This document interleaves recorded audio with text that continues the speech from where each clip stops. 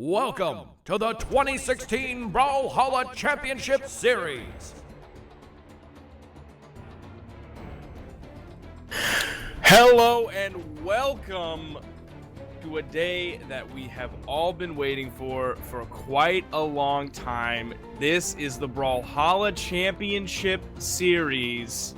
That's right, we're back and we're starting off with a 2v2, $1,000 on the line, and these people are gonna be fighting it out for them. But first, let's introduce ourselves. I'm Designated Asian, one of the casters for the day. With me is...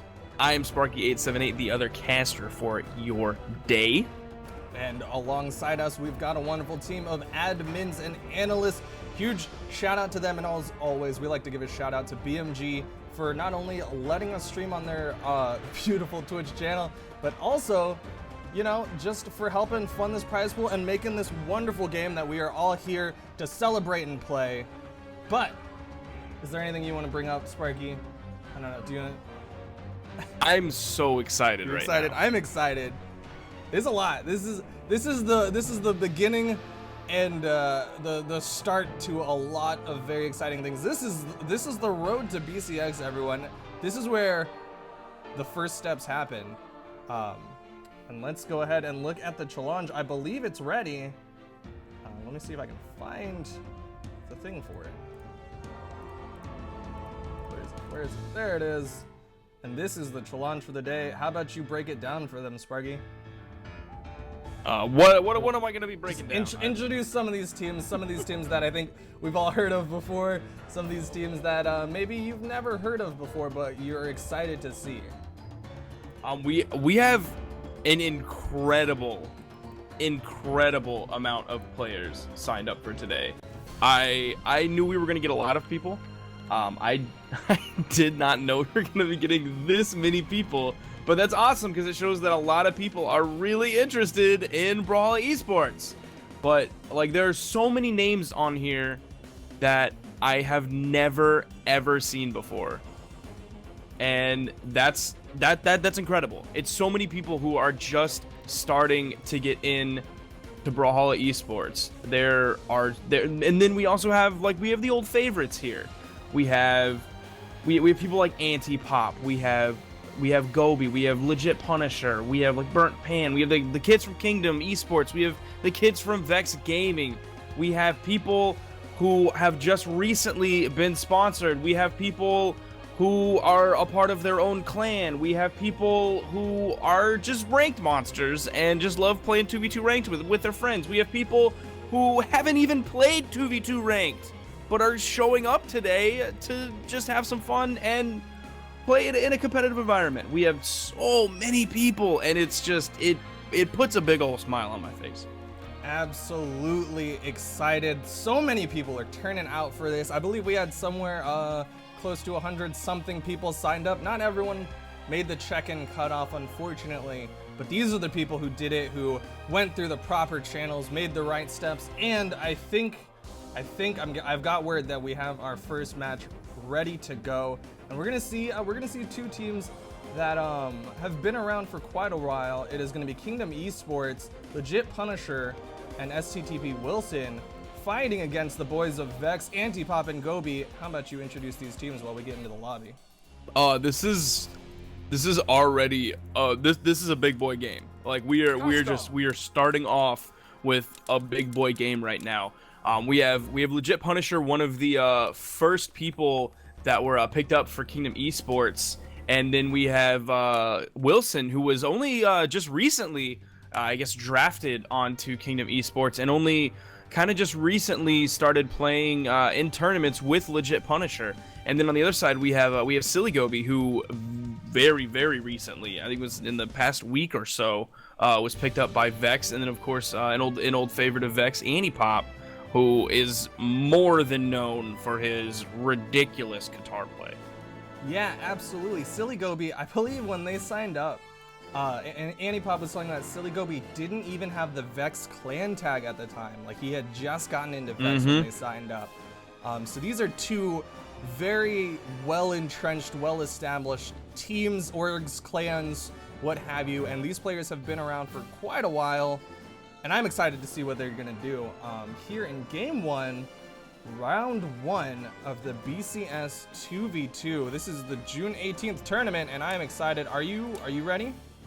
Can we get into it? Can we just go? Because it's the first match of the first week. This is truly when it all starts. Yeah, this is gonna be it, and we're starting off with a very exciting match. It looks like they're getting ready. They're gonna start locking in.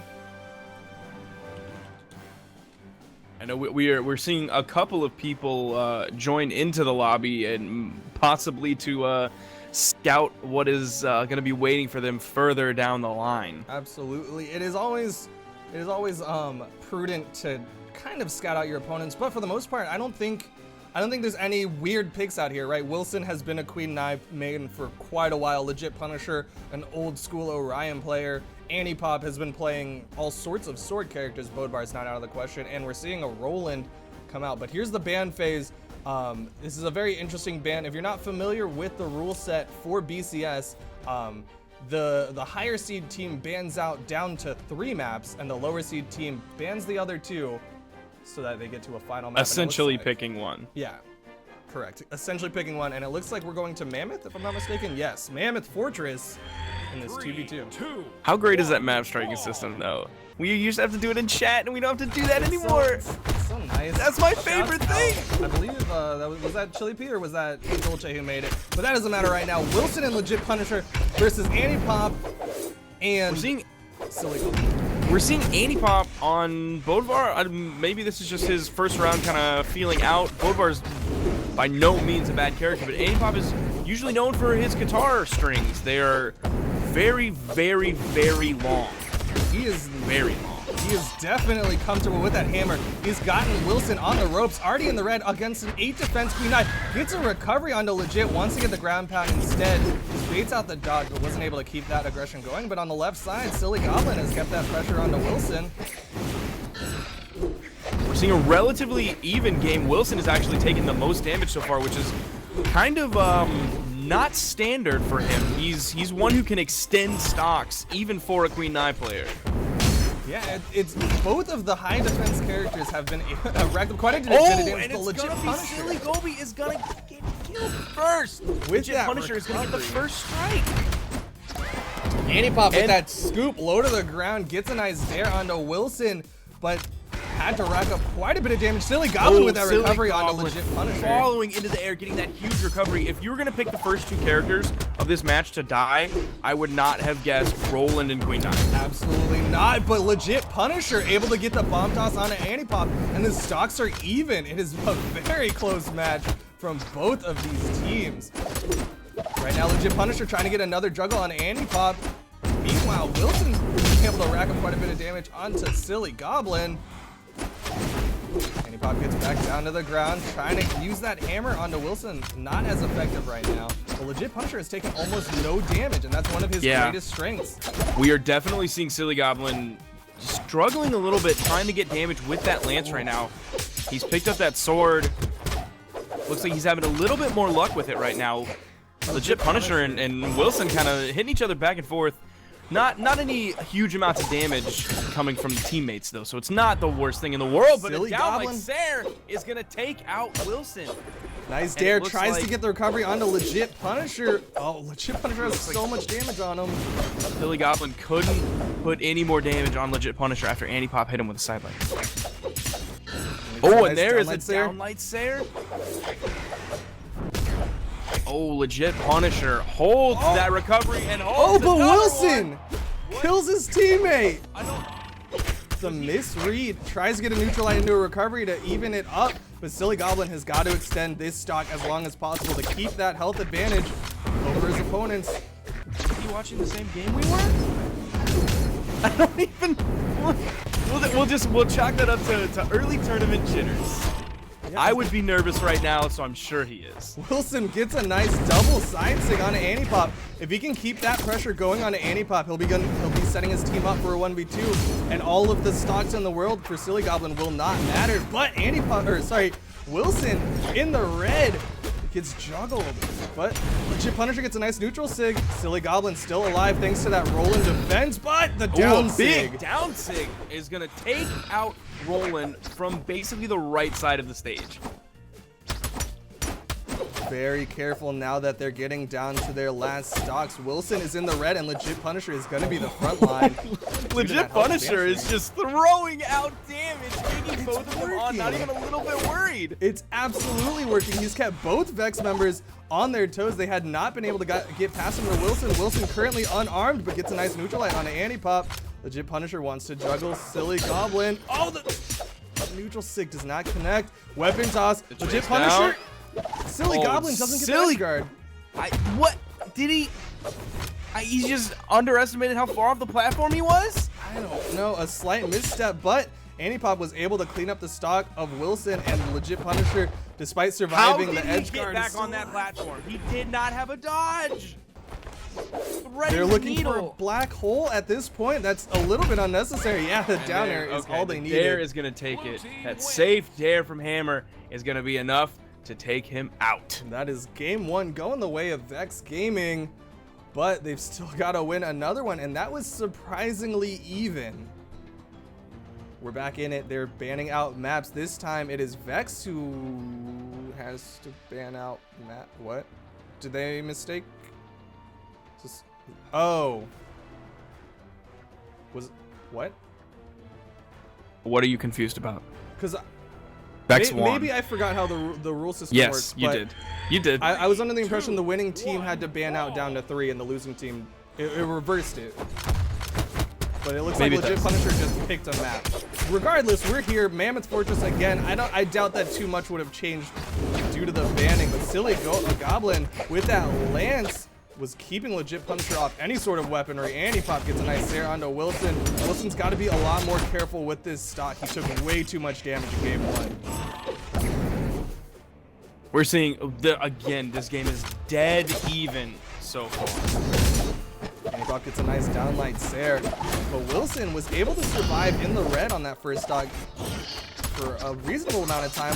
Was able to get Silly Goblin into the red, but Anti-Pop picks up a hammer. That's what he's looking for against Wilson. Able to outspace, but Silly Goblin is getting double teamed by Kingdom Esports. Downsig not going to connect. Anti-Pop trying to use a weapon toss into unarmed. Not able to get any sort of hits. Everybody in the red. One big sig gets a nice neutral light, but Anti-Pop's not in position. We were seeing kind of Silly Goby and Anti-Pop stick together, but a big spear side sig is going to take out Silly Goby. And a dare from Lothar. Able to even it up very slightly. Another dare from Anti-Pop, and Anti-Pop is going ham with those hammer dares, but the recovery able to even it up. And once again, we're back to neutral. Anti-Pop is scooping them up and sending them flying today.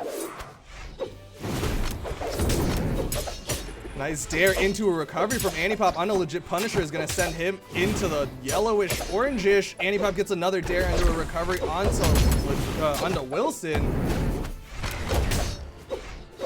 Silly Goblin on the left, trying to edgeguard Legit Punisher, but Legit Punisher makes it past. Nice downlights there. Wants to go for a gravity cancel down sig, but not able to connect. Anti-Pop is throwing everything he can at Wilson, trying to keep him off any sort of weaponry. Nice weapon toss from Legit to stop too much momentum. Down sig! Not enough, but a downlight Sair, due to the slight power play, is going to send Legit Punisher off the map. We're just seeing not a lot of work being done from the Lance today. We saw Silly Goby hit a couple recoveries earlier, but that's the only major plays that have happened, and that little bit is too miss late. That gravity cancel neutral sig. Silly Goblin gets caught by the mine, but the damage reduction and force reduction from recent patches is going to make it less threatening. Nice follow-up from Anti-Pop with that Sair. Sends Wilson to the far left side, giving him an opportunity to get Legit Punisher, and there's the kill. Legit Punisher is down to his last stock, but I'm sure there are a couple other players who will be right behind him. Silly Goby is in the red, Anti-Pop is in the red, Wilson is in the red. Neutral sig from Legit. Sig catching Annie Pop and sending him to his death. This game is so even. Like we've said that like 800 times, but I really can't get over how even this game is right now. Yeah, there has yet to be a major swing in the way of any team, and Wilson gets a nice recovery onto Silly Goblin. They were trying to get a mini black hole. You saw the neutral light from Legit Punisher to lock Annie Pop in place, but Annie Pop with that nair sends Wilson into the sky. Stocks once again, even Legit Punisher, slight health deficit, but I doubt that is gonna play huge importance. Downlight Sair from Wilson. Racks up another bit of damage, another downlight, but not able to pick up the Sair. Wilson throwing out signatures, catches Annie Pop with a neutral sig, and now Annie Pop is the one with the most damage onto him. Legit Punisher trying to catch Silly Gobi. Wilson needs to extend his stock as long as he possibly can. He is the only one not in the orange or worse off right now. Wilson has been able to survive, not taking too much damage, and is catching every single Poison blue on the ropes. with those downlights here. Gets a recovery. Can he get the double bomb toss? Oh, the protection. Annie Pop using that bomb toss to give him room to get up onto that ledge and catches Wilson with that neutral light. Punisher cannot just go all in right now. Oh, but Wilson is going to take the recovery and take this game again. Even. Bring it even. So even. It's absolutely even. we're saying that a lot, but it is true. And Silly Gobi with a character swap is going to be going to Scarlet? How do you feel about this? I am very happy with this. Really? I am very happy with this. If he can have success with the lance, I think the hammer, pick it. Please pick it. Pick hammer. I am not 100% believing that lance is the greatest choice right now. We haven't seen people have a lot of success with it today. Yeah. I personally don't have success with it, but also I'm not great at the game, so that could be that factor. I mean, we'll see what Silly Gobi can do. Is that, I mean, Silly Gobi's lance on Roland didn't seem that successful. It seemed more sword-centric, but I think he has something in mind. Maybe just that additional force on Scarlet is what he's looking for, but right now they're definitely taking a little bit more damage than normal. Usually Wilson is the first one to get into the red. Looks like Annie Pop might be off. Silly Gobi with a nice lance string, but catches Annie Pop with a sidelight. We're seeing Annie Pop and Silly Gobi kind of stick together on the same side of the map until one of the boys from Kingdom kind of comes in and splits them up. Ooh, Silly Gobi going for the neutral sig, missing Wilson high in the air. That nair follow-up from Silly Gobi, but everybody's getting in the red except Legit Punisher. Annie Pop wants to punish Legit Punisher, but also catches his teammate. He's got to be careful about those trades. Nice down sig to punish the ground pound. Wilson is sent to the sky. First stock taken down, but Legit Punisher has barely any damage on him in comparison to his opponents. Annie Pop and Silly Gobi are very, very red right now. The down sig from Wilson to Silly Gobi into the side, but Legit Punisher is looking to finish off Annie Pop first. Silly Gobi not able to punish the neutral sig. Going from Roland to Scarlet, you still do have defense on your side. Bomb is not going to get tossed out. Legit Punisher pound with that ground pound. The beat from the absolute middle of the stage was able to take him out. With the Scarlet pick, you're still going to have defense on your side. People used to call her a glass cannon, which was completely incorrect. She's not a glass cannon, she's a wooden cannon. But she's definitely not as tanky as the Roland pick. And you're seeing that Silly Gobi was one of the first ones on his team to get taken down. But right now, Annie Pop and Legit Punisher are trying to finish off one of their opponents. Wilson gets close to the red. Nice Sair to punish the nair, but also catches Legit Punisher as Silly Gobi dares him into it. Sair from Annie Pop is going to take down Legit Punisher. Wilson is in the red, wants to hold on to this stock as long as possible. Silly Gobi is only in the orange, and Annie Pop is still on his first stock. Legit. If Annie Pop can hold on and they take out Wilson, that could be the first semblance of a lead that we've seen so far in these games. Oh, the big down sig from Wilson. Annie Pop was still in range of it. We're back to even. Annie Pop wanting this to go game is so out. even. Nice snare from Silly Gobi, gonna give him room, but Annie Pop bombs his teammate. Those little mistakes are gonna start costing big time. Silly Gobi is deep in the red, and he doesn't have nearly the defense that his red opponent, Wilson, has. There's the ground pound to finish off Silly Gobi, and now Antipop has got to even it up for his team. Dare. Wilson is so damaged right now. He is so the nair. incredibly damaged, and that nair from Antipop's gonna take him out. Can Antipop follow it up?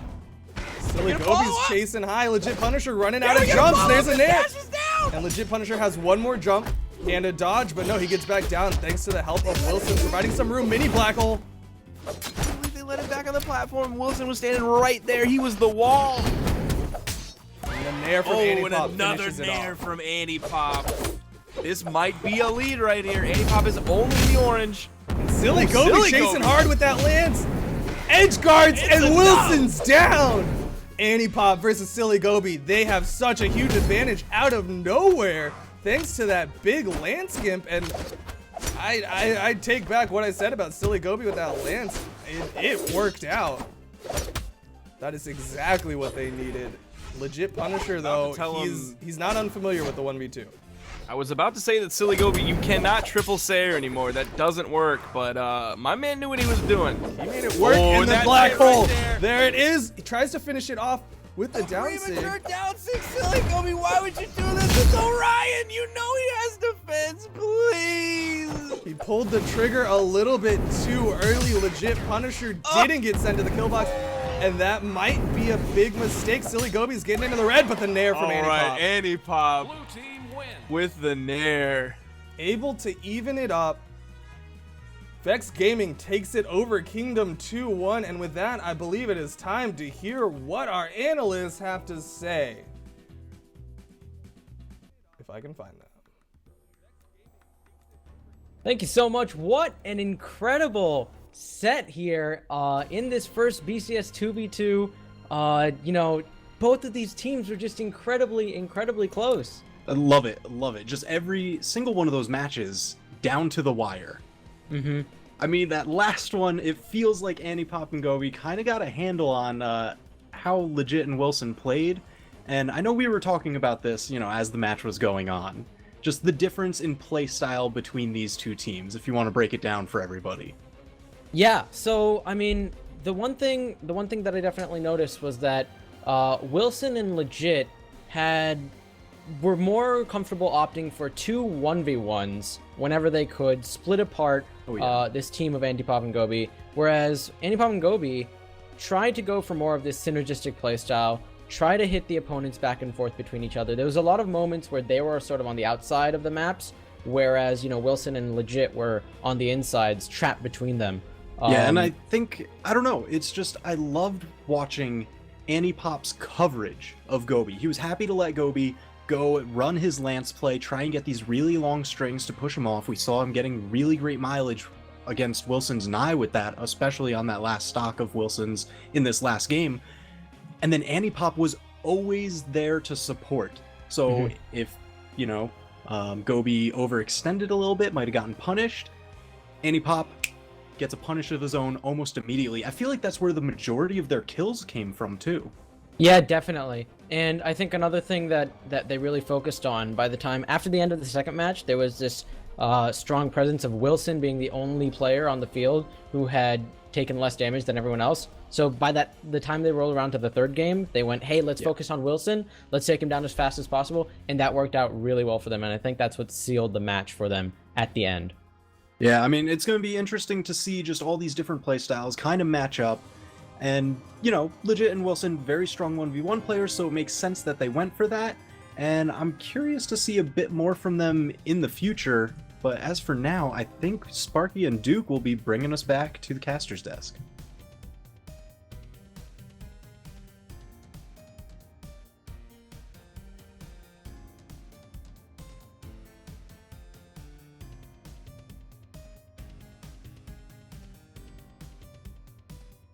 Did. I already knew it. I was literally about to ask if you were muted. I knew it. I knew it. I was hoping, I was praying that you weren't going to be muted, because normally I'm the one who starts these just for that reason, but you took off, and I was really hoping.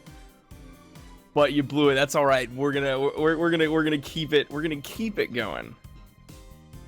Who are we gonna be watching next? I believe the admins are trying to figure it out. There's a fair number of people who are struggling a little bit. The admin team have been working very hard for the past couple days, trying to help answer any sort of questions. Some of these players, this is their first tournament, and so they're having a little bit of confusion. But things are moving all along. I think they're just trying to clean up the last couple matches before we get into the round 2. But I kind of want to talk about what just happened with Wilson, Legit Punisher. I mean, the analyst said it, but it's just, I still can't get over how insanely close that. Absolutely. That was a very tough game to lose on either end, just because it was so close. And those are two very, very big boys kind of throwing their weight around in the same room. And I'm a little bit confused by Anipop's Bodvar pick, but I'm also pleasantly surprised by Anipop's Bodvar pick.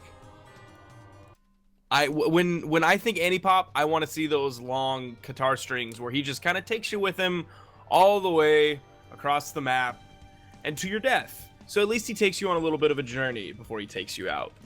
But he was definitely doing work with that Bodvar, and I think it was TWK who said it. The synergy between these two players, it wasn't, I wouldn't say there was huge combos between the two, but their positioning, there would always be, like, Anipop would hit Wilson to the other side of the map, and then Silly Gobi would be there to just get another hit in, to just get the stuff after the stuff, and kind of put a little bit of the sprinkles on the damage cake. Yeah, I think one of the big things that happened was that they never went too far away from each other, right? Like, no one time was without the other team sending them to opposite sides of the maps.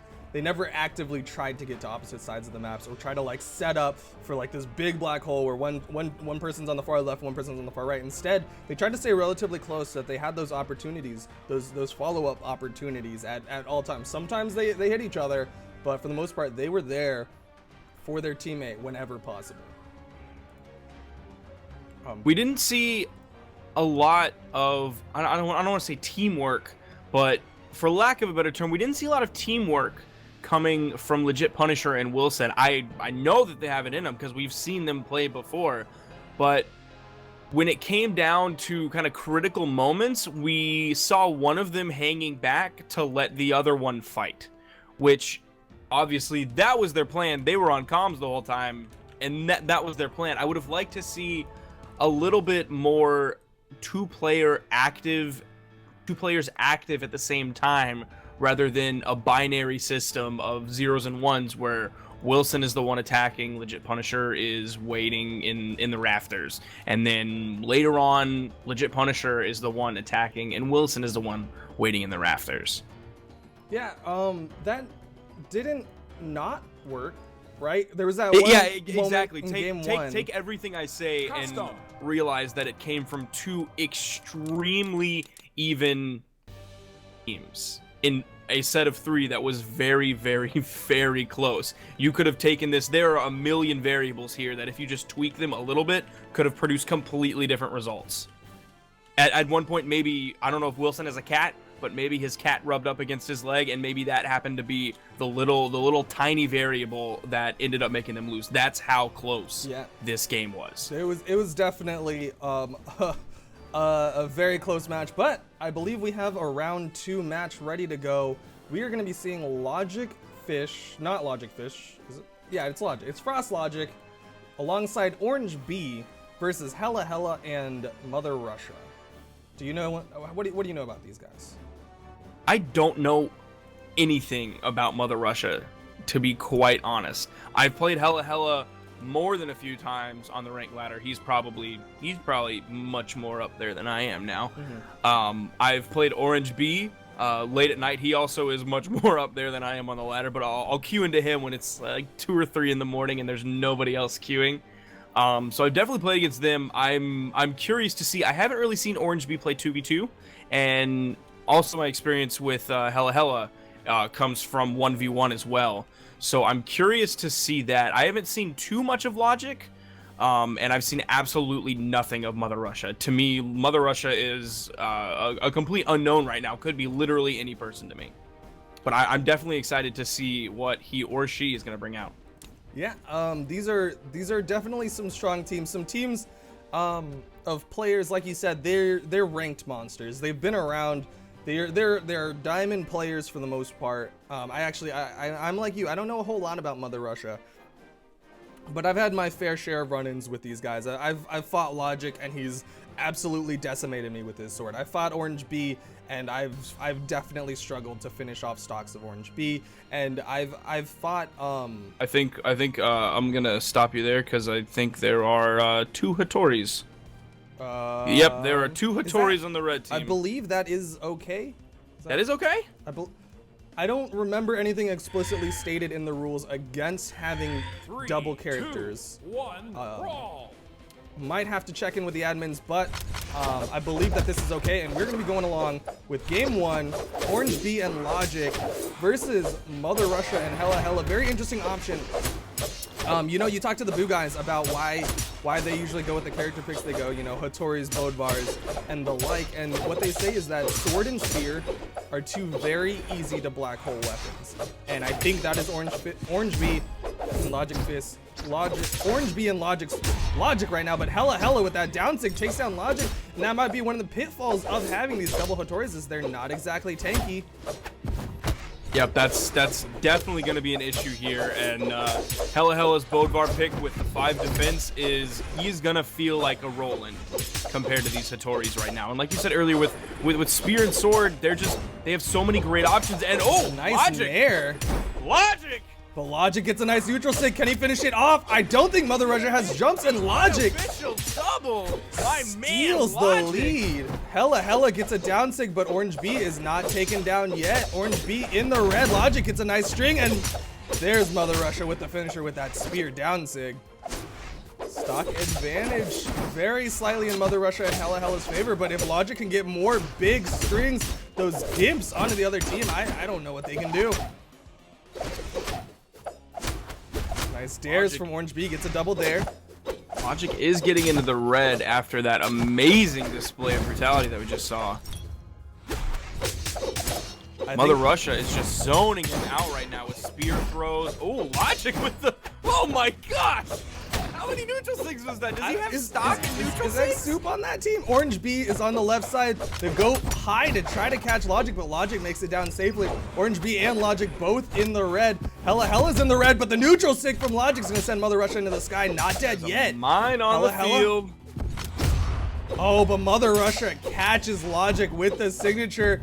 Is gonna steal the stock advantage. Oh. Gets another hit on Orange B. And Mother Russia had Russia's the dominating. range. Mother Russia had the range to come over the edge. Ooh. Orange B taking a bomb for his troubles. Mother Russia and Hella in the red. Oh, but Orange B just with that unarmed Sair? An unarmed haymaker. And And gets Orange the B with a recovery. Another unofficial double. Another double downlight from Logic sends Mother Russia into the sky, but Orange B and Logic are both getting into the red just shortly. Another couple strings would be enough.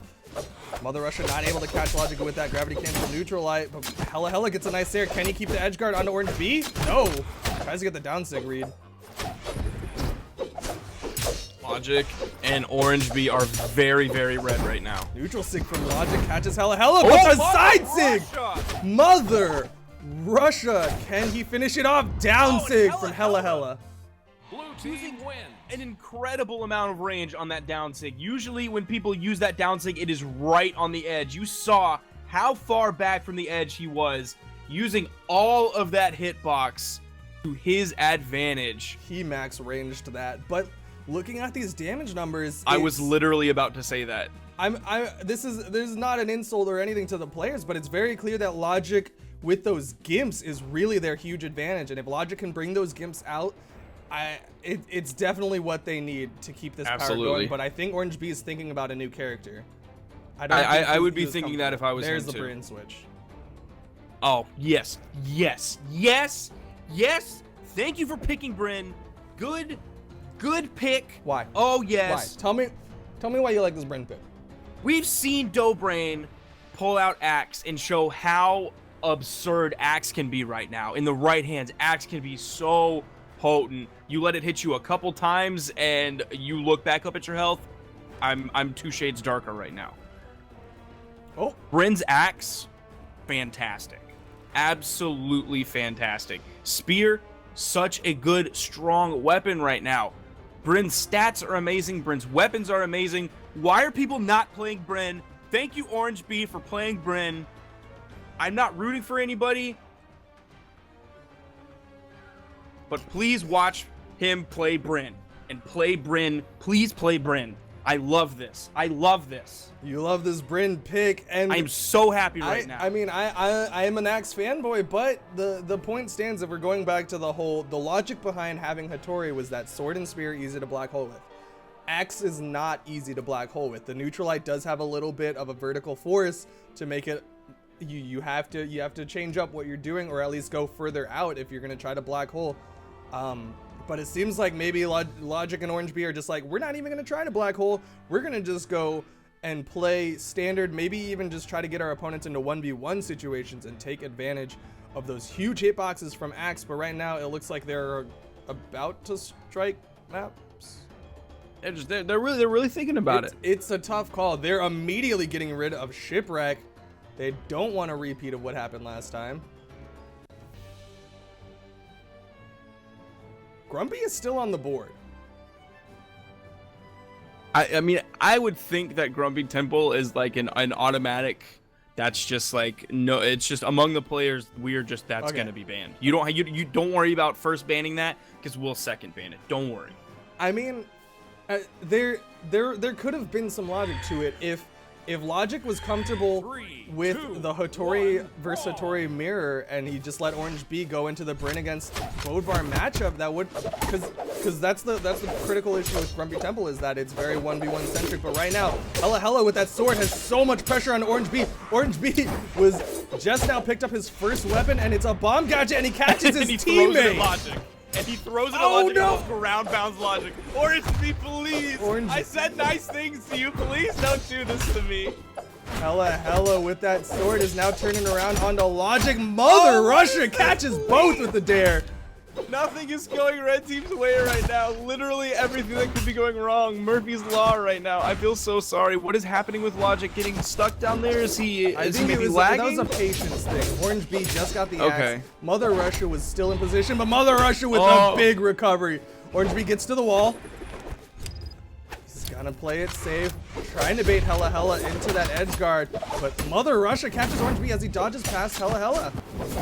Just that nice double coverage from Mother Russia.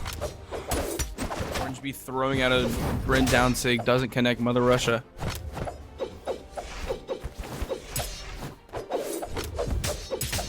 Side air from Hella. No stocks besides the first one of Logic have been taken down yet. Orange Bee gets underneath the map, almost gets caught by his teammate, but Mother Russia with that pivot down sig. He's been throwing those out like candy, and they are absolutely working. Hella with those stairs. Logic gets to the wall, is gonna survive, and Orange Bee wants to try to capitalize, but wasn't able to do so. We're seeing excellent situational awareness coming from Mother Russia and Hella right now. Ooh, Logic. Oh, deep. the rest! Logic gets just high enough above Mother Russia that the ground pound will connect. Gets a nice downlight stare. Can he get the unofficial double? No, Hella's gonna get above him. Hella is still alive. Mother Russia providing some extra defense for him, letting Hella get back. Oh, and Dare! air. Hella Logic. still on his first stock, putting Logic onto his last stock. Sair from Logic is gonna even up, or at least take down the first stock from Hella. Logic's gotta extend this stock for as long as godly possible, because right now he is the thing keeping his teammate from a 1v2. Nice neutral sig. Can he get the edge guard? There's a dare. Mother Russia gets to the wall, has the jumps. On the left side, Hella's trying to juggle Orange Bee into the sky, has kept Orange Bee from touching the ground. Orange Bee almost goes too far. Oh, off, and here then it is. Black hole. Orange Bee. Pass going over. Almost catching Mother Russia though. Not quite lucky enough. Now Logic is deep in the red. okay. Hella sidelights into the mine, right. but not the biggest mistake in the world. Nice down sig will even up the stocks just barely, but the health advantage is definitely still in the way of Hella and Mother Russia. Logic needs to play safe, but he can't play too safe because Mother Russia. Oh, might have overcommitted. No, he gets to the wall. Logic wants to turn it back around, but Logic has got to be so careful right now.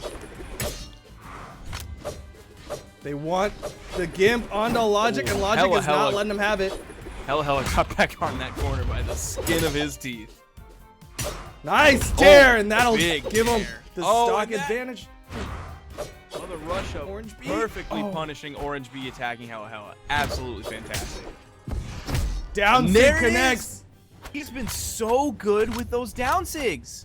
He is definitely making those down sigs works, pivoting them at the right times. And now Orange B, he's gonna play on the wall because that is where it is almost impossible to properly 2v1 on the wall without risking something big. And right now, Orange B has the axe that you were praising.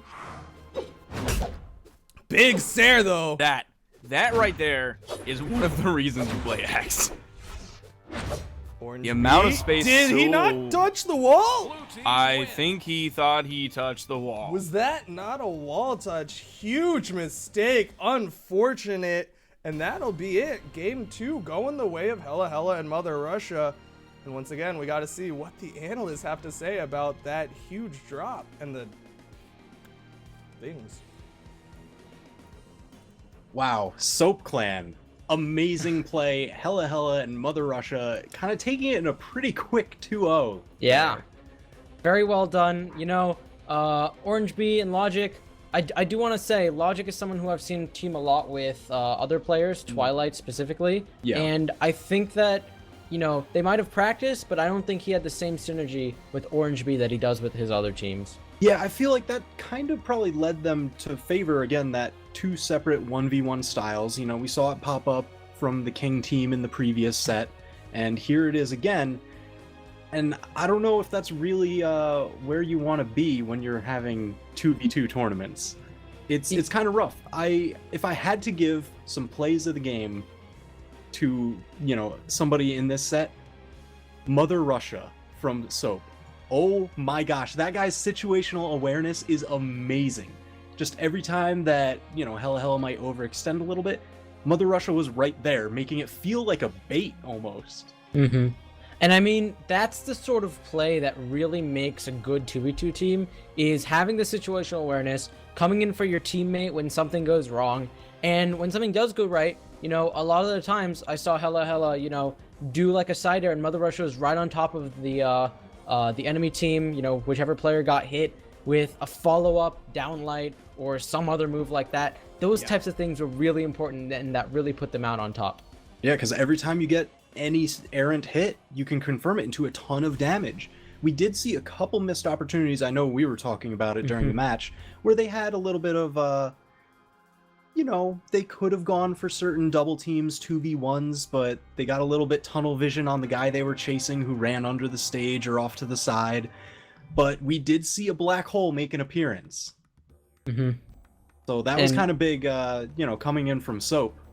And that was just massive. I know you had something to say about how that was handled. Yeah, they couldn't quite finish that off, but when Orange B came in to try to save, he threw a bomb, which I want to say, like, he could have handled that better, because that easily could have hit his teammate, and it, like, if he'd thrown it completely horizontally, it would have hit his teammate, just with a simple dodge, and if he'd thrown it the way he did, which was diagonally down, then it just sort of hits no one. So I think he should have focused on just getting there as fast as possible, and hitting the closest player to him, but you know, that's sort of something that comes with experience in 2v2s of, hey, my teammate's getting black holed, what exactly do I have to do? Yeah, definitely. And I don't know, that's really the kind of thing that we want to be seeing, and I'm excited to see more of this 2v2 play just because it's going to keep getting better and better as the day goes on. So All right. I think Well, with that, we're gonna move it back on over to Designated Agent and Sparky for the next match. All right, we are back. And do we already have a match lined up, or are we I still waiting believe- on this round to kind of wind down? All right, so we are watching another round 2 match. This is going to be the likes of Scythe and Cody Travis versus Fives and Killjoy. Custom. Tell me what you know about these guys. Sorry, I had to sneeze for just a moment. Kazoo. I'm sorry, say that again? This is going to be Scythe and Cody Travis versus Fives and Killjoy. Okay. We've definitely seen Scythe. We saw Scythe play in the last BCS. I'm familiar with the name Cody Travis. Yeah, I've definitely heard both Scythe and Cody Travis's names tossed around. Not exactly familiar. I honestly don't even remember if I've fought them in ranked. But I do want to say Cody Travis is probably a Bodvar. Like that's what my brain is saying. And Scythe is looking at a Bodvar. I mean, you're never wrong when you say that a person plays Bodvar, right? Like that's just you're like, wait, who does Pugsy play? Bodvar, I think, right? But on the other side, Fives and Killjoy, two relative unknowns as far as I'm aware. I'm seeing a Nash and a Roland, and I don't dislike this team comp at all. Yeah, I'm down with it. I'm down with that team comp. We are seeing a Nash and a Barraza. Oh, Scythe is just. I think he's just going through his character pool. He's just kind of showing off everybody that you can play in this game. Yeah, he's like, these are all characters. He just got the All Legends pack. All right, And on the other side, we're No. seeing Bodvar and Barraza, also a team comp I am very okay with. they messed up on the map. I was gonna say, I was like, why is random there? All right, I think Cody Travis should be fixing the map settings right now. But I slightly like the Fives Killjoy comp a little bit more, but I don't dislike that Barraza pick at all. I don't know. I don't dislike the Barraza pick. I am personally very on board with Nash. Unless I'm playing against him, then it's That's what I'm don't saying. play Nash against me, guys. Come on. I like the Fives, the team focus comp versus the Cryonics team. I like team focus slightly more. I gotta give him the edge, but this King's Pass 3, pick 2, is 1, brawl. gonna throw everything I said out the window. Okay, just kidding. Okay, I was gonna say nobody but Magma Bob likes this map. I was like, this is a very interesting pick, especially in a 2v2 situation. Generally, in 1v1s, it's a good pick if you're confident in your edge guards, because you have a lot of opportunities for it. But it seems like a slight misstep. Blue team wins. I don't know what's going on anymore. 0 damage done, 1 accident, 3 accidents on the side of both Scythe and Cody Travis. Just a fantastic synergy from Really good team comp. focus. Yeah. Just you were It's I think that the team comp won this. They wanted picks and bans, and that's just that set the pace for the game going forward. They won at the map stage. It's one of those things, right, where you're both chess masters, and you're thinking so many steps ahead that you're like, I already lost. Yep, That's it's like absolutely what happened team there. focus. They opened up with the Grandmaster's Gambit, and then there was just no way that Scythe and Cody Travis could recover. Yeah, it was GG at that point. Killjoy thinking really long and hard about this Roland pick. Maybe he's trying to decide which skin he wants. I know a new one just dropped recently, which we saw earlier. That what is it called? It's like Lionhead. Is it Lion? Yeah, Lionhead. Lionhead. Okay. Lion-O. Yeah, it's the just called Lion-O it. skin.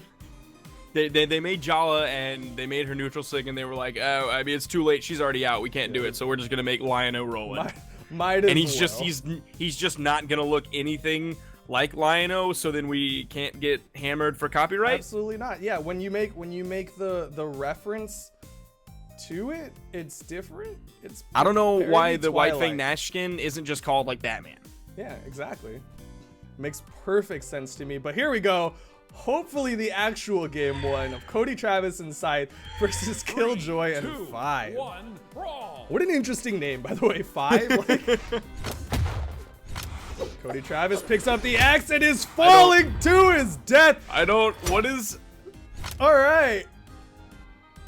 this is a weird set right here. Is that- this wait, is a wait, real wait. weird set. The rules state if you die in the first 10 seconds, you can restart, right? Yeah, if he's that is an having option. connection issues, is that what happened? No, they're playing it out. Scythe and Cody Travis just wanting to give their opponents a one-shot gimme from the look of it. We go from 2 barn burners to one of the strangest games I've seen in my entire life. Very unorthodox. Oh, Five. Scythe gets a gimp on the 5. Absolutely found out by Scythe. Sometimes the fear of an edge guard is more powerful than the edge guard itself. Absolutely, just that simple presence is sometimes all you need. But Cody Travis is with these guns, and he's not taking too much damage. Gets a nice mini black hole, but picks up a horn. Does he have pickup with X on? Does he have light to pick up on? Hey man, I've heard that's Ender Jesus has that. Oh, the gravity cancel neutral from the top of the map. I was busy thinking about X to pick up, and Cody Travis is thinking about killing his opponent. How right could that now. have possibly killed? It just missed everything on the way to the right. He completely skimmed over both the branch and the island.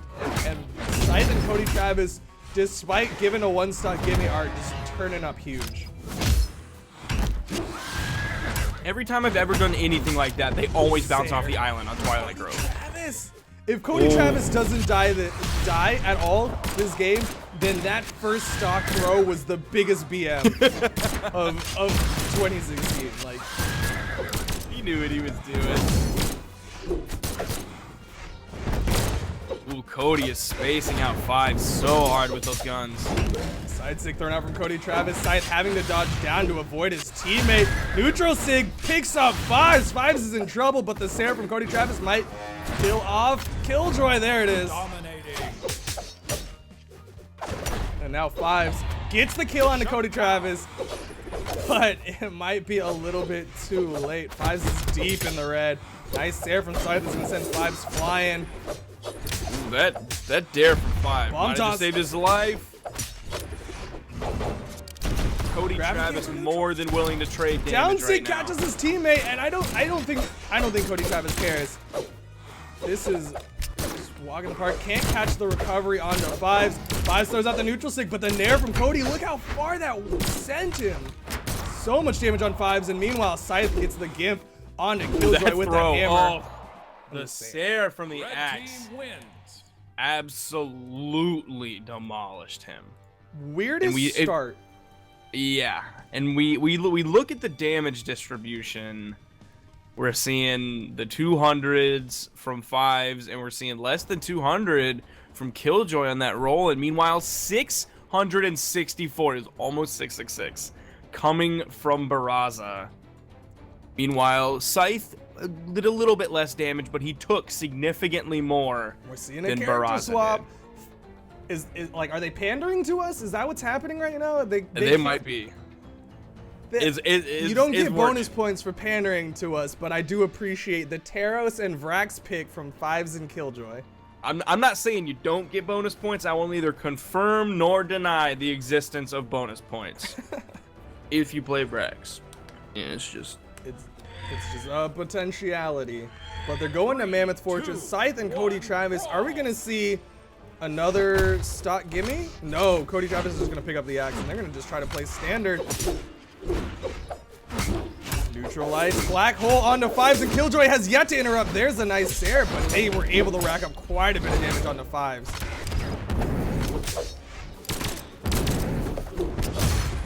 Cody Travis trying to juggle. Killjoy gets a gravity cancel down sig as Killjoy tries to make his way back down to the map. Killjoy has yet to touch ground, and Scythe sends him into the sky. Meanwhile, Cody Travis juggling Fives, can't get the gravity cancel neutral sig that time. we are seeing so much damage on the blue team right now. The Sarah from Scythe. Fives, does he have the jumps? No, he doesn't, and Killjoy gets taken down on the right side. Double Scythe is kill gonna for get a Scythe. double kill right there. Scythe is not even, he's on the borderline of yellow and orange right now. Cody's sitting very pretty in the yellow right now, especially on Barraza. Yeah. It's Barraza. Neutral sig catches on the Scythe, sends him into the red. He's gonna have to add up quite a bit more damage. Gets a nice side sig, but Oh! Cody interrupts. That would have killed. That absolutely would have killed. Scythe gets a ground pound onto Fives. Fives is in trouble. Another ground pound. Ground pound. And Cody Travis takes down his teammate in the pursuit of murder. Killjoy survives, but gets caught by the weapon toss off the mine. The side heavy from Scythe takes down Killjoy. Fives in the orange. Cody Travis still on his following first up stock. on the Fives. Killjoy with his this Lance trying to get something on this Scythe, but has yet to get a hit. Five is already getting into the red, and Cody Travis is yet to be taken down. Oh, they are doing work. What? the Is follow-up. Scythe actually berserk right now? That has to be a bug. There's no way. There's no is way. Scythe just cleaning up all the kills? I know he got the double. Nice gravity cancel neutral. Send Cody into I'm the not sky. gonna kill Cody Travis. How is he alive? He's not dead. I mean, the Lance neutral sig has very characteristically low force but high damage. Cody Travis is an Enough. unkillable beef castle right now. Killjoy dodging out, gets a nice side sig, but on the wrong opponent. Scythe looking to get the Gimp once. All of the kills if possible, but Cody Travis isn't going to make it Cody's easy looking for for a him. Sair. Cody is looking for a Recovery. Sair. Bomb. Just trade it out. Just there you go. How is Killjoy alive? If I was Killjoy's okay. down, and Scythe gets all 6 kills. Team wins. Scythe was ready to go in. Oh my gosh. Scythe got 6 kills. There was 6 only kills. There was 1 accident and 1 death on the red team. Massive game from these guys, and I think it's time to see what the analysts have to say about that. And what a dominating performance by Cody Travis and Scythe. Just incredible stuff. So good. I mean, as you were saying during while the matches were going on, maybe they didn't really need that last stock, that first stock that Cody Travis lost in that technically first game. Yeah, I mean, one of the things we were talking about is that the synergy is really strong, and what that really means is in that last match at the very end, there was this moment where Cody Travis did a neutral light on Axe, and Scythe followed up with a weapon throw, and then a nair, and then like Cody Travis followed up with that. Like being able to play off each other's attacks, that is just super important and really good in these 2v2 scenarios. Yeah, they built a ton of damage from those. I love the ebb and flow of their play, because at times we would see Cody Travis just go in with the axe, amazing strings. He clearly knows how to play that weapon at a master level. And then, you know, a lot of times he would actually fall back and play support to Scythe and just let Scythe run his aggression and confirm off those hits, as you were saying. It was just really a joy to watch. Absolutely. And you know, I think that in general, this ability to make sure you have that situational awareness, black holes were something that they played off of a lot regularly. And you know, Killjoy, in one scenario, Killjoy was unable to go to his teammates' aid in time to prevent damage from coming out on that black hole. Like that's another thing we'll be seeing a lot of throughout the duration of this tournament. And it's a question of, you know, how quickly can you come to your teammates' aid in these scenarios. Yeah, and there was just one little moment that, you know, not many people might have thought much of, but it just indicative of their play. When, you know, Cody Travis, or I think it was actually Scythe at the end there, goes in towards, you know, Killjoy playing that Vrax, chasing him, trying to get that final kill. Gets outspaced a little bit. Killjoy comes in with that side signature of the Lance, shoving him in, but that only pushed him back in range to get punished by Cody Travis. So it was almost like a, you know, the long thought setup. Yeah, and having your teammates back. Yeah, it was just moments like that building upon each other that I think gave them this decisive victory. Well, with that, I think we're ready to move on over back to Designated Agent and Sparky for the next match.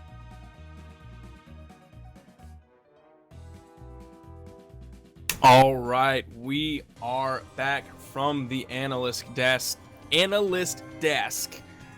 And are we ready for our next game? We are, excuse me.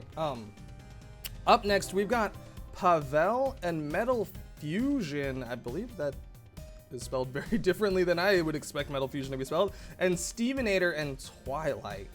Tell me about both of these teams. This is absolutely no disrespect to Pavel, or Metal Fusion. I would not want to be them if I was them right now. Because Twilight and Stevenator, that is a tough pill to swallow. Those are 2 very good players. And you put them together and go through the practice regiment that they have gone through, it's nothing short of absolutely a stellar 2v2 team. One of the best, of all time for sure. Yeah, I mean, I talked about this with Loco Doco, Creed, Magma Bob, and we all kind of agreed that Twilight and Stevenator are definitely the strong team to beat. They have a couple threats out there, but they're definitely not a team that you want to be going up against. And you're about to see why, potentially. I don't know. Pavel and Metal Fusion might be the upset of the game, but Stevenator and Twilight are definitely the big threats. But Steve's on Cassidy. Yo, but Cassidy, people are starting to play Cassidy right now, and it makes me so happy because Cassidy is really, really good. I played I think it was probably 15 to 20 games against EXO maybe a week or so ago, and he played like exclusively Cassidy, and it was just the stomping of a lifetime. Just Cassidy is so incredibly strong. Yeah, so incredibly strong. But it's interesting because it's definitely going to throw off the Stevenator Twilight dynamic to a degree, right? We're used to seeing Twilight on that Bode bar, Stevenator on a sword character, generally like a Hattori or a Roland. Something where positionally they both know, because they both generally, they're Bode bar mains, so they know how those weapons work and are able to follow up a little bit easier. On the other side, now Stevenator's on Cassidy. Is the gun switch, the hammer switch, gonna be something that throws off that synergy, or have they just been working on this and keeping it in the back pocket? I think Stevenator will have hammer, which he is more than confident. But he doesn't get the Stevenator. He doesn't get the gravity cancel down sig. He doesn't get the gravity cancel down sig, but he does get hammer neutral sig, which is basically a light attack with the force of a signature. An incredibly strong move. And I think the guns are going to give him ridiculous 1v1 potential. So if you give him even a moment of straight mano-a-mano, one-on-one fight against someone, he is going to rack up an absurd amount of damage. He's going to be throwing out dares like there's no tomorrow. He's going to be throwing out nairs, and you're seeing right now. But to that same regard, if he picks up a hammer and tries to go for a down stick, he's going to risk, because that is an absolutely massive hitbox. He might rack up damage onto his teammate. And right now, Twilight is getting into the red. First one to take a lot of damage. Nice recovery on the Metal Fusion. The side sig catches, and Twilight's the first one down. All right, we were just straight wrong. We were wrong in every sense of the fashion. Metal Fusion and Pavel, the gods of the year. Ground pound from Twilight wants to eat it up. Capitalizing after Metal Fusion used his dodge. Stevenator's gotten quite a bit of damage onto Pavel. He's got a bomb in hand, is looking for the toss, and catches Pavel as he's throwing away his spear. But Metal Fusion wants to take down Twilight again.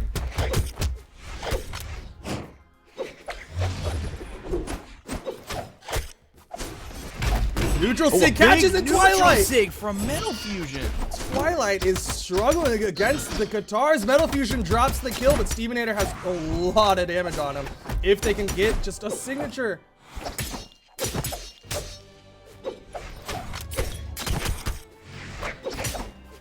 In pure numbers alone, it looks pretty even right now. Pavel able to finish off that stock, but Metal Fusion doesn't have the jumps, falls to his death. Stevenator, fresh stock. Metal Fusion on his last stock. Pavel's got to hold on to this stock as long as possible. It looks like they're trying to take down the high defense character, but the side stick from Pavel's not going to help out his team. Twilight's in the red, though. If Metal Fusion can turn this around and take down Metal... Oh, what? What? I wasn't even looking at that side. It was a weapon toss? It was a weapon toss that bonked him on the head. It was enough to send him down, especially when he was that deep. Pavel has Twilight on the ropes. Oh, Twilight didn't go for a recovery there. Oh, downlight there, but Pavel gets the neutral sig to punish. He's punished so hard. Who are Pavel and Metal Fusion? They've got the spears, black hole opportunities. Stevenator's got to position very intelligently, and he's trying to stick to the walls as long as possible.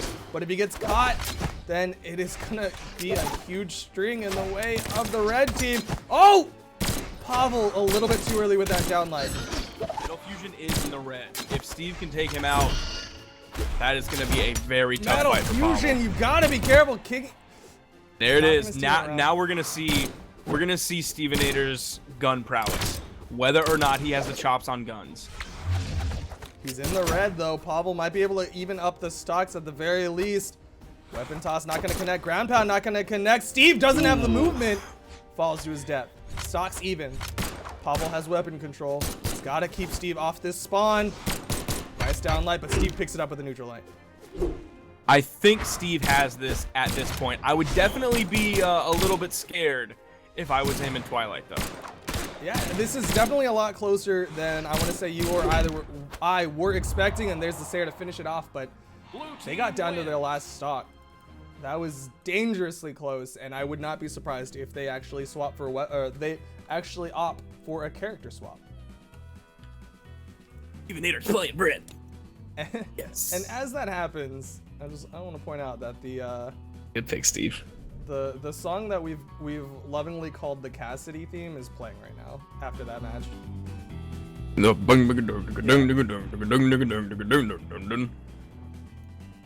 But Steve, even the game knows. Even the game knows. I'm not surprised by this swap at all. Steve is switching to Bryn. Bryn is definitely, like you said, a very strong character, but it's something that a lot of people have been playing with alongside that Cassidy option, and they're going to Great Hall. 2, 1, brawl. This is an interesting choice to pick against Twilight and Stevenator, two people who are definitely comfortable with those ledge cancel options. Twilight, we've seen him do it before, goes for the gravity cancel downlight, but instead dodges downward.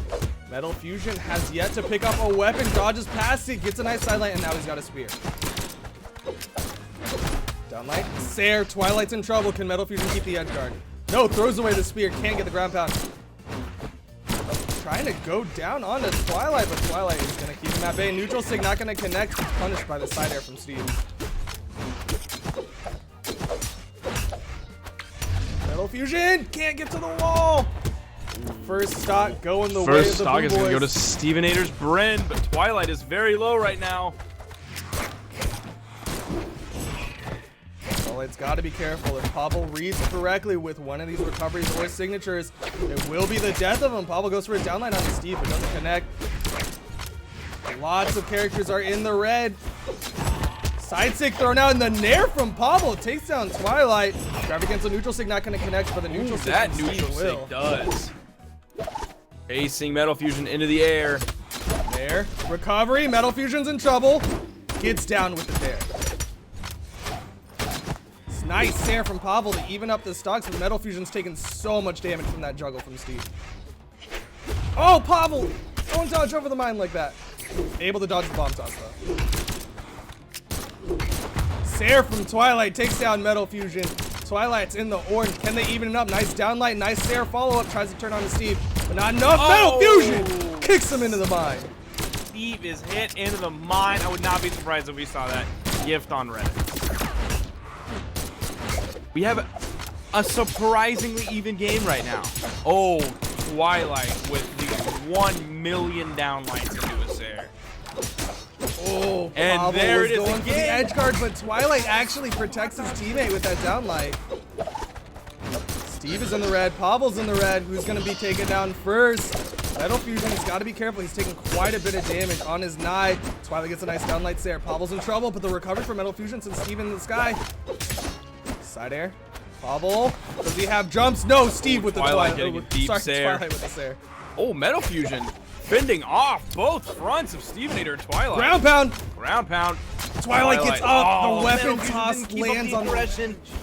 He could have had the chance right there. The slight misplay from Metal Fusion. Oh, downlight Sair, but he drops both Sairs. Down sig connects. Steve taken down. Goes for the slide charge down sig, but Twilight's going to survive. Recovery. Twilight's taking down Steve in the 1v2 again. If he can get the kill onto Metal Fusion, he might be able to clinch it, but this is definitely not a position you want to be when you were, I mean, they were the favorites. They were the favorites, and if I was Pavel or Metal Fusion, I would not be upset, regardless of win or loss here, but they're definitely still looking for the win, looking for that black hole with those spears. Twilight is dying earlier than I think I've ever seen him die before. I thought that usually, and correct me if I'm wrong, he was usually the one who extended stocks and didn't die. Oh, they're both Pavel! going for it. No! Oh no, he bounced his head! Dodges a little bit too early, hits his head on the bottom of the platform, and Steve is looking to finish it off. Can't get the recovery thanks to the spear toss. Metal Fusion is deep in the red, though. I can't believe Pavel, my man. You have a lead against Steve and Twilight, and then you bonk your head, and Steve again showing his 1v1 strength. Look at the damage numbers that Metal Fusion and Pavel put out. Very Look close. at that. Meanwhile, Twilight, no disrespect to my man Twilight, but he was the first to die. He only had 2 kills, and he put out more or less half the damage that Stevenator put out. And on his main. Well, we'll see if maybe he can get out of this whatever slump-like situation is going on right now and continue on into the winner's bracket. But before we do that, we got to see what the analysts have to say about that set. Well, you know, Steve and Twilight were favorites coming into this match. They did get the 2-0, but man, was that close. Insanely. I mean, Pavel and Metal Fusion, I haven't seen much of these guys play, but oh my gosh. Incredible play from both of them. Pretty good awareness all around, and I don't know, it really showed. They were winning out a lot in certain 1v1 situations. They were getting a lot of damage in, you know, errant stray scrambles where they could. Yep. And it definitely showed in the stock advantages.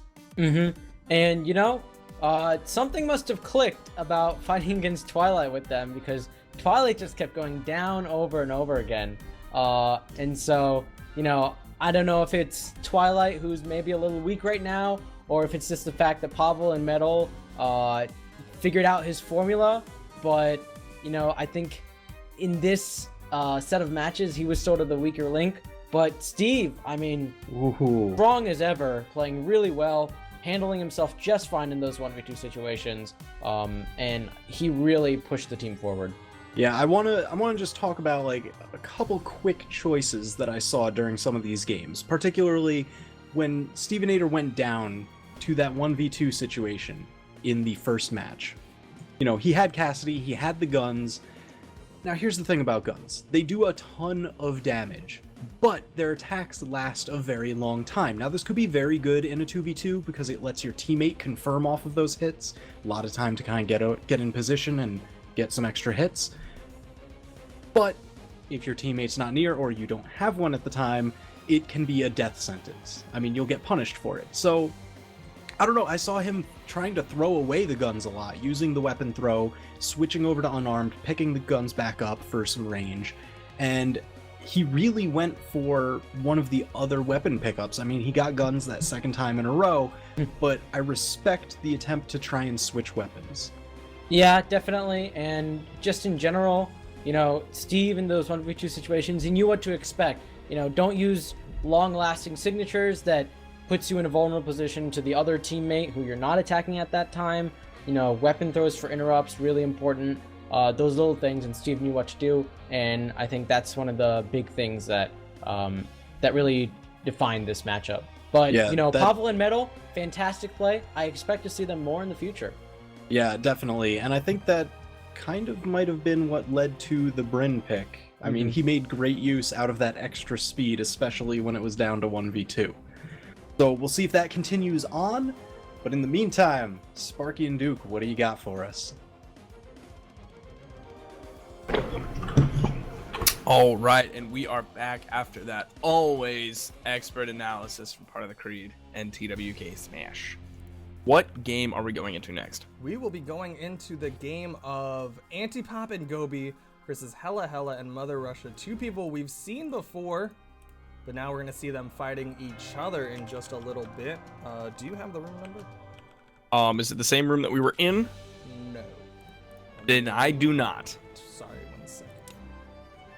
Custom. All right, you can join off of me. Apparently, they're missing a player.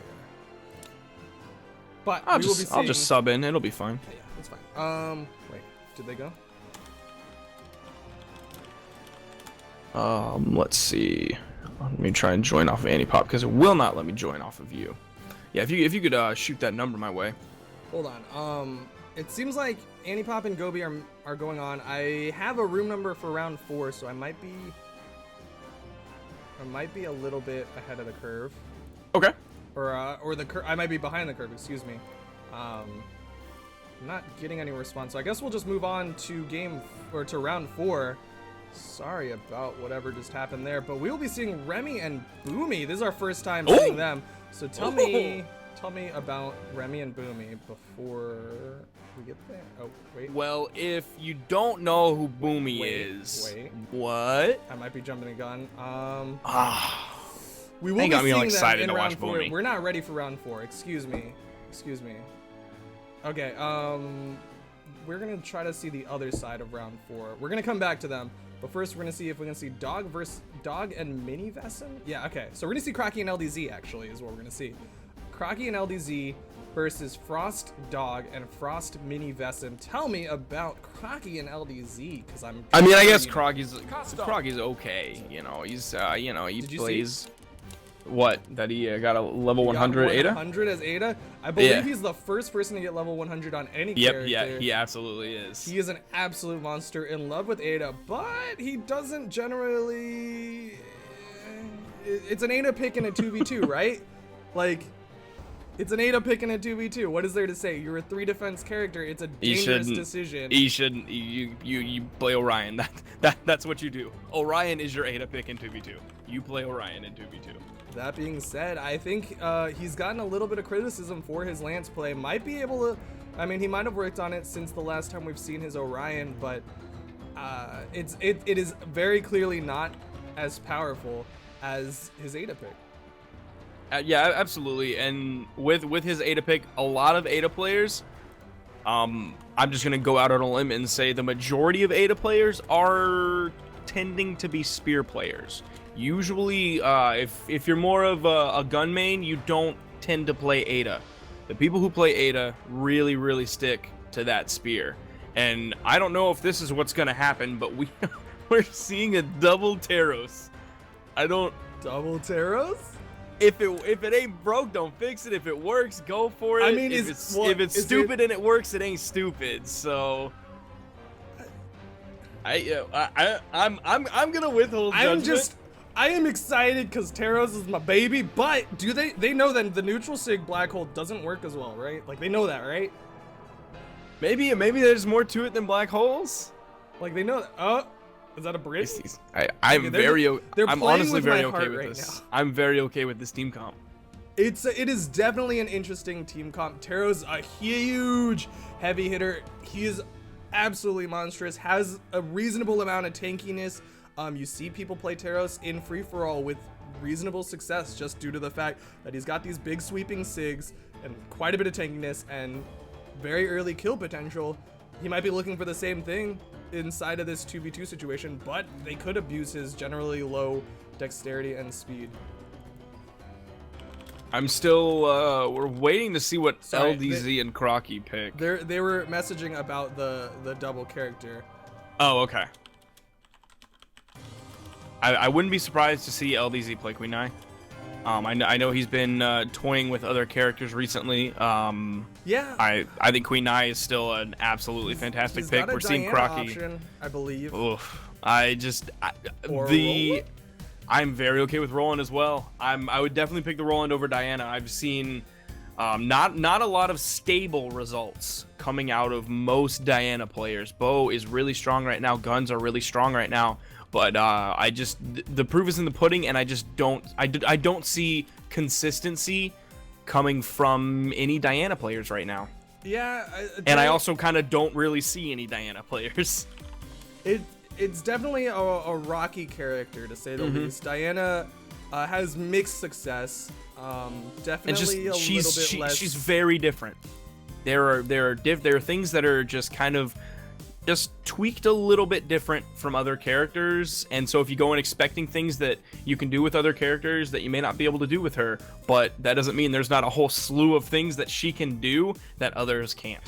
I mean, I can tell you that her side sig with Bow can be amazing, but it also locks her in that animation for really long. But let's stop talking about Diana and let's get into this game that has two Taros in here. The double Taros on the side of Frost. They're swinging hard with these axes, and Crocky has yet to pick up a weapon. And honestly, I actually like the Taros pick against Ada. It is definitely a strong character. and able to destroy that 3 defense, but on the left side, who is that? Who is that with Mini Vesson is struggling to get back up, gets a nice neutral light onto LDZ. Dog goes for the neutral sig. LDZ's in trouble. Dare! What? Really? That's what just happened? So many weird things are happening today! The team double kill Mini What is Vesson going and on Dog. right now? Double Taros, the new meta! I haven't seen this many Taroses in a game since the last time I played free-for-all. Downsig charged up, Mini Vesson not knocked into it. Rocky is in the yellow. Dog and Mini Vesson both in the red. Nice recovery to take down Dog. Neutral Sig thrown out, but Mini Vesson is underneath. Downsig connects and stocks are evened up. LDZ and Crocky only in the yellow. Dog unable to get that weapon, picks up a hammer. Can he turn this edge guard around? No, instead gets back up. Mini Vesson just stomped and didn't follow it up with a neutral sig. I've seen that happen like a couple times. I think I saw it happen. It's not 100% no matter where you hit stomp true, and maybe that was just he recognized that it was the wrong situation for the neutral sig. It wouldn't have connected. But right now the mind toss onto Crocky. Crocky's in trouble in the red. Mini Vesson goes for the spot dodge, trying to option select, give him an opportunity. If he wanted to gravity cancel, he could. But Dog is getting in the red as well. LDZ's in the red. Who are they going to try to go on? Dog gets a nice dare. Doesn't get the ground pound. LDZ's still up. Gets to the wall. This is a very dangerous fight. LDZ's able to make it back. LDZ in the red. Crocky in the red. Dog in the red. Sair. Mini Vesson. Another Sair kills his teammate. He's got to be a little bit more careful about that. Double Taros is winning. It is definitely working. Mini Vesson has the hammer on the edge, and that's a dangerous situation, not just because it's Taros or hammer in the edge guard, but that gravity cancel neutral sig. LDZ. Oh, he's able to make it back with that dodge. Walks into a mine. He didn't see it. I didn't see it. I didn't either. I didn't know that was there, but LDZ is the one who felt it. Gets sent to the sky, and stock advantage is in the way of Frost. Mini Vesson is only in the orange. Keep in mind that even the double Taros aside, this is Dog and Mini Vesson Frost going against Crocky and LDZ. I know it's Crocky Like, and LDZ. We were just saying a level 100 Ada, and is getting taken down. Breathes, sleeps, and eats Ada. Like, I can't believe he. Like, how are so many big things are happening right now. This is an amazing first week of the BCS. Crocky gets the ground pound. Mini Vesson is in trouble. There it is. Finishes off that second stock. Stock is even, but Mini Vesson has a fresh stock. If LDZ can finish off Dog, it won't be the worst thing in the world for Vex Gaming.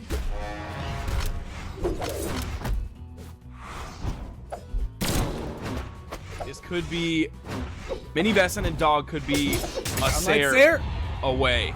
Oh, it's a 1v1. Mini Vesson versus LDZ. But it's LDZ.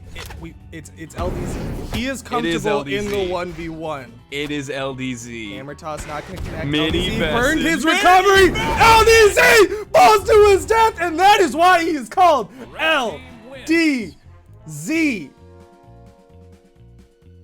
What is going on today? Game 1, double Taros Frost showing up. And we seeing a character swap. LDZ's pulling out a Cassidy, because that was the problem. The problem was he didn't have enough hammer. They're sticking with double Taros. They've got double guns on the Let's side go. of Vex. I'm at a loss for words, which if you know me, that rarely happens. That was absolutely monstrous. Huge momentum in the way of Frost. They have got to be riding high, and they have banned out quite a few maps. It looks like we're going back to Mammoth, and the only thing different is that LDZ will be on Cassidy. Maybe they just that was a feeling out round where they took in all of the data and put it in their brainies and computized all of it, and it spit out that the variable needs to be Cassidy now. Against double Taros, I would not want to be playing Ada. Yeah, I would not want to be playing anything low defense. I would have said maybe that's okay the first round because I mean, it's like Crocky. you and I. You gotta have some faith in the Crocky Ada, but it doesn't seem to be working very well. It's slight difference between game 1 and game 2. They have a little bit more control. Crocky has yet to be hit to any significant degree, but LDZ is already getting in the red, and Mini Vesson gets the dare. Neutral stick connects. Mini Vesson might be. But it's Dog. arrow. Oh! He's unkillable. And they're back to safety. Mini Vesson almost gets taken down by his teammate. LDZ gets a nice neutral sig, but not enough to finish off. We've seen so much success with Orion from a lot of players. This Ada pick is Crocky is brave. Crocky is braver than I am. LDZ doing some work with those guns, but both opponents. LDZ, did he touch the wall? Yes, he's alive, but Mini Vesson But he jumps gets down dared. with the dare. Crocky now in the 1v2, and Mini Vesson, interesting weapon toss. I want to say it was to stop momentum. He didn't know exactly how much force was going to send Dog flying, so instead he went for the safe option and threw the weapon. But, oh, there's the Russian Mafia, LDZ. That's why he picked Cassidy. He just hit the Russian Mafia in 2v2. That's why you picked the Cassidy. He wants to style a little bit, but is it a little bit too late? LDZ, you're on I don't your last know. stock. Game's pretty even right now. Crocky hasn't died. I just realized that Crocky hasn't died. LDZ in trouble against Vesson. Mini Vesson. Oh, the ground pound connects. And I bet that hitbox only overlapped by a couple of pixels. oh, LDZ. Oh, into the air. LDZ with 3 kills without a death. It is now Vex Gaming's game to lose. Mini Vesson has got to take down LDZ ASAP, but Crocky's not going to make that easy. The hammer toss might have been enough. Yes, it is. LDZ doesn't have the jumps, and now it's a 1v1. Mini Vesson versus Crocky. Teros versus Ada, but I mean, Crocky's got to be comfortable in this 1v1 as well, right? Absolutely. I do not like this matchup for Mini Vesson. I would definitely favor Crocky in this matchup if this was a 1v1, which it has just turned into. Crocky gets a nice sidelight into a Sair follow-up. Goes for a downlight. Mini Vesson is trying to use that weapon toss, but Crocky a little bit more successful with those weapon tosses. Bomb connects, though, onto Crocky, and Crocky's the first one to get into the orange. Can Mini Vesson take the first stock and use it to his advantage? He'll have a lot more aggressive options if he can get the first stock, but Crocky with a weapon toss into an air. Goes for the recovery, but Mini Vesson's above it and catches him with a dare. Hammer in Mini Vesson's hand, charges forward, can't get a hit. And right here, we're seeing how much work Crocky is having to do to stay even with Mini Vesson. Mini Vesson can throw out a couple hits every now and then. Oh, He's alive. I think Hammer Crocky toss might have isn't saved him. I have to agree. I think Crocky I just think barely saved him. he could have gone for a Sair to hit him under the stage. If he hits a Sair, I think Crocky's dead. Oh, Crocky dodge through down sig. all of the hits from Mini Vesson, and it follows up with a down sig. And now Mini Vesson doesn't even it up with that uppercut. Throws That the would have bomb, been huge. throws the Sair, and it's even. Side air. It's still even. Again, you're seeing got how weapon control. much work Crocky is having to do. And that's the 3 defense versus the 8 strength, 8 force from Mini Vesson. He's got the dare, can't follow it up, doesn't get the weapon toss, but picks up another axe immediately. Crocky gets 1 Sair, weapon toss, but not able to follow up with the unarmed. Weapon toss from Mini Vesson. He's got a slight health advantage.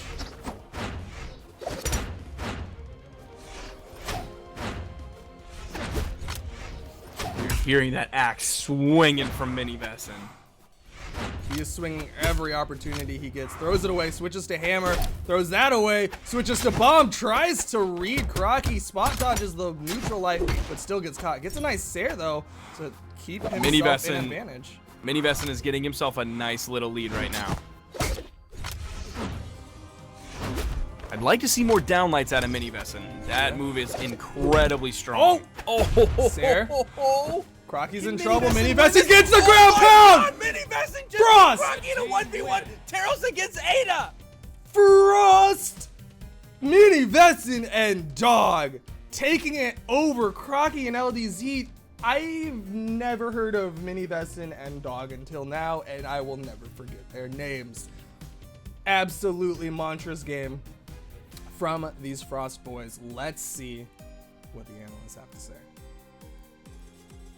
Okay, so I don't know how many people had this pick on their fantasy brackets, but That is what we kudos call to an you. upset. I don't think anyone expected LDZ and Crocky to go down 2-0 against just about anybody. And I mean, Mini Vesson and Dog, we haven't seen too much of their play, but Frost is a very strong clan, so it's not really surprising that they were so good, but they're so good. Yeah, they were really good. The double Taros pick was just really strong. Axes are a fantastic weapon in 2v2 play, and their hammers were definitely strong as well. And I do want to point out, Crocky is someone who normally teams up with Doppy, and Doppy couldn't be here today. So Crocky LDZ, a team that hasn't practiced as much, maybe that showed here. Yeah, I mean, they did kind of favor, again, those 1v1s. They weren't having a lot of interplay between the two. And, I don't know, Crocky playing Ada, I agree with. LDZ's legend picks kind of came as a bit of a surprise. He played, Roland and then Cassidy? LDZ is, in 1v1, a Queen Nai player, and I don't think anyone can deny that Queen Nai is a strong 2v2 pick. The high attack and high defense are fantastic. Guitars are a good weapon, if a little bit small, but Spear extends a lot, and LDZ played plenty of, in general, his Queen Nai is fantastic, and I was really surprised not to see that here. I wonder if that could have saved it. Obviously, there's no real way to tell unless it actually comes into play. Yeah, I mean, especially since they did favor that separate 1v1 style, so you would expect him to go for his 1v1 main. But let's talk about Mini Vesson and Dog for just a moment. Like, as you mentioned, those axes, but even just right off the bat, first match, Dog, just amazing axe strings, tons of damage, early kills. And then, I mean, you saw the same thing on the other side with Mini Vesson, just amazing axe play. I think that kind of was the tale of the game here.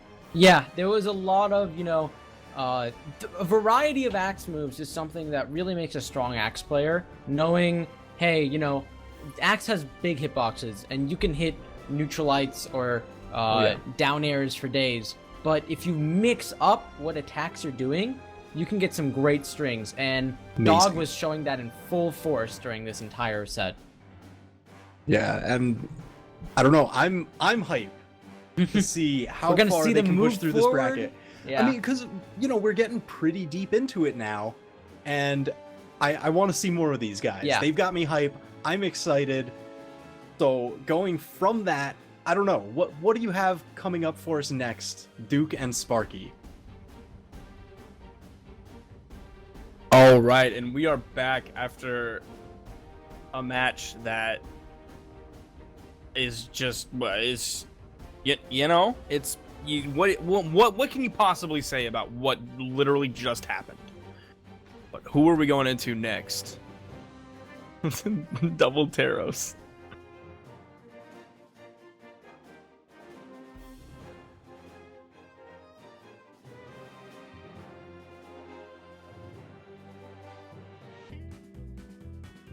This is gonna be a good game. Boomy and Remy have been playing together for a very quite long time. Boomy's playing Olgrim. Muted.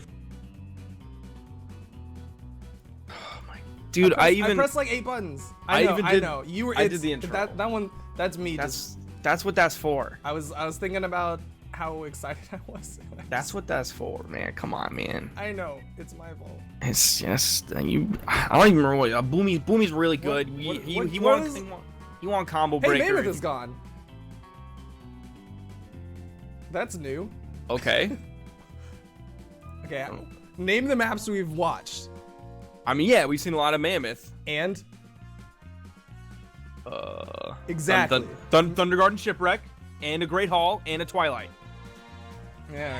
We've seen other maps. We're like, on don't act like Thunderguard. it's 3, 2, Boomy, Remy, Scythe, Cody, let's do this. Boomy's on the Ulgrim. Scythe picks up the sword. Remy has a sword of his own, but Boomy gonna back up, pick up a lance. That's not what he's looking for. But Cody Travis has the Barraza.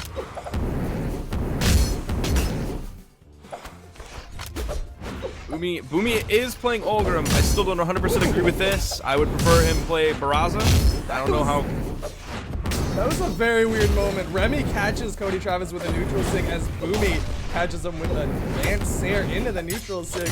Nice follow-ups on the side of Boomy and Remy. Boomy catches his teammate with the dare though. I gotta say, I don't hate the Ulgrim pick in the sense that Boomy's got a really strong axe. And as far as 8 defense axe goes, his options were Ulgrim and Barraza. I guess he just wanted that Lance option. He does have a Roland that he can play. But Remy gets a dare. Oh, Scythe. Might be able to finish up Boomy. Getting that stomp into side signature. Recovery Boomy connects. Boomy is the first to fall here, even with that high defense on Ulgrim. Boomy gets a Sayer. Cody sent to the side. Can he get another Sayer? Cody running out of jumps. Boomy gets the Sayer to finish it off. Remy on the right side looking to get the dare. Scythe not able to get the ground pound. Throws out another one. Remy still on that wall. Gets a recovery. Very low recovery. Able to finish off. Cody with that recovery of his own. Let's even. Cody Travis been playing so well today. Oh, he went for that dare gravity cancel neutralite. It's just every day that combo is getting riskier and riskier. Fewer and fewer people fall for it. Boomy trying to get some axe strings going onto Scythe. Remy is already in the orange. Cody catches him with the sidelight. Goes for the side sig, but only pops Scythe. his teammate. Scythe, another edge guard, threw away his weapon, threw away the ground pound, but Boomy able to dodge through. Boomy still Can he turn it around? Oh, Scythe able to avoid the dare. And now Boomy's just turning on to Cody Travis. But Boomy running out of jumps, gets hit by the weapon, and that is it. Boomy's taken down last stock. Cody and Scythe might be able to take this away. Remy is consistently the one staying alive a little bit longer than Boomy, even with that higher Ulgrim defense. Especially against characters like Barraza and Scythe, I would expect Remy to be Remy, why? No. Come on, Remy. Remy. That spear neutral sig gravity canceled. At least he turns around and gets a ground pound kill onto Scythe. It's not over, but it is not easy. Remy has to take down Cody ASAP, has to find a weapon spawn and not get caught by any sort of black holes. Scythe is not going to make that easy. Instead, Scythe wants to just go hard onto Remy, throws a hammer and kills his teammate. You got it. All right. You know, they say when it comes... Cody with the face palms on. Ooh, Scythe is doing work on Remy right now. Remy is in trouble. Gravity cancel neutral sig. Might be able to turn around to Scythe. Scythe gets the wall touch instead. Cody is going to be the one to try to aggress onto Remy now. Remy's going to be sticking on this wall. Oh! And a big dare from Cody Travis. Remy was unable to touch the wall. Instead had to burn more than he was looking for. Everybody that makes a meme out of me saying that you shouldn't pick Ulgrim, Boomy is one of the best players in the world. And he was only able to do 305 damage with Ulgrim. And you're gonna say that's the Ulgrim pick. That's your logic. I'm not saying it's all Ulgrim, but I would put money on that he would have been able to do more damage as any other Axe character.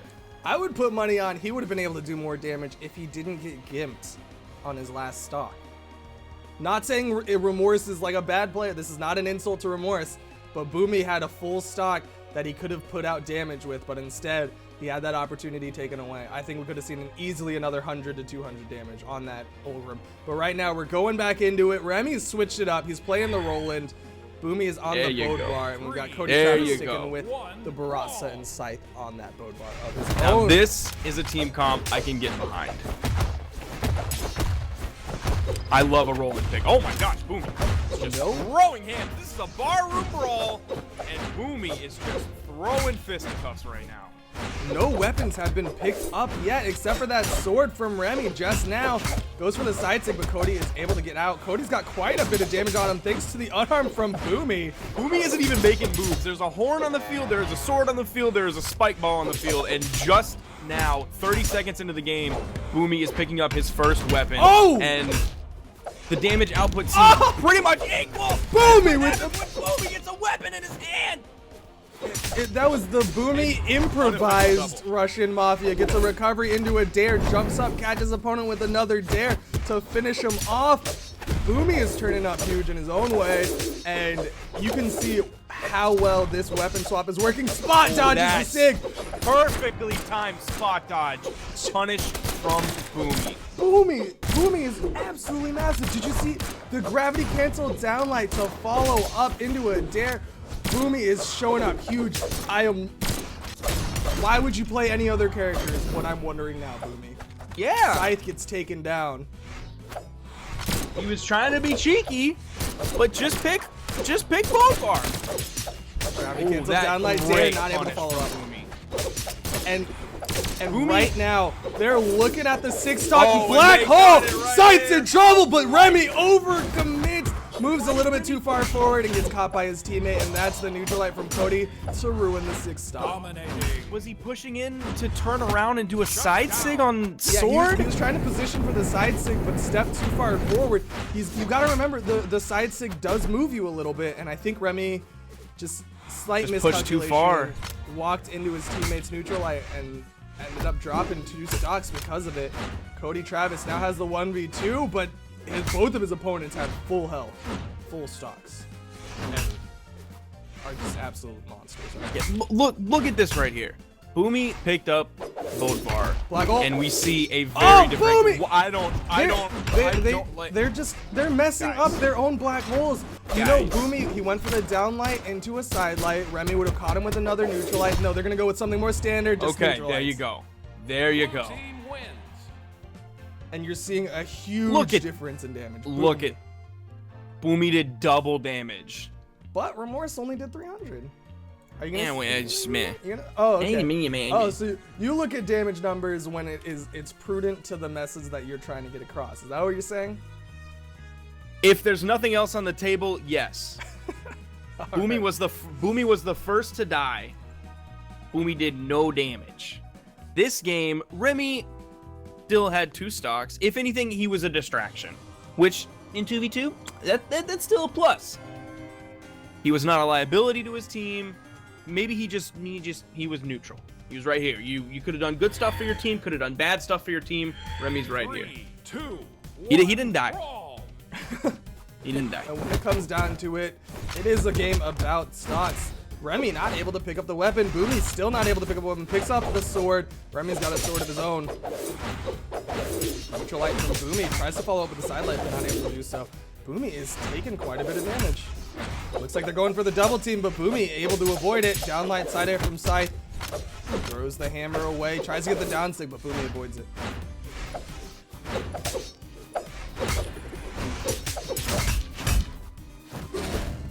Oh, Cody Travis went for the neutral sig, but Remy with that weapon toss able to prevent it. Boomy pops into the down sig, but gets Cody knocked Travis around. and Scythe managing to take very little damage coming in on 45 seconds into this game. Scythe is just getting into that highlighter Side yellow. sig.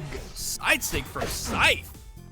And it's a game of adjustments. Boomy and Remy adjusted to Cody and Scythe, but now it seems that Scythe and Cody have been able to readjust and take back control. Gets a nice recovery onto Remy, and now Boomy is trying to play against Cody, but Maybe it wasn't Olgra. Maybe it's just Thunder Guard. Maybe Remy and Boomy are just allergic to Thunder Guard. Scythe and Cody Travis still alive on that first stock. Side air from Remy. And if you don't die, you win. Boomy got the gravity Oh. cancel downlight, but was He not had able it. to follow up. He had Boomy it in is- his hands. He's getting these very interesting. He's getting combo starters in very irregular situations, and that's giving him opportunities for big things. But Remy able to punish the spot dodge with the neutral sig. Boomy is also, he's doing a lot of gravity cancels on evened moves up. that a lot of people don't gravity cancel that frequently. Like, you see people ledge cancel downlight, you see people do downlight on the ground, and you see them occasionally gravity cancel downlight. Boomy's just like doing it every time and hitting it every time. Boomy gets a nice ground pound. Kenny turning around. No, Scythe instead, he's just gonna play it safe and go into the shenanigans. Boomy is deep in the red. He's gotta be careful. Almost gets caught by the Boomy just perfectly spacing that side sig. Dangerously close. Catches Cody with a neutral light, but Scythe is ready. He was so good with that punish. Cody just dropped that black hole. They might have been able to complete it before Boomy spawned.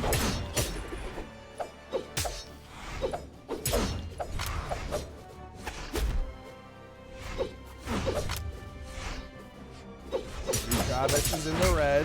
If Remy and Boomy can get on top of him and get another big sig, Cody Travis got sent flying. Can Boomy finish it off? Not able to get the ground pound. Another nair.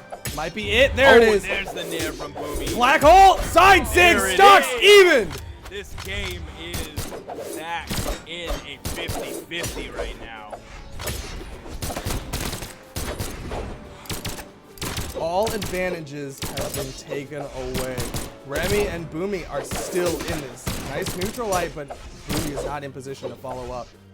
Cody is keeping Boomy zoned out right now. Ooh, I can't believe that first nair didn't hit. Oh, there's a recovery. Neutral light. Oh, Boomy was almost in position if Remy was able to get the full neutral light off, but Cody very intelligently able to interrupt. That's just the strength of this team. Oh, A downlight Sarah on both of them, but a side sig hitting Boomy. Cody there to follow it up and to hit Remy. Everybody is getting close to kill percentage. Remy is in trouble, has yet to pick up a weapon. Boomy unarmed as well, has a sword. Cody Travis throws out the down sig, and Remy with that recovery able to rack up some damage. Downlight Sarah. Cody Travis is down. Cody Travis. 1v2 gets a ground pound onto Boomy. Boomy's still alive. Downlight Sarah. He's still in it. He dodges the hammer. Ground pound. Go below the stage. Seth gets caught by the downlight, but Boomy drops it. Remy can't get the dare. Scythe gets caught by the second dare. Remy is gonna hit him with that dare. Scythe tried to go for it with that unarmed dare, hoping to gimp, but Remy was there. That was a very, very even game. Wow. Yeah, I don't have a lot to say. That was an explosion from Boomy and Remy, to say the least, but let's see what the analysts have to say about that. And wow, just another incredibly close set. I mean, that was some great play, first of all. Wow, just, yeah, fantastic back and forths throughout the entire set, if not even the individual matches. All right, game one. All right, Yeah, let's break it down. We need to talk about this, okay? Because that was just such a dominant performance from Scythe and Cody. I mean, what do you make of that one? I think that they got the early momentum, first of all, which was super important. Obviously, Boomy is a very strong Bodvar player, and that showed, and his Ulgrim is not as strong. Does not make Ulgrim a bad character in any sense, but it certainly wasn't his best pick, and I think he was a lot weaker when he did that, and they just got hammered in the first match. Yeah. Moving on to the second match. I want to take just a moment, if I may. Something about that first match that I think really kind of gave it to Cody and Scythe.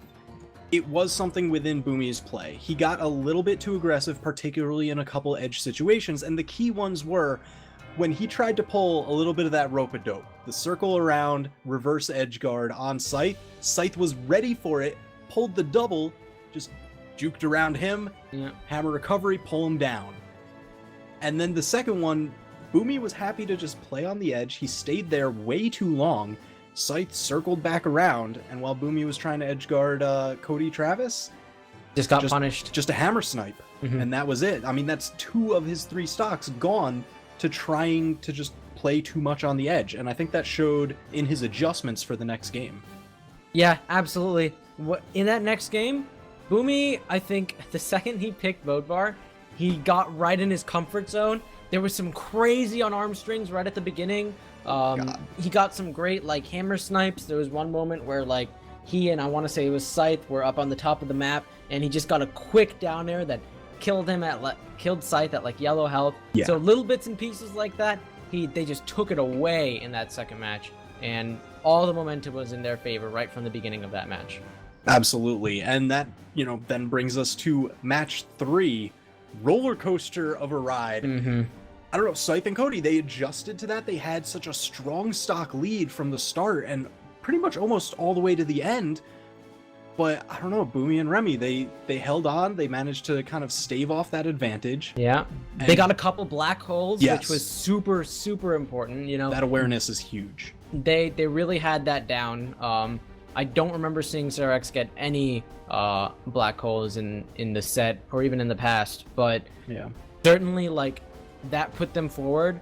But by the end of by the time everyone was down to their last stock, it was close. It really was. Oh, yeah. And neither team really had any sort of domination like they did in those last 2 matches. And it was really exciting to see. But at the end of the day, Boomy and Remy they knew what they were doing. Yeah, just a fantastic set. Joy to analyze, just see this evolution of play from both teams. And I mean, we're just going to see more and more of that as this season goes on, as this tournament today goes on. So as we're moving on, Yep. back to Sparky and Duke. All right, we are back after that fantastic analysis from my good friend TWK Smash, and of course part of the Creed. And we are coming into are we watching Egg and Pugsy? We are watching Egg and Pugsy, two very, very monstrous teams, also favorites alongside Steve and Twilight. And we're seeing Hella and Russia on the other side, 2 people we've seen before, and they're doing the damage. But right now, Egg is on his characteristic Hattori, but Pugsy's on Barasa. Why are you surprised? It's an interesting option. Pugsy had the opportunity to play the Bodvar But if he wanted to. Pugsy plays Barraza on the reg. Strong. Yeah, Pugsy plays Barraza This is on the not an reg. insult to Pugsy's Barraza by any means, but he could have just gone with his standard mainstay. There wasn't any strong reason, in my opinion, to switch to the Barraza immediately. Could have kept it in the back pocket, but it doesn't matter. Pugsy picks up the guns, Egg picks up the sword, and no weapons in the hands of Hella or Mother Russia. I'm excited to see what Mother Russia and Hella can do against one of the greatest teams ever. Pugsy and Egg Soup, so strong, some of the best players in the world. Try some dares. Pugsy's he is going for dares. But yes, it will be interesting to see if Hella and Mother Russia are able to do anything. Egg Soup gets a nice nair to finish off Mother Russia. Yeah, Pugsy plays very dare-heavy guns. It is an extremely damaging move, and Pugsy is going to play guns the best way that he possibly can. That was a very intelligent play. Pugsy catches Hella with the Sair to try to keep Egg Soup alive, but Hella catches Egg Soup with the signature to finish off the stock. Stocks are even. But yes, like you were saying, Pugsy is very effective with these guns. Some might say he plays a little bit lame with those guns, but it doesn't matter if it works. Very destructive. But he's got him knocked out of his hands, picks up another set immediately. He's charging forward with the Sair. Egg Soup wants to punish Hella for trying to edge guard Pugsy. Zooming in, ready to punish Hella. Egg is trapped between Hella and Mother Russia right now. Egg gets the nairs onto Hella. Sends Hella into the sky. Mother Russia's in trouble, but gets back to the wall. Pugsy can get back up. Everybody is safe for now. Slight stock advantage in the way of Pugsy and Egg Soup. Mother Russia's already in the red. And have we seen a signature from Pugsy? I know. Mother Usually Russia takes on Egg. if Pugsy throws one out, it's usually the side sig or the down sig. Usually favors down sig more than side, as the down sig is just kind of better. The recovery from Pugsy. Yeah, I have to agree. I think Barraza's down sig is just slightly, it helps in those stacked options. It's great for reads. But Mother Russia overcommits and falls to his death, and Pugsy's still on his first stock. Died.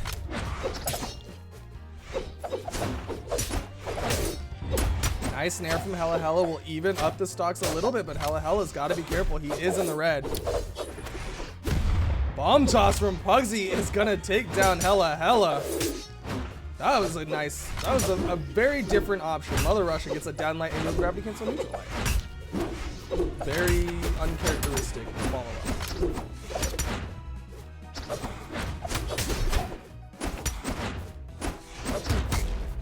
Game is more or less even right now, except Pugsy is ahead of stock, which if there's any character to be ahead of stock, you don't want it to be Pugsy. It's going to be tough to get Egg. Egg is so good. Ooh, Pugsy has almost killed his teammate twice. That ground pound very dangerously close to Egg. Hitbox down, Sig connects for Mother Russia. Hella gets another downlight Sair, and Mother Russia takes down Egg, and now Pugsy's in the 1v2. Did Mother Russia do that with the down sig? I think so. There's another down sig, but he might take down his teammate. Mother Russia has been using those down sigs so well today. Surgically precise. Recovery drops. Pugsy picking up, but dropped it. He needed that recovery to guarantee the win. I can almost guarantee it would have killed. That is one of the worst feelings as a gun player. Oh, not quite enough on the soft platform to send him below. There's a Sair, and Mother Russia's taken down. All the way on the right side of the stage. Hella's deep in the red. This is Pugsy's game to lose. Even if Pugsy needs to hit. Oh, and a down sig.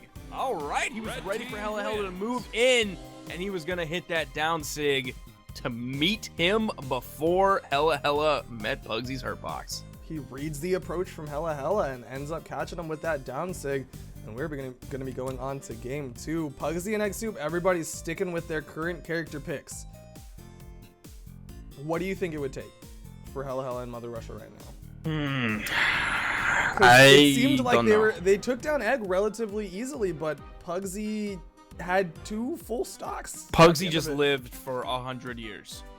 But at the same time, if you turn around and try to take down Pugsy, it's like focusing the tank. You just you can't do it, but sometimes you have to, but you can't, but you need to, but you can't. And it's just Pugsy is able to put out way more than enough damage compared to the amount of damage he's taken. Absolutely. And it looks like we are going through the map striking. Will we be going back to Mammoth Fortress?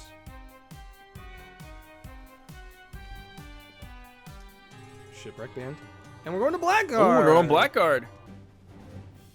Maybe the 5 defense on Bolivar and the 4 defense on Hattori will maybe last a little bit longer with the larger lateral kill boxes on Blackguard Keep.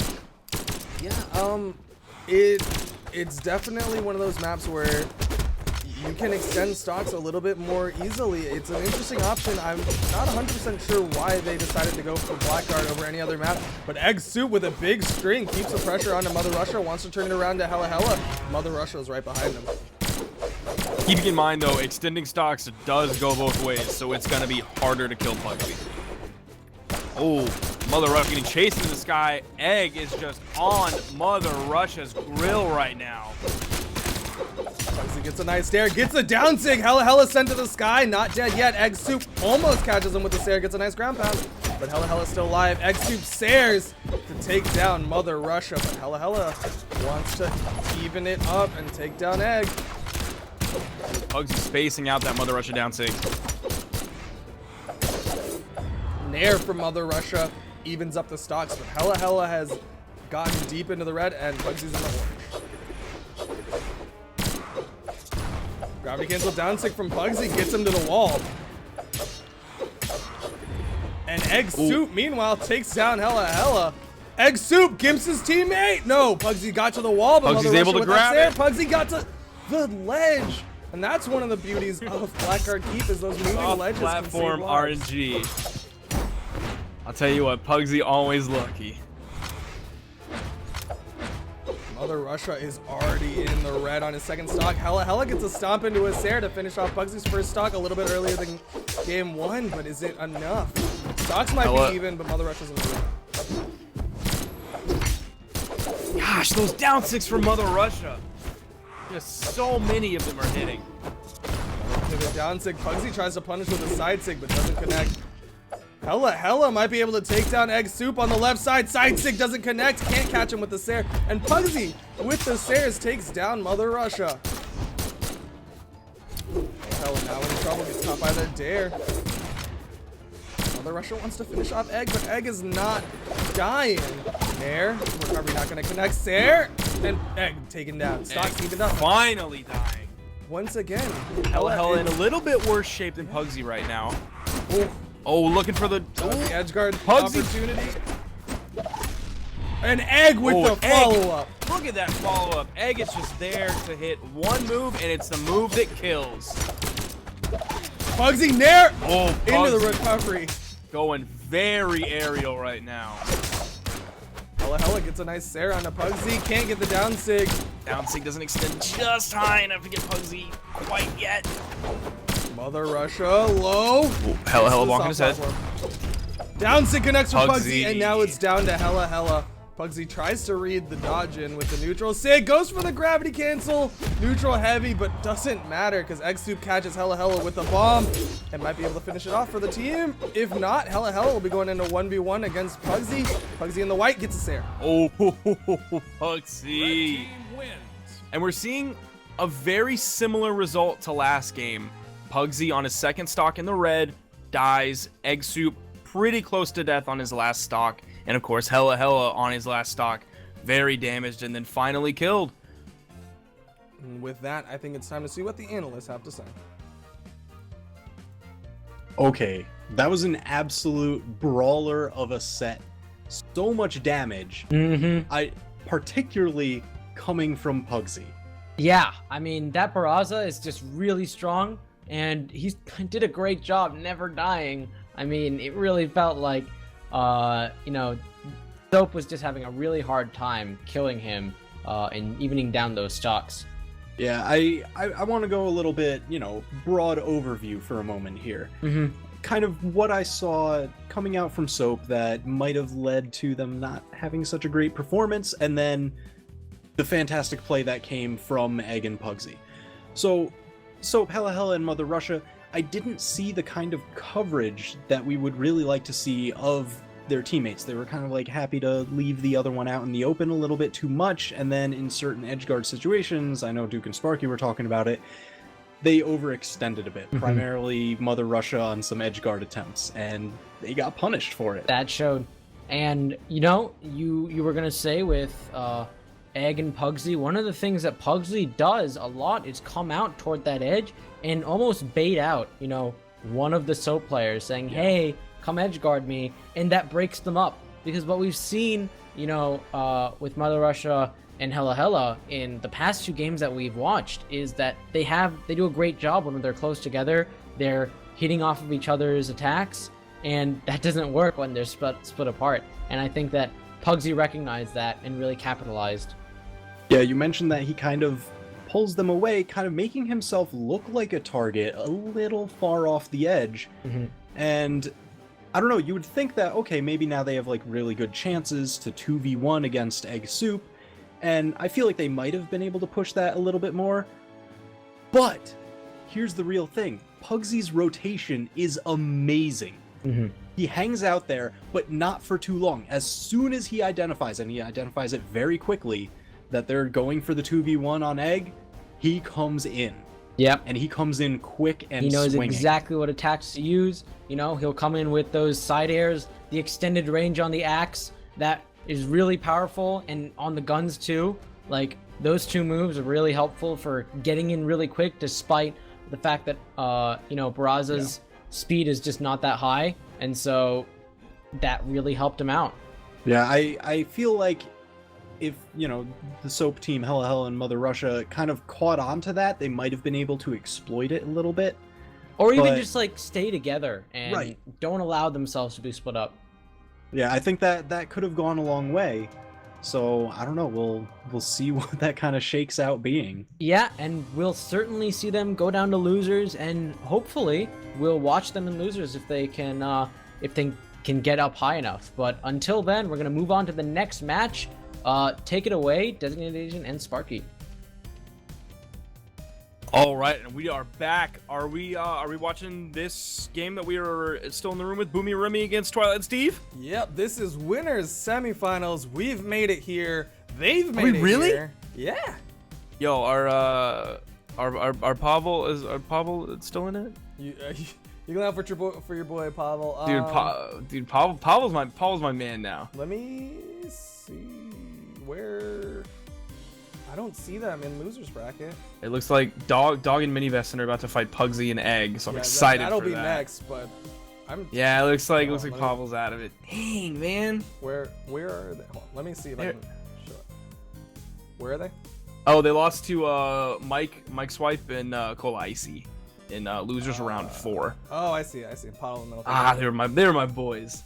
I mean, they definitely were doing excellent stuff. But without further ado, let's get to the game at hand. Oh, This of course. Is gonna be... This is gonna be nuts. Steve had Teros hovered on before, which I would have. I'd like to see that. I've seen Twilight play some Hattori. Of course, it's Sword and Spear, and Twilight is a very good player, so he is a very competent Hattori. I would still prefer to see Twilight on Bodvar, and I'd like to see Steve on Teros at least for this one game. Yeah, I think Twilight is just a hair better on Bodvar, but this is their way. This is how they are, right? They do the double sword combo of Hattori and Bodvar. One of them's on Bodvar, the other one is on Hattori or Roland. On the other side, we see a double sword combo of Boomy Remy with Bodvar and Roland. I'm glad they're not messing around with any awkward picks. They're going straight for the big guns. And here it is, Steve Nader and Twilight versus Boomy and Remy. They get a mini black hole, but Steve hits his teammate out of it. I worry about Twilight's survivability. He was having trouble before with Bodvar, and I can only see that being worse with Twilight. He does have that extra move speed, so he's able to get away from stuff. Oh, the Twilight! triple down light. That is some damage. He's right been practicing it. He has definitely been practicing it. Boomy's already in the red. Will we see But Boomy then again, taken down? Remy, Steve, and Twilight are all in orange, so Boomy being in the red is not the final nail in the coffin. Oh, Steve going for another triple down light. That follow-up from Boomy. Remy catches Steve with a neutral light, and Boomy immediately runs past his teammate and gets him with a side light. Just those little moments are gonna just add up. Remy almost gets the neutral sig, throwing him out, trying to finish off people. Everybody's in the red. Boomy gets a recovery. Stevenator sent to the sky. Oh, but the neutral air. Nobody's taken down yet. Everybody's in the red. This is Steve is insane. looking for the scoop on Boomy. He's not wanting to ground pound, and Boomy Boomy gets gets the the nair. Down light, can't get the recovery. Boomy was looking to take out Twilight off the top of the stage instead of risking the Sair, which might have killed Remy. Does follow up with the Sair, though, taking out Twilight. Boomy and Remy have not died yet. Slight stock advantage, but they're both deep in the red. Steve and Twilight might be able to even this up ASAP. All they need is one big hit, but Steve couldn't get the Sair. There's a Nair, but Remy's still alive. That's the 8 defensive Roland, but he gets a stomp Sair onto Boomy. Remy gets caught by the Nair, and stocks are evened up, but Twilight's already gotten into the yellow, which as Hattori is not easy to handle. Remy trying to throw out Nairs, gets a gravity cancel, neutral light. Gets a nice down light on We're seeing Steve. Twilight the most damage in the game, most damaged in the game.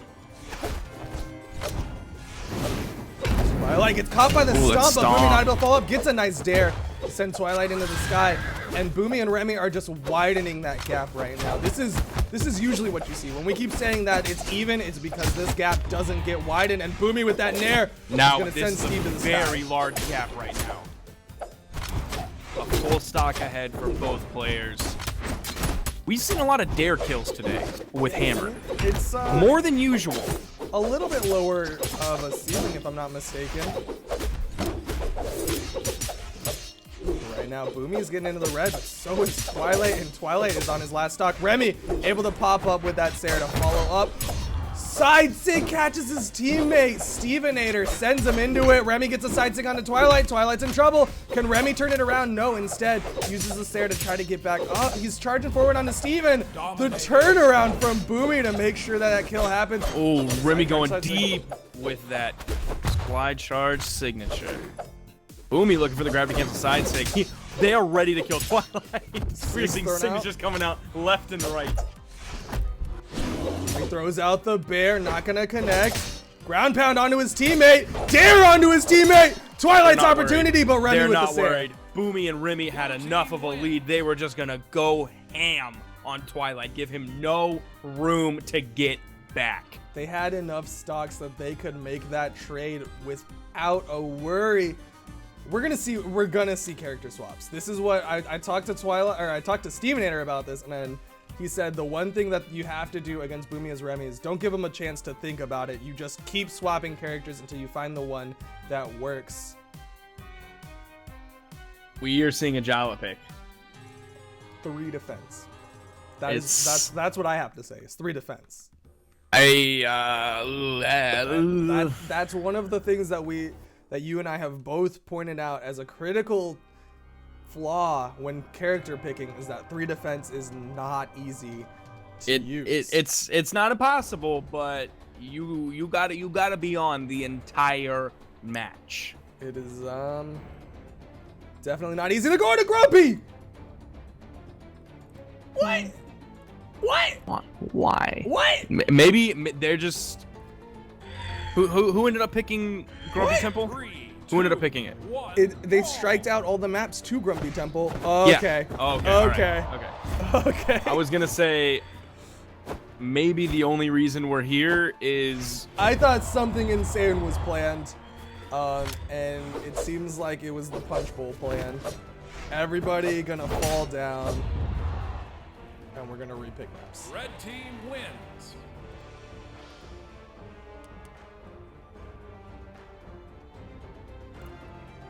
What if they go back to Grumpy? they Steve immediately. bins out. Stevenator is not having any of that Grumpy Temple business. They're banning out.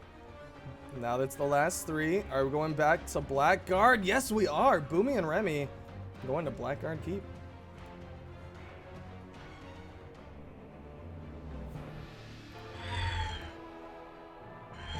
Three, two, one, brawl.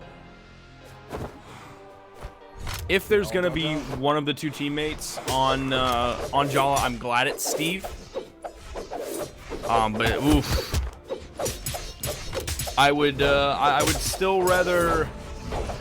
I would rather any other sword player or any other axe player. I mean, Honestly, it's I don't know why not they- working. Boomy just got gimped. All right. Stevenator put him in position, and Twilight able to finish the stock. Twilight, what? Same thing. Remy's in trouble, and Boomy takes him down. Can't get the dare onto his teammate. Stevenator is getting the gimp. Boomy's down. Stevenator and Twilight, co-mayors of Gimp Town. Nobody's allowed. It's over. Population 2. It's over. We're going to game 3. That's a 6 stock. Team wins. It's over. They just got a 6 stock against Remy and Boomy. That literally just happened. We saw that, and literally that's real. That absolutely happened. That is a real thing that just happened. That was almost a JV7. Okay, so they're which talking. isn't even a thing. They're talking. This is okay. So this is a rule situation. Technically, in the rules, it says you cannot forfeit. I believe that rule mostly applies for sets and not rounds, because as far as I understand it, it's for sets.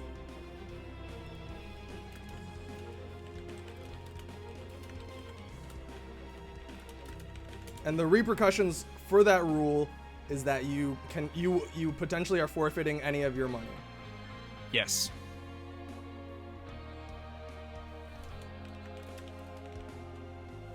So Boomy and Remy, what in my opinion what just happened is that they absolutely got decimated really early, and they knew it. So rather than try to climb that uphill battle, they're just gonna give away the last 3 stocks that they had, because they got absolutely destroyed.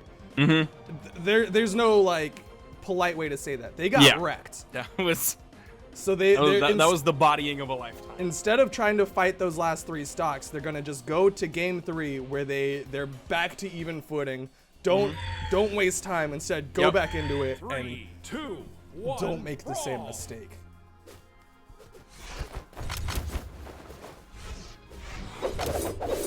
I still don't trust this Jalapig. Not It- 100%. It works. It is. I'm coming around on it, but one game, It's one really weird game, does not a flip flop Sparky make. yeah. I wouldn't say that 100% of those gimps came from the Jala pick, and there you see why that's such a volatile pick. Remy and Boomy, they're not messing around. They gave away game 2, but they're not giving away game 3. Oh my word.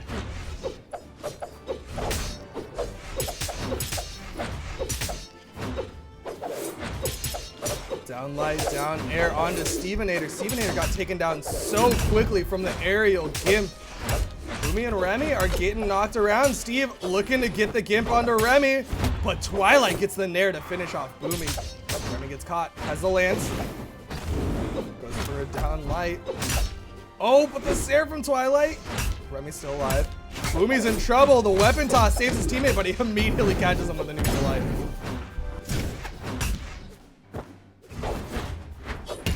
Remy gonna get that wall touch and go under the stage. Side Boomy is gonna get that side stick that just kind of peeks over the edge, taking out Stevenator.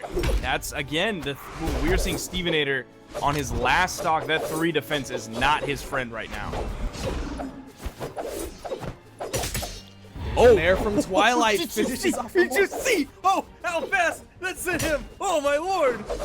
Rocket Remy, into the sky. Remy taking the bullet train right to the ceiling. Oh my gosh! But Boomy is deep in the red. Twilight in the red. Stevenator only in the yellow, but that Jalapig. Boomy gets the signature to finish it off. They're looking for the black hole, but Boomy was not in position to follow up after that Sair. Stevenator goes real high, wants to avoid as much damage as possible, tries to extend the stock. Can he finish off Boomy? Boomy gets a nice gravity cancel downlight into a dare. Steve's gonna go to the outside. Steve Neutral takes air. some damage from Twilight, getting knocked into that Sair. Ooh, Twilight is Sair takes on spacing Remy out right now. Twilight is doing what he does best. Sair Oh, from and a Boomy takes big down Sair Steve. from Boomy, and there again, 3 defense. It's in Come Boomy on. and Remy's control. Remy is still on 2 stocks left. He is in the orange, but like Roland, so a Roland orange is basically any other character untouched.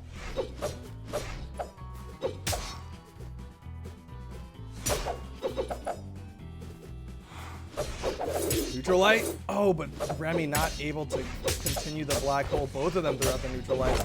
But Twilight has so much damage on him. Weapon toss. Twilight gets to the wall. Ground pound. Remy takes it down.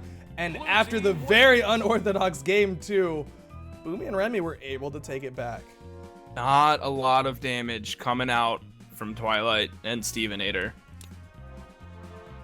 Oof, that is, I would have expected that game to be quite a bit closer. Yeah. But with that, we're going to go see what the analysts have to say about that interesting set. I think that was the most ridiculous set yet. Just Insane. you know, it was even in the beginning, but game 2 just went all for Twilight and Stevenator. Game 3 went all for Remy and Boomy. Like, what was going on? Okay, like that the first match, you know, it was like that standard play that you expect to see. Just Remy and Boomy just getting those small leads in certain situations where they could. A lot of those stacked entrants for coverage that I really love seeing. And then, there was you some know, classic great hall play, you know, both Steve and Twilight using Oh, yeah. downlights and ledge cancels and gravity cancels. A great play. Yeah, and I like the way that I heard you put it as we were watching this going on, just compounding the damage lead, stock over stock. And that, you know, that's what kind of led Boomy and Remy to take that first match. Twilight and Stevenator. Oh my gosh. Match 2. Game 2. Game 2 is just On fire. what happened? Twilight and Steve in 2v2 in general are really good at balancing edge guarding, knowing how to make it so that both of them can edge guard successfully Yes. without accidentally killing each other. And when they were given that opportunity with Boomy and Remy, they absolutely took it. And, you know, I don't want to call it a mistake for Remy to try to save Boomy, or vice versa, because saving your opponent is important. But I don't think they were in that position. I don't think they had enough practice saving their opponent in edgeguard situations to do that, because they just got punished over and over again for it. Yeah, I mean, that's the thing. Twilight and Stevenator, they've been a hardcore 2v2 team together for a long time, and that practice and communication shows. Because right on the edge, they were able to maneuver around each other. I don't think they hit each other once during that entire sequence. It was all just, you know, Boomy and Remy getting hit and hitting each other, and that quickly turned into those 3 stocks almost immediately. And I will give, you know, some mental fortitude check credit where credit is due to Boomy and Remy, where they could just kind of take it and be like, all right, let's wipe that one clean, start fresh, 3rd match, let's just focus here. Yeah. So, you know, they cleared it out. They went into that 3rd match. They, you know, they went, okay, let's not get ourselves in these edgeguard positions. And, you know, they sort of went to the fundamentals that they had in that first game, except I think this time Twilight and Steve might have been a little, they were riding that high from, you know, game 2. They were like, oh man, we're doing great. And they couldn't get those edgeguards like they, you know, did before. And there is where, you know, as Sparky and Duke were saying, like, that volatile pick of the 3 armor. You get either very aggressive wins or very sudden losses. And that really came out. Oh yeah, absolutely. That's just kind of where it all led to. Just through them, just so much damage taken. I mean, I'm still looking at the screen here, and, you know, Stevenator only took 464 damage, but that's because you get knocked out so early every time with that 3 armor. It's rough. It is rough, and, you know, just well done to Boomy and Remorse for taking that. Twilight and Steve have been sort of the favorite picks for this tournament. People expecting them to win. You know, that pressure is not to be taken lightly, and I'm sure they were feeling it. They're going to go down to losers, but I expect we might see more of them in the future. Definitely. And speaking of more, Designated Asian and Sparky, what do you got for us? All right, and we are back, and I don't know if I was kicked from the lobby or if the lobby shut down, but who are we playing? Who are we watching right now? Still in the lobby. 1 second. Can you try to rejoin the lobby?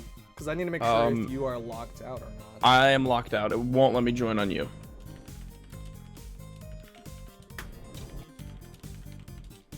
I'm gonna see if I can just guess the number.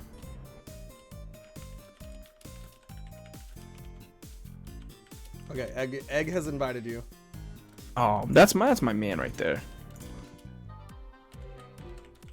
I really like it when we say something, and then TWK says it. Yeah, it makes us feel smarter, right? Oh, I accidentally and I invited Egg to PM in case he wants to change. in case he was bored with Boo. But I'm gonna go ahead and give them the go ahead. This is Frost. These are the 2 guys. One of the bigger upsets of this tournament today. Of life. Just like of anything, able to take down the Crocky and LDZ. Are they gonna continue this monstrous streak, this double Teros combination against Pugsy and Egg Soup? I don't know. We are seeing Pugsy and Egg go double Hattori. So Minivesin. And I'm terrible at names. And Dog, of course. Minivesin and Dog have blazed the trail of the double character 2v2 meta in the BCS. Personally, when I play Teros, I struggle against Hattori. Hattori just can keep so much fire on top of Teros, but Teros does have Teros is okay. But I'm just saying, Teros has the 8 strength. Yeah, he can take down a Hattori in the opportunity. They're going to King's Pass, and Frost and Dog and Minivesin might have gambled a little bit on leaving that King's Pass option open, assuming his opponents won't pick it, but Egg and Pugsy are no strangers to this map. I would not be surprised if we saw Neutral Sig the game the experience here. Pug gets a nice double onto his teammate and the opponent. Oh, Pugsy is doing Pugsy what? with the spear. Mini Vesson wants that weapon, and Pugsy brought him into the orange before he even touched it. Oh my word, Pugsy. I don't think Pugsy's been touched. Now Pugsy has been touched. Neutral Sig's thrown out. Dog and Mini Vesson are Mini Vesson definitely recovering on the back right foot. in the dog. Recovery. Mini Vesson gets a dare. Egg Soup's in trouble, but not before Pugsy takes down his Mini teammate. Vesson is about to have to go through the Berlin Wall of defense from Egg and Pug. It looks like Egg backs off to come put some damage on the dog. Ground pound. Mini Vesson's still alive. Pugsy still. Oh, has the hard ground pound defense. from Mini Vesson. Light and the weapon toss to follow up. Can't be there in physically, but he can be there with the weapon toss. Great logic from that team. Dog is though in the red. Pugsy is just now getting in the orange. Mini Vesson and Dog have got to turn up a little bit harder if they want to continue. Nice down light. Can he follow up with the recovery? No. Pugsy catches him with the dare. Pugsy is cranking it. And Dog spaces it out, hits him with a neutral sig. Side air Pugsy from just Pugsy. turning around in that snare. Mini Vesson caught between a Pug and an Egg. Gets the dare onto the Pug. Sears his teammate, but Egg Soup with the neutral sig sends him into the mine. Pugsy and Egg Soup, basically a stock ahead on each character. Nice ground pound from Mini Vesson, trying to play in that shenanigans with Pug and Egg. Not having it. Not going to play against that hammer. Neutral Sig catches Egg Soup. He's in trouble. Oh, but he makes it up with the help of a recovery from Mini Vesson. Nice downlight into a Sarah. Weapon toss. Not going to connect. Ground pound. What? Mini Vesson out of nowhere gets the ground pound onto the Pug. And now Egg Soup is the one on his team with the stock advantage. Oh, Not and for Egg long. gets scared from Dog in the shenanigans zone. Pugsy looking for a down sig. Dare. Dare. Mini Vesson playing truth or dare with Pug, and Pug keeps getting caught by the dares. Nice recovery. It's going to get him back up, but Mini Vesson immediately daring back down. Mini Vesson might have and overcommitted. Dog. Oh, he's fine. Mini Vesson and Dog are doing a great job of staying in this. This is still incredibly even despite a rather early start. Mini Vesson staying alive. Bomb toss. He's got to be careful going towards his teammate. Doesn't matter. Teammate's sent down. Dog now 1v2. Gets caught by the gravity. Cancel. Side. Red team wins. Oh my gosh. Catches him out of a ground pound. Gravity cancel side sig. And look at the damage from Pugsy. 610 damage. No messing around. They're going straight into game 2. Pug and Egg want to close this out, but Frost, Dog and Frost Mini Vesson, pretty strong showing. They were on the comeback path, but maybe just a little bit too far behind. It looks like we're gonna start banning out maps. And they got confused. We'll back out. They want to leave Grumpy on the board. Yeah, is they're what's leaving happening. Grumpy Tip on the They're leaving that table. on the board. This is a position where Pug and Egg have so much control. They can leave Grumpy Temple and King's Pass on the board with whatever map they want and basically say you can either go to a map that you've already lost to us on, go to a map that nobody wants to play on, or go to the map that we want you to play on. And that's exactly what they're doing. They're leaving Thunderguard Stadium, and I would not be surprised if we went to Thunderguard Stadium. There it is. Yep, they're definitely letting the boys of Frost choose their own fate. I wonder, I'm very curious about whether this double character meta is going to continue. I want to say that the Pug Egg double Hattori is a 100% an answer to the double Terrors. I wouldn't be surprised if we started seeing double Bodvars. That's fair, but I just think that the ability to have other weaponry options is a big strength in the terms of having another character picked. But right now, Pug and Egg Soup once again they're in the driver's seat, zoned but out. Dog with a big axe string sending Egg to the side, but Egg gets underneath with a recovery. Dog throws out the side sig, punish Pugsy on the left side, takes down Mini Vesson. Dog in the sky, not able to use the axe to destroy the mine. Oh, Dog almost hits Egg into the mine. Egg rested Dog. Dog looking to read with that neutral Pug sig. gets taken down. Ooh, but Egg turns around and Mini grabs Vesson down gets Dog, it! And Mini Vesson turns around and ground pounds the Egg. And we are evened up. Mini Vesson and Dog not to be slept on by any means. Nice side light into a down light. Down light, gravity cancel, down light into a recovery from Egg. Second recovery catches. Nobody expects the double recovery. Mini Vesson in the red gets a nice air. Can't keep an edge guard onto Pug. Looking for the recovery, gets the recovery. Pug might want to turn it around. Nope, Pug's gonna go on the shenanigans. Oh, Gets another Dog recovery is on the Egg. right on Pugsy's heels. Oh, but they both make it back through in the shenanigans. Lots of damage getting thrown around. Mini Vesson picking up a hammer. Dog has been going for really hard signature reads quite frequently, and he's almost gotten punished every single time. There's another one. Oh, and the mine toss! So Mini Vesson immediately takes down Egg. Stocks almost evened up. Yeah, Mine this toss not going to game is finish off Pug. Extremely even right now. Sair! Mini Vesson We're even. Airs Pugsy. This is an absolutely even game. We are back to even. Down sig charged up, Egg interrupts.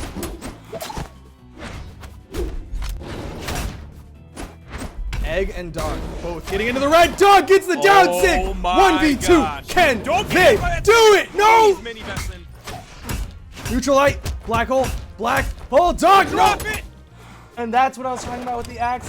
The neutral light has some vertical. It makes it a lot harder, but not without adding up quite a bit of damage. Almost hits him into the bomb. So many explosives.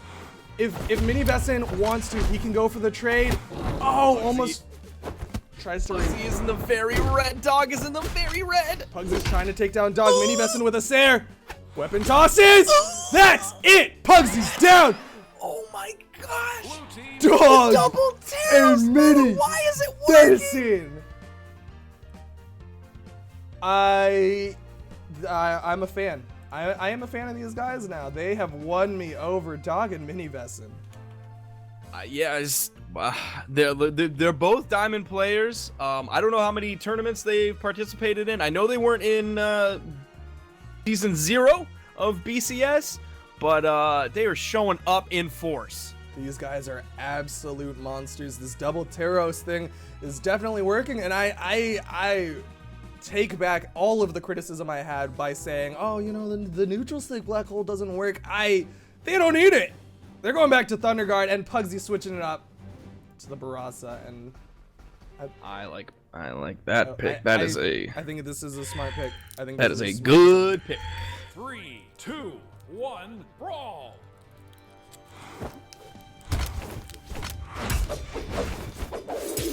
Dog in trouble. Mini black hole already in the yellow.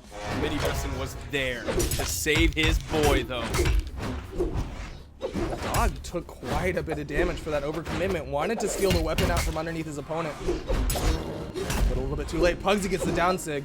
Dog is in trouble. Side air, and Dog's taken down. Mini Vesson took no damage during that power play that Egg and Pugsy had against him. I don't know how in the world he was maneuvering Taros around like that. He was moving that 747 like it was a fighter jet. Right now, Dog is having trouble. He's already getting into the red on his second stock. He's got to be a lot more careful. And it's not. Oh! What? What? Egg got knocked into that neutral sig.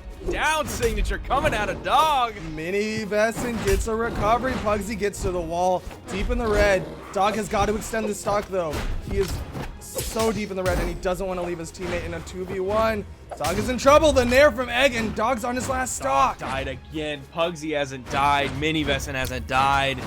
Sair? Egg died once but is in yellow. Weapon toss. Not enough. Dog Spike needs to ball. be more conservative. Pugsy doesn't have the jumps. What? Oh, Dog, you gotta be more. I mean, the whole Hello? holding on to your stocks thing applies to your teammate too. Want to hold on to your teammate's stocks. He's got to be more careful. Pugsy has a spike ball. They're looking to kill off Just Mini did, like, Besson. three- Ooh, egg! Pugsy just did like 3 unarmed ground pounds in a row. It worked. Stop Ooh, into a a neutral sig. stop Mini Besson, neutral sig. Weapon toss thrown out, not going to connect. X-Soup gets above, but Dog catches him with a downline. Pugsy was there to protect Egg with the gun ground pound. Pugsy is putting out absurd damage with the help of Egg Soup right now. Nice side air. Nice down air. Mini Besson trying to put out damage wherever possible. Dog just trying to survive right now. Throws out the down sig, catches X feet. Gravity cancels side sig, catches Pug, another side sig! But Dog gets caught by the ground pound and Pug is still not dead. Dog This is showing up 4 huge, but stocks just to taking 2 that. stocks. Nice This is going to sand. be a tough fight for Mini Besson. Mini Besson not able to catch Pug on the right hitbox of that recovery. Mini Besson is deep in the red. He's got to be careful about black holes. There.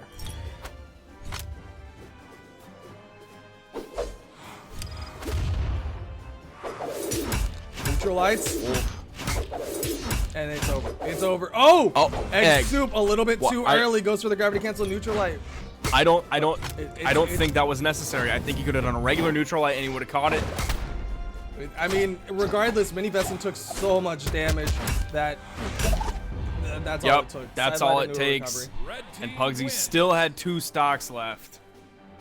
But really good showing from both Mini Abs- Besson and Frost. Or Absolutely. Dog. Absolutely. And with Definitely not a team anyone will be underestimating anytime soon. that, definitely not. And they're still in it. They got to go through the losers bracket, but we got to see what the analysts have to say about these teams. Okay, that was just phenomenal. I mean, Yeah, a lot of really the well team done. play coming in. Creed, From tell both me sides. what you know about bulls and ninjas. Oh, I do want to say real quick, up to this point, before now, Egg and Pugsy hadn't dropped a single match. The first team to do that is Frost. I mean, if we're gonna talk about 2v2 teams that sort of came out of nowhere, Yeah. this is definitely the one. I mean, Dog and Mini Besson, they're not nearly as, recognized in the 1v1 scene, but the synergy that comes out of them in these 2v2 matches, being able to hit off of each other, that is just, it's really good. So good. I mean, almost every single time there's some where the punishes just kind of work out that way and they get a ton of extra damage, but there's a lot where they clearly plan it and set up for those kind of things. And I don't know, it really shows. They were able to kind of separate Egg and Pugsy and get a lot of damage that way. I will say it probably has a lot to do with Egg and Pugsy's ability to adapt on the fly. So I think, they might have gotten caught a little bit off guard. Those first matches were very close and they did lose game 2. Yeah, you talked about being able to adapt. Egg is very much a wild card player. Yeah. He likes to, delve himself into the randomness of the game, and he specializes in that. Pugsy, a little bit more solid, but he's also just very aggressive and just goes in a lot of the times. And their first Hattori match, I think that might have thrown them off, especially like in King's Pass. What a great pick by Love it. Egg Absolutely and love Pugsy. it. They did a fantastic job there, and that was the right pick for them. And of course, Frost recognized that and turned that around in game 2 and prevented that from happening. But I think in game 3, Pugsy switched to Barraza, along with, a familiarity with Thunderguard. That, I think, was super important. These map picks and character picks really came out in full force throughout this set. Yeah, I absolutely agree, especially because we saw a black hole kind of emerge, and I know you were talking about this as we were watching it, on Thunderguard, and the players from Frost, one of them just ducked underneath and then uppercutted to save his partner from that black hole. And I know you were talking about any team that knows how to properly save someone from a black hole, that situational awareness is invaluable.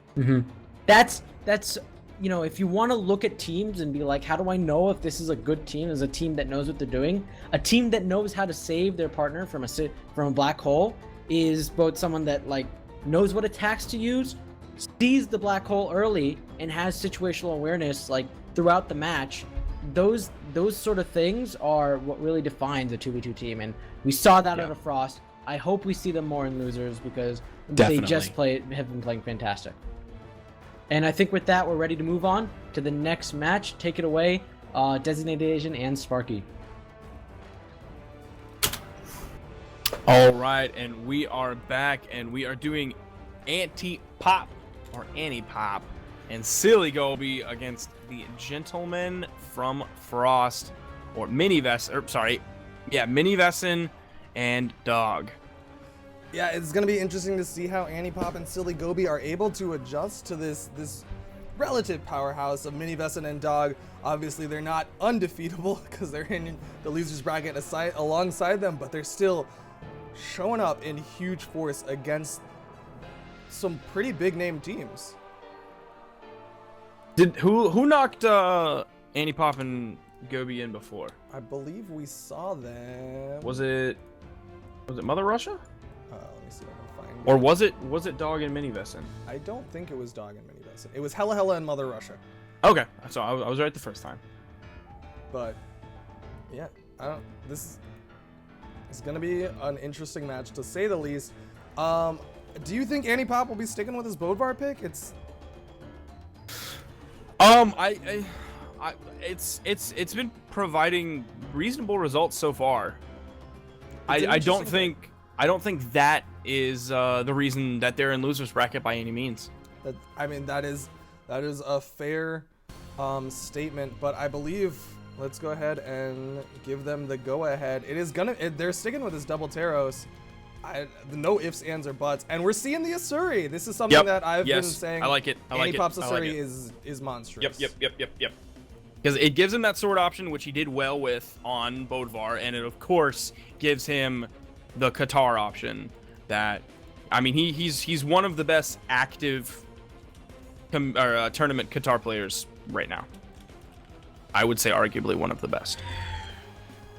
I would say on tilt, but he doesn't actually play in tournaments. Yeah, he's been relatively docile as far as the tournament scene goes, but it doesn't matter because right now Anti-Pop is trying to use this sword, throws it away. There's the There guitars. we go, Anti-Pop. Pick him up, boy. Dog and Mini Vesson, that is the first weapon pickup of the game, and it's been 15 seconds.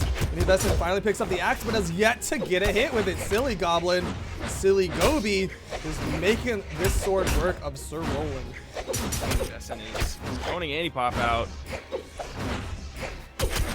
Anti-Pop catches his teammate with a neutral light. Ooh. Mini Vesson looking for the gimp, gets a Sair. Ooh. Anti-Pop gets to the wall, and Mini Vesson is gonna gimp his teammate.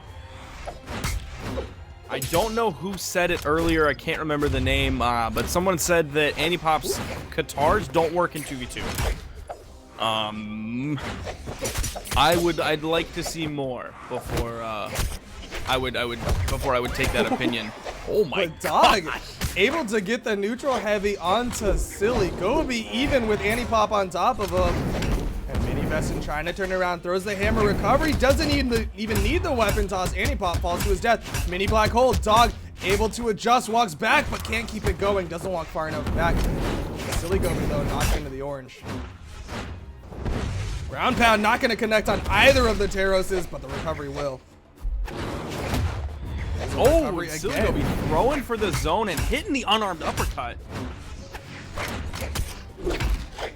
Dare from Mini Vesson is going to knock his teammate around, but Dog gets a nice Sair onto Silly Gobi. Another Sair from Mini Vesson. Knocks Anti-Pop into the down sig. That was some good teamwork right there. Dog charged that bad boy up. Anti-Pop with the dare. Oh, Mini Vesson trying to help his teammate out, but wasn't able to. He tried, and he Might went get back punished. and he took a ground pound, but he's virtually in white health right now, so there's very little get potential there. Target on Silly Gobi's back. He's the one in the red, but Dog and Mini Vesson not able to get near him. Nice dare. He's gonna rack up some more damage. Gravity cancel side sig, not gonna connect. Silly Gobi gets past. Mini Vesson turned around onto Anti-Pop. Can't get the edge. Dodge the weapon toss. I'm looking for that neutral sig. Dog gets a nair. Oh, low to the ground. Fadeaway nair onto Silly Gobi. Anti-Pop going low. Gets a nice dare onto Dog, and Dog falls. Giving that hammer unarmed. Mini Vessi, Man, one sorry, he's a good character. That is a good pick. Oh, Silly Gobi looking. Oh my lord, that signature has some startup. Silly Gobi, gotta be a little bit quicker with that. And the big recovery taking out Annie Pop, but will it be enough? Oh, Mini Vessin burning a lot of options, but Silly Gobi Yep. not able to punish with a ground pound. Instead, went outside. That mine soaring right over Mini Vessin's head.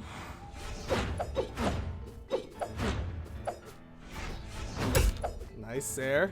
Wants to catch one of them into a 1v1 on the edge.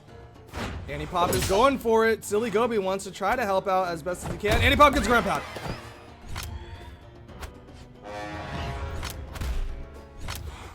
Mini Vessin has got to be careful. Cannot get caught by any sort of black holes.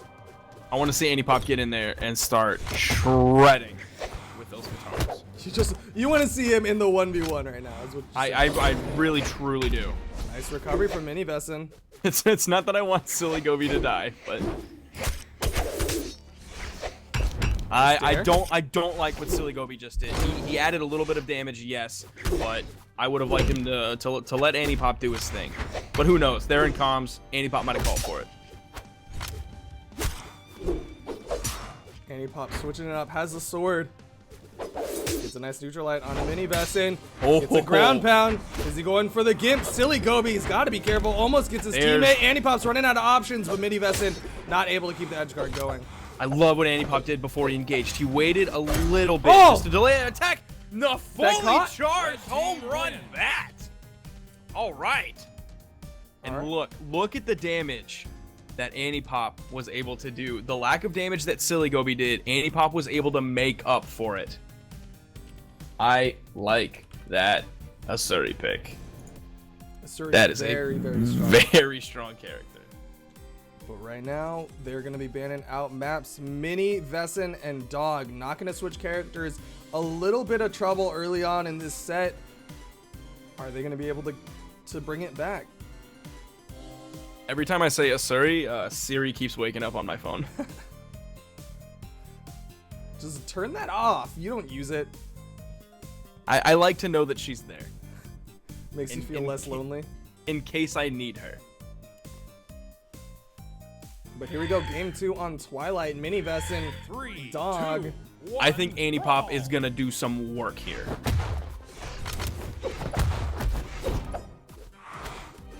Dog pushes away the hammer.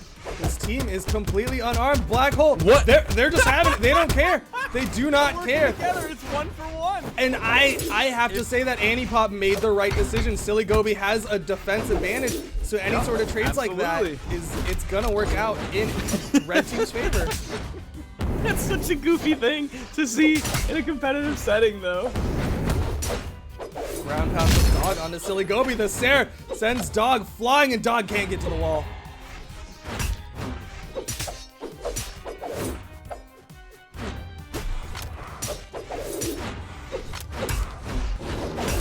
Neutral light from Mini Vessin goes for the side sig onto Annie Pop, but not going to connect. Oh, he was just out of range of that axe recovery, but Mini Vessin gets the Sair.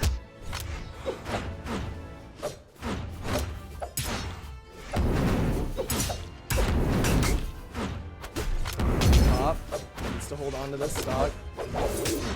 It's a nice neutral light onto Dog. Side light.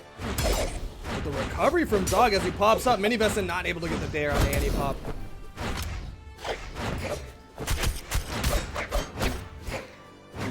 Sair. Mini Vessin in trouble. Gets caught by the ground pound. Silly Gobi turns around, gets Dog on the left side. Annie Pop was able to disengage from Dog, get the kill on a Mini Vessin, and have faith that Silly Gobi was going to pick up the other kill. Annie Pop is still on his first stop with Asuri. Recovery takes that recovery him down. is absolutely going to kill her, though. And there's a nice recovery from Dog, wanting to finish off Silly Gobi, but couldn't get the hit. Silly Gobi makes it back down safely. Now they've got to get him into another position. They got to be careful about that mine. Yeah, they're playing very close to that line. Dog is deep in the red. This might be the end of Frost. Neutral Sig not gonna connect. Dog Ooh, gets that the disco. breakdance was able to save Silly Gobi. Sair. Neutral Sig not gonna connect onto Anipop. Mini Vesson. He did all right in the 2v1, but Anipop is not having it. Mini Vesson gets past, doesn't get caught by the Neutral Sig. Silly Gobi gets him with the side Sig, but he bounces off the island. Sairs. Oh, Anipop was reading Sairs. Mini Vesson to go down. Oh, couldn't get the Sair train going onto Silly Gobi, but still able to Mini add up Vesson. damage. Mini Waiting Vesson that is not axe afraid. round. He doesn't care. I mean, my man's got 2 stocks right now, and he is Taros. It's still a 1v2 regardless of stocks. If he overcommits in any direction, he could What? get caught. Interesting neutral light. What was that neutral light? Not sure I agree with it. I think he brain farted for a second. Oh! Gravity cancel neutral. It helps, but it's not exactly the one he wants. He needs to get Silly Gobi, and this is his my chance. gosh, Mini Mini Vesson. Vesson.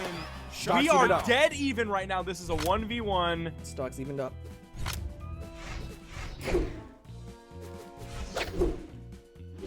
Sam. Mini Vesson with his hammer. I would like to see him switch. I want to see him with an axe. There it is. He's got the dares. Can't catch him with the Sair. Can't catch him with the Sair. Anipop spot dodges and is able to get a big guitar string. And this is the there we're power seeing- of Anipop's guitars. Even when he doesn't hit a 1 million combo, it's 3 here, 2 there, 3 more here, 1 there, 3 more here, and that is damage that you are just building and building and building, and it creeps up on you faster than you expect. Anipop has been able to put Mini Vesson into the blender, but Mini Vesson now has Anipop on the sword, throws away his guitar, throws away his axe, but able to pick up a hammer before any major damage has been done. Gets caught by the neutral light. Ooh, dodging A little bit in onto a over-aggressive. neutral light. Dare. I would like to see Mini Vesson There. throwing just a bit more here. There's another throw. Pick up the hammer. Oh, wasn't able to do the Go pickup there. get it, please. Go get that weapon. Unarmed against sword is not a good idea. Sair, throw it away. Sair. Pick up a hammer. Get the Sair. No, throws it down. Tries Mini to read. Vesson. This is a bad spot. Anipop has the Oof. edge guard potential. Mini Vesson. Ground pound, and Anipop takes it. Early dodge. Anipop gets the slightly delayed ground pound, waiting for that dodge to finish its iframes.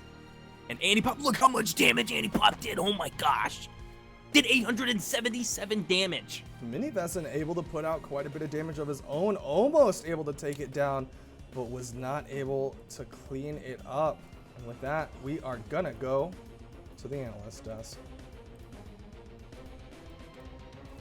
Oh man, that was almost tragic at the end. Seeing him burn his dodge just a little bit and getting punished with that ground pound.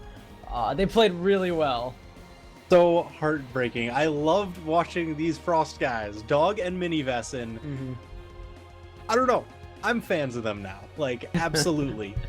It's just, you know, if he had just dodged upwards instead of down, like Just just a little bit. split-second decisions like that. But hey, you know, definitely give credit where credit is due. Anipop and Silly Gobi, fantastic play. You know, Anipop switching to Asuri from the last time we saw him. Asuri's a character Anipop has used a long time and is a very strong character for him. And I'm glad to see it sort of back because I think that really helped him out throughout this set.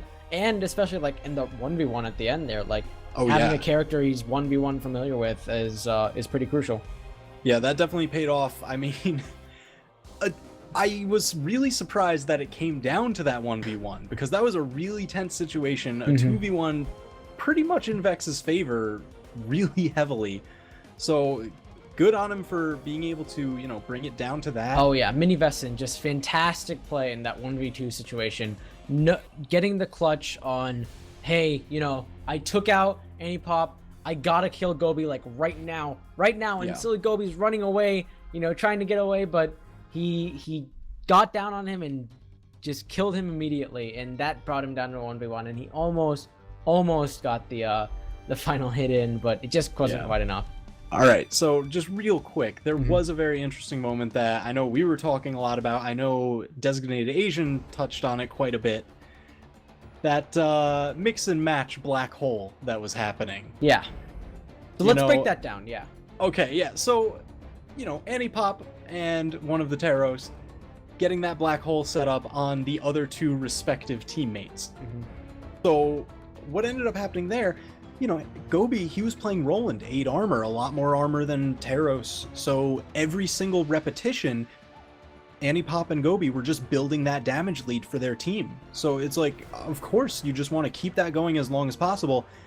And I don't know if I really agreed with Frost being all right Continuing. for doing that Right. just so many times for so many repetitions. I understand Taros, 8 strength, like very strong. He's gonna knock people out quickly, but I just don't think it was worth it for them at all. So, I do wanna say, like, there's two situations in which I think it's favorable to do a inter-team black hole. The first is the one we saw, where Yeah. basically one of the people in that black hole is already red, and if you're on the team who's doing that black hole, or who has that teammate who's already red, like, and the Oh, yeah. other player is in white, the only thing that black hole does is build up more damage against that white player, because the red guy is already going to die from a signature or a strong hit, right? Right. So that's great for you. The other situation is when you have a defense differential. And in this case, it wasn't quite there because Roland and Taros both have high defense. But certainly, I'd be interested to see if it does happen in this tournament or maybe sometime in the future. But if that damage differential exists and your team is the one with the low defense character, you do want to continue that black hole, because at the end of the day, it's always harder to kill the other character with the high defense, and if you build up that damage, it's going to be much easier. Yeah, definitely a lot of possibilities, things that you gotta think about when you're in these kind of situations. But I don't know, I'm just sad to see Frost go. They were some of my favorites, but they played good on very well. Antipop going back to his main, back to his guitars. I love seeing that. I want to see more of that as they push through the rest of this bracket. And Yeah, certainly. And, I think that if Antipop can stick to that Asuri legend pick, that's going to be super important. Gobi, we've seen some fantastic play. I think, he does play a lot of... he does play in 1v1, but we haven't seen him quite as much in those 1v1 tournaments. So, again, I'm really enjoying seeing the new faces in the 2v2 scene, of seeing people who aren't as traditional in 1v1s, like, oh, hey, 2v2, it's Right. not as simple as just getting two, really well-placing 1v1 players and putting them together and suddenly expecting synergy to happen. Oh yeah. It's not that simple. It happens, of course, for certain players who mesh together. Steven Twilight, certainly great 1v1 players, but they also know what they're doing. And that's important, and I'm glad just to see that proving itself. Yeah, absolutely. I mean, team synergy, name of the game. We've seen, as you said, strong 1v1 teams fall to it, and I really hope that we get to see more of that very soon. I do And I want think- to take a quick Oh. look at the bracket and sort of talk a little bit about what we're going to be expecting in the future. Yes. So, we do have Antipop and Gobi moving on up. The other three teams currently in losers are Moose and Clippership, who we haven't seen at all. I'm very excited to see that. Hella Hella and Mother Yes. Russia, the sort of the other team that came out of nowhere, and then Twilight and Stevenator, who they got brought down. We'll see if they can pick themselves back up, because they are the favorites to win this. And everyone's expecting to. Are they going to, or are they not? Are they going to fall under the pressure? It'll be very interesting to see. I don't know. They're kind of my pick right now to make it out of the losers bracket. Mm-hmm. So I mean, I'm gonna be looking for that. But Over Hella in Hella and winners- Mother Russia, they're- Yeah, another team that we've all sort of fallen Fresh in love faces. with, because they've got this great play style. We didn't see them before, and that's super cool. Over in winners, though, Boomy and Remy, who of course beat Twilight and Steve, like that's huge.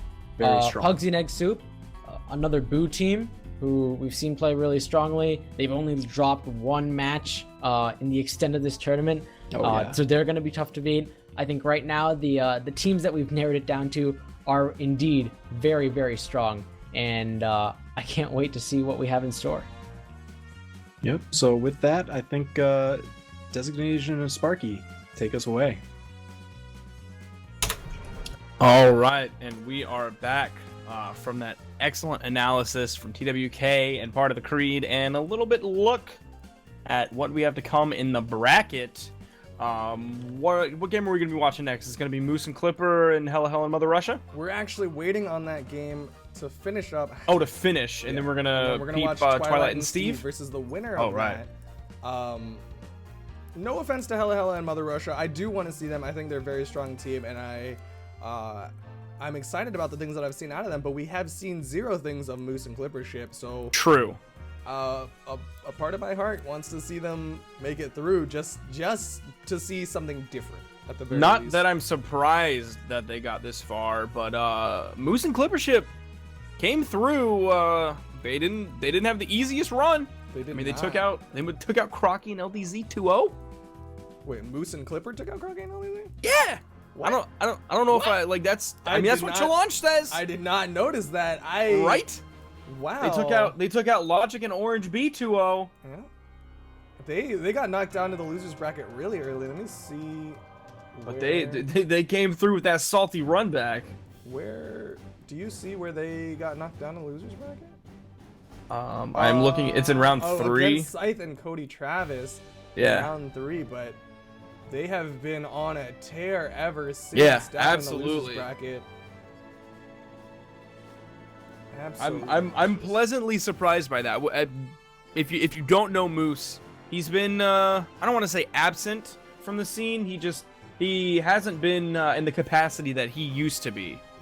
Yeah. He was for a very long time. He was a very, very top player, ranked extremely high on the ranked leaderboards. And that's not to downplay what Clippership has accomplished in ranked, but definitely of that team, Moose is the larger name. Yeah, I mean, Moose started alongside Stevenator, right? Back in the good old days, Moose and Steve were 2v2 partners. Not the good old days, excuse me, but just way back when. They started off together, and then somewhere along the lines, Stevenator moved off to do his own thing, and Clippership is... Oh, Steven Moose.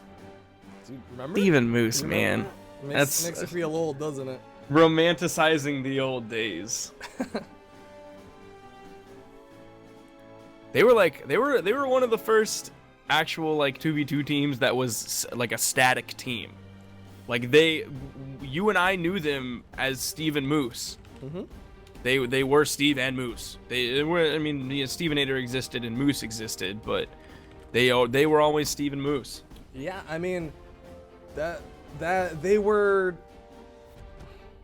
a very interesting team. They were one of those teams who back in the day it was like there's a bunch of strong 1v1 players, right? In the same sense that like if you put EXO with like a person, you're just like, well, EXO's a strong 1v1 player. But Steve and Moose, it just had this inherent synergy due to the fact that they knew each other outside the game. But now there's potential for them to be opponents in this. Uh-oh. I'm seeing Hella Hella and Mother Russia, and it looks like we're just completely wrong. And it's gonna be Steve and Twilight versus Hella Hella and Mother I mean, no, Russia. we didn't make any predictions. Correct. We were talking about what our hearts wanted, Exactly, but not what our minds thought.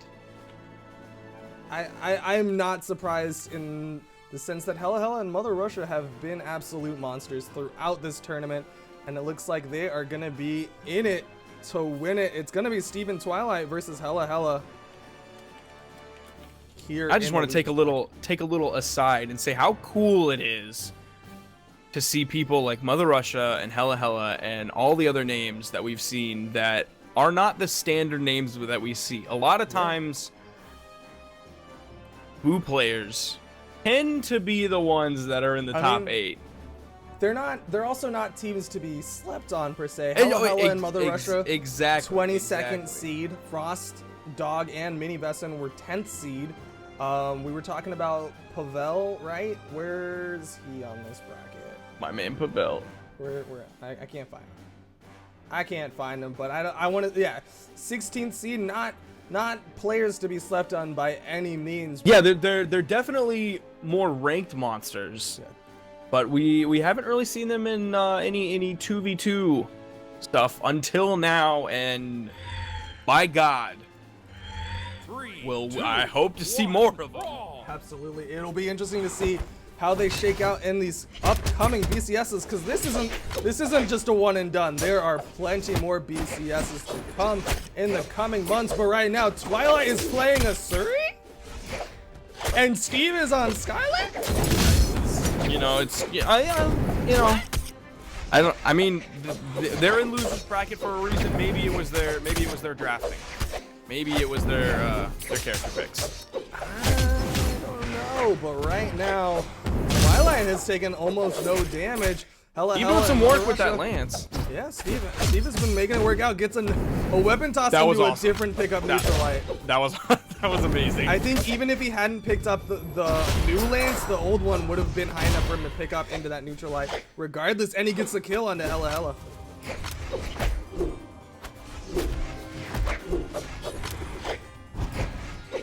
Steve with the hammer now gets a nice Sair onto Mother Russia. And he finish it off before Hella Hella takes down Twilight. Twilight right beside him, but not gonna Twilight wasn't even didn't even go for it. But huge intelligence from Steve to go there to try to help him out, and catches Mother Russia with a Sair the mine. Oh, and Hella Hella puts himself into the mine.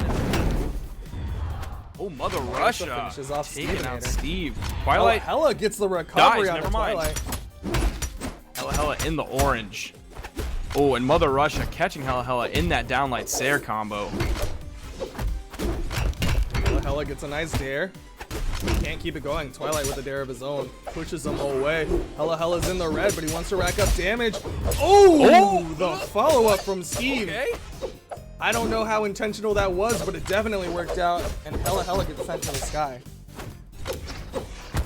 Stevenator's in the red though. Mother Russia might be able to couch him. If he gets a sword, he can go for those sword down six that he loves so much.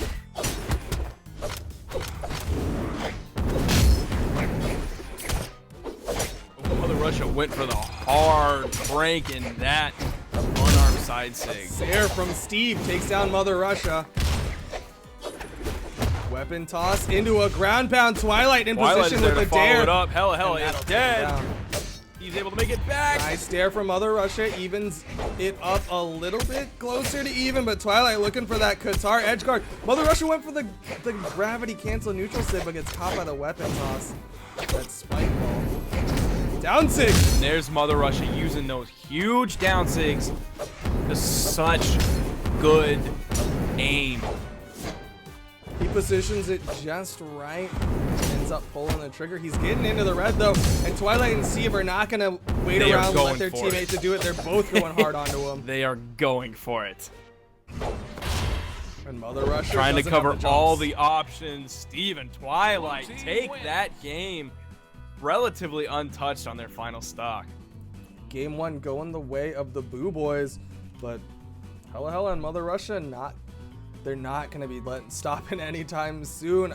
I don't know what adjustments they need to make right now, but it looks like they're just gonna let Twilight and Stevenator make the adjustment for them. Twilight switching to Bodvar. I wouldn't hate seeing a double Bodvar. I think for Twilight and Stevenator, double Bodvar should be an option that they consider. Yeah, I definitely think that it's an option that should be on the table at the very least. Both of them Bodvar mains at heart, but this is what I'm saying. Play Bodvar Steve's gonna be Bryn. playing Bryn. Nope. Or Hattori, double sword.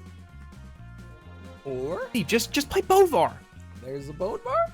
That's my man. Hella Hella. That's my man's right there. There's a Bodvar.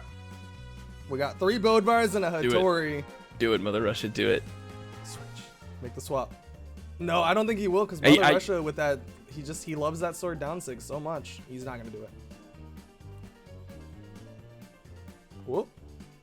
No. Okay. Playing with my heart. Map's getting banned out. We're going down to Mammoth. We're down to the maps that I like. We're down to the standards, Down and to- it's Shipwreck. Shipwreck.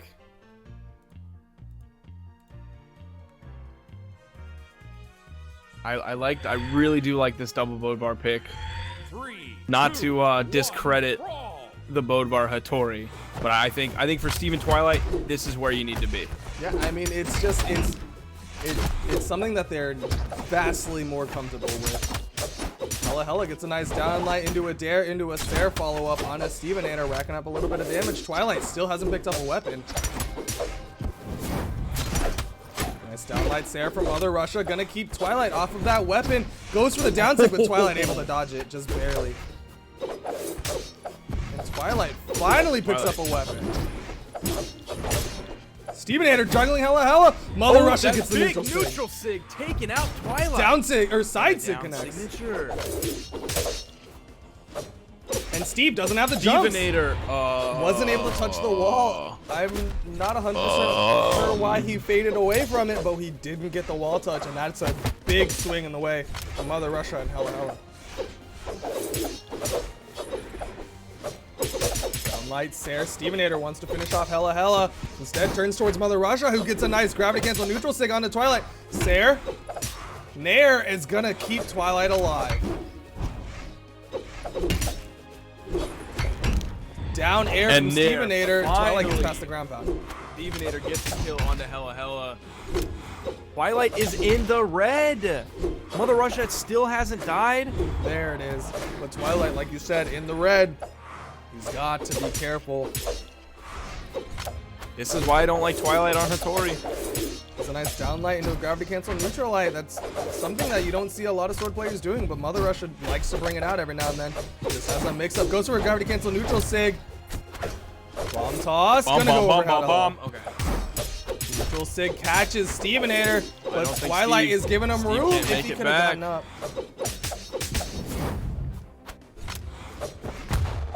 Hella finishes off Twilight. Hella's in the red though. Stevenator might be able to take him down. Look how much force that neutral light had. Ooh, Steve trying to read with that neutral sig. Downlight there. Downlight stairs. Downlight stairs. Steve, can he keep Mother Russia Another off? Goes for the downlight. downlight He's looking dare, for the but Mother downlight Russia dare, gets but past. He drops the dare.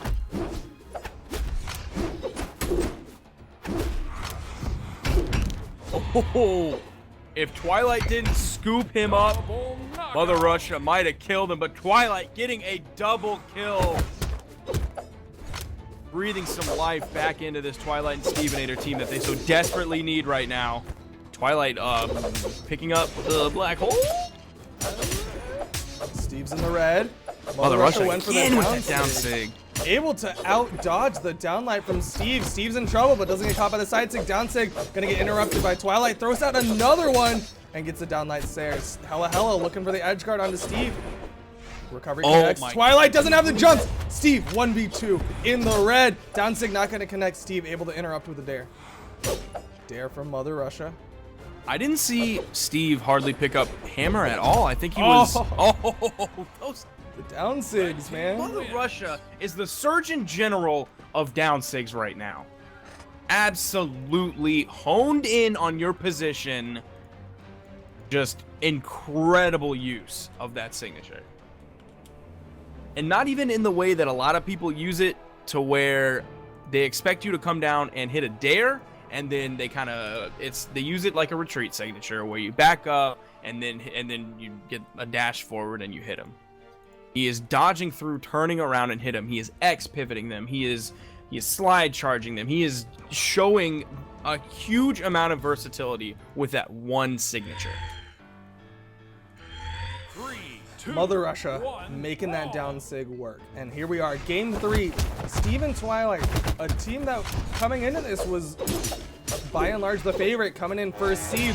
And they are struggling to take control of this game. Right now, Steve is on that brain. It looks like the Bodvar pick just didn't work for him. He's got the axe in hand. Tries to get on top of Hella, but Hella catches him with that neutral light. Twilight with that hammer, trying to keep Mother Russia off the map, but can't get the edge guard. Sayers finishes off Hella. I can't believe that killed. I was He's not playing expecting Bodvar. it at I all. can't believe that killed Bodvar from the opposite side of the stage. Mother Russia is in the red. Steve catches him with a nair, can't finish it off. There's a Sair, but Hella turns the force into a recovery into the sky. I don't Almost know worked. if he would have died. I think he would have died regardless. It's a Bryn Ag Sair. It's got force behind it. Twilight is just zoning out, hitting Mother Russia at max distance.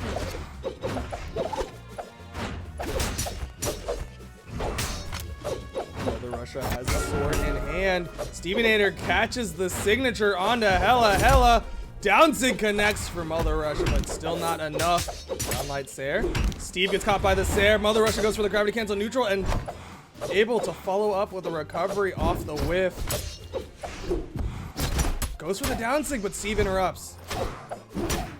Twilight deep in the red on his first stock. Hella already in the red, gets a nice dare onto Stevenator, but it's not going to do too much. But Steve's in his last stock. Twilight takes down Mother Russia. Hella able to finally finish off Twilight's first stock, but Hella's deep in the red, and it is even stocks right now.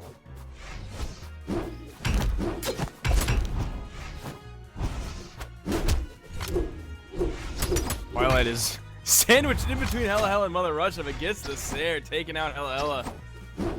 Twilight and Steve are up by a stock right now. Hella gets a nice recovery. Twilight going for the nair, wants to juggle Mother Russia. Mother Russia is in trouble right now.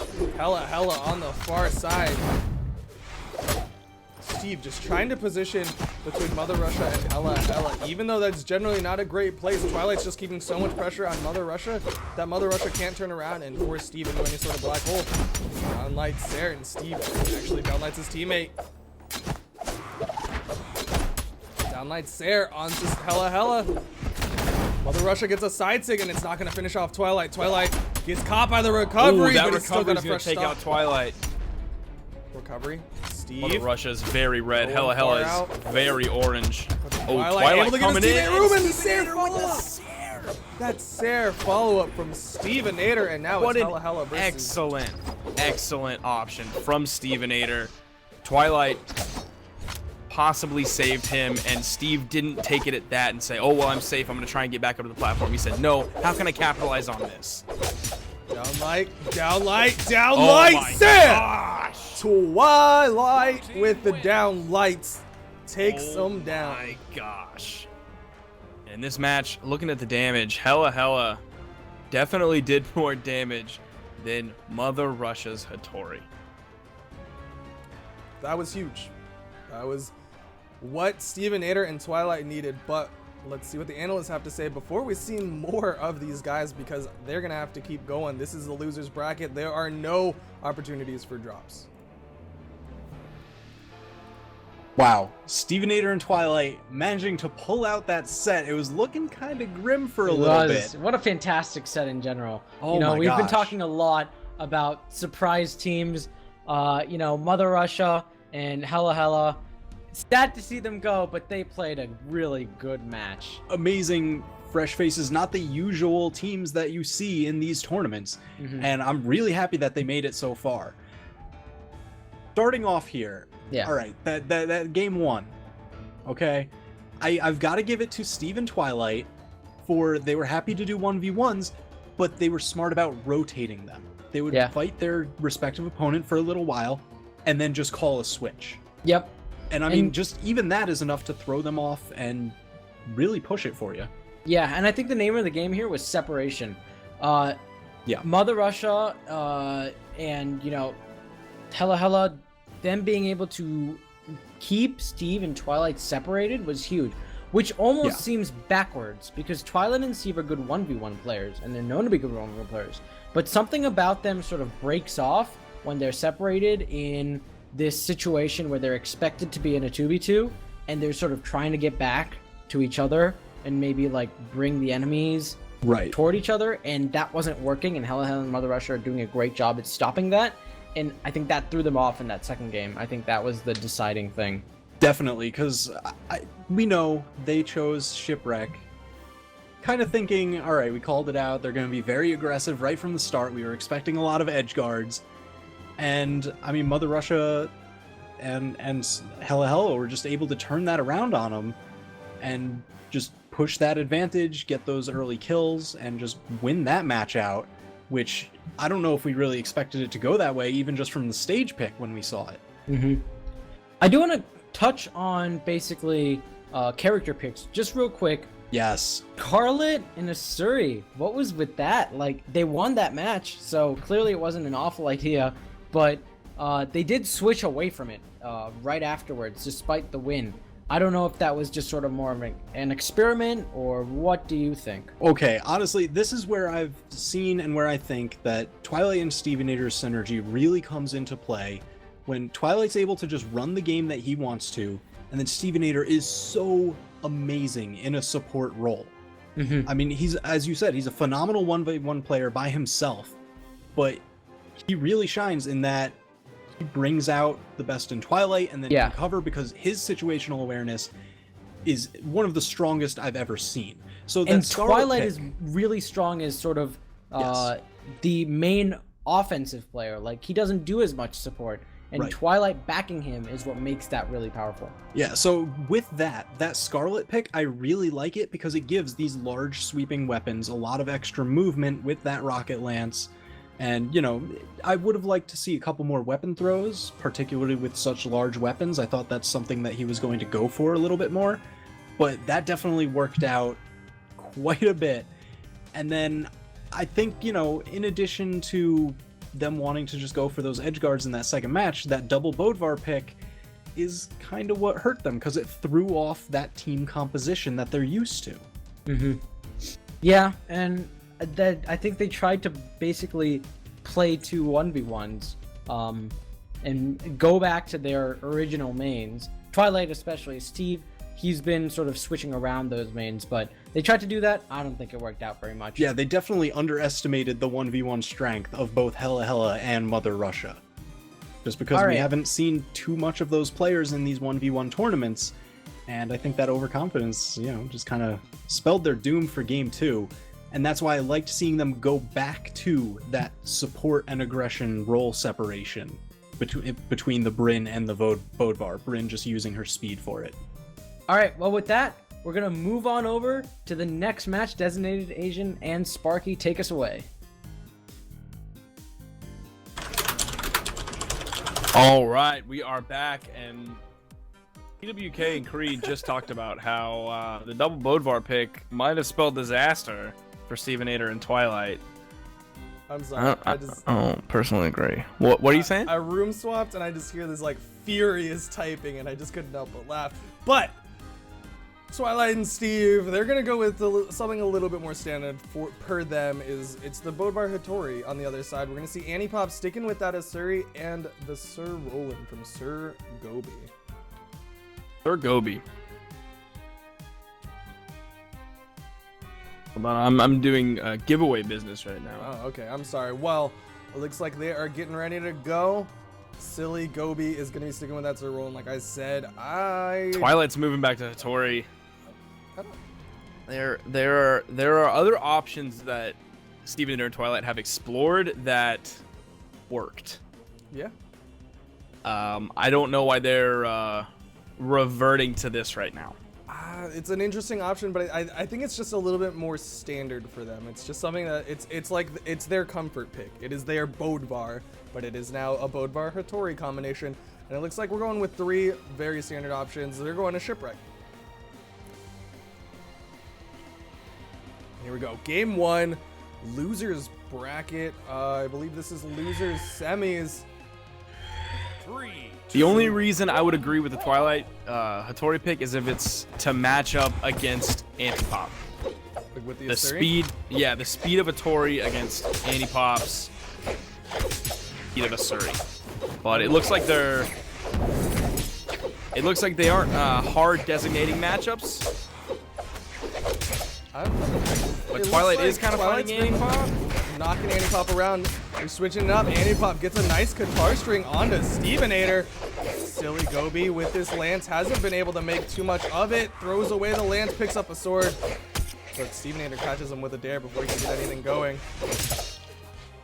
Swords on everyone except for Antipop. Silly Gobi jumps into the neutral sig, but he's gonna survive, not without daring his teammate. Silly Gobi gets a nice neutral sig on his Steve, but Twilight's there with a Sair to redirect the force. Dare from Anipop. Line Everybody in is place, they've gotta be very careful. red. But Steve Oh, and catches the Steve is gonna Sair. get the first Silly strike. Gobi gets caught by the weapon toss from Ooh. Twilight, and it is a double kill going the way of Boo. Steve threw the hammer, Twilight threw the harpoon. All of the options were covered. There was nothing for him to do. Twilight almost got hit by that. Oh, and Light Silly recovery. Gobi. Twilight not done yet. Recovery not going to connect, and Twilight catches him with a Sair. Sidelight gosh. Sair. And another again. Sair. Anipop finally able to take down Stevenator, but there's been so much damage done to Vex. Silly Gobi is extremely orange right now, just like that, and now he's red. Twilight has been putting the beating onto him, but Anipop turns around and responds, getting a kill onto Twilight. Game is even stock-wise, but not health-wise. Not at all. Silly Gobi is deep in the red. Twilight on that fresh stock gets a ground pound onto Anipop. Anipop's in trouble. Gets to the wall. That stomp there is not enough to kill Silly Gobi's Roland. The defense is too strong. Silly Gobi gets caught by the weapon toss. He's got to start using that lance. Oh, and Twilight's going to Twilight stuff it. takes He'll it. take it. Perfect. Halting that momentum immediately. I love that when a character is very low, Twilight and Steve will both go to double edge guard and eliminate any possibility of Silly Gobi or Anipop getting back safely. I love that. Very intelligent play. Even if they're both there for only a second, their presence enough. But Anipop is gonna hit Stevenator into Silly Gobi, who is gonna kill Stevenator. Silly Gobi trying to take down Twilight. Steve catches Anipop with a dare. Twilight calls in a weapon, picks up a sword. Anipop is in trouble, throws his weapon at Silly Gobi. Anipop trying to get past Twilight, but Twilight with that sword is very effective in that edge guard situation. Dunlight, Sair, Silly Gobi, and Anipop both on the ropes right now. Signature's not gonna connect. Anipop catches Silly Gobi. Downlight. Almost had the double downlight getting Nice both there. of them. Silly Gobi is dead. Twilight has 2 stocks. Stevenator has almost a fresh stock. And there's a nice neutral sig from Twilight. There is that game. Blue team He wins. tried to be a little bit stylish, right? He tried to show off a little bit too much. Went for a gravity cancel downlight. Doesn't get the gravity cancel downlight, but it was able to clean it up with the neutral sig. And Silly Gobi not too effective with that roll, and I might see a character switch. Scarlet? There's a Scarlet. I don't disagree with it. He he did just- 300 damage. He isn't doing work with the lance. He did 300 damage with Roland, and it seems like the only other pick he has is Scarlet. I think he's relying too hard on the lance. He is sticking with it in his hands for too long when there are other options on the field. I don't know. In my opinion, Lance can be so readable right now, and against Twilight and Stevenator, they are reading it. I mean, Silly Gobi did get that one big gimp in the, I believe it was the Cracky LDZ set. So it might not be the worst thing in the world, but I have to agree, the Lance just hasn't been very effective on the side of Vex. But he's got to know something that we don't. But we'll see. His Scarlet earlier, correct me if I'm wrong, I didn't remember it doing well, or did it do well? No, he like I said, he got that one Sair gimp that was definitely massive. Was it enough to win it completely? I wouldn't make any major statements one way or the other, but Silly Gobi, he's confident in the Scarlet pick, and he's got the Lance that we're a little bit critical of right now, but he gets a nice Sair. Not able to chase into anything big. And he's zooming all over the map. But a dare gets a nice neutral light follow up. But I mean, he picked Anipop up in that neutral light. Weapon toss into a neutral air, and that's one of the things That's what he needs to do more of. Is the weapon toss into unarmed. He's still sticking with his lance. Gets a nice neutral sig onto Stevenator.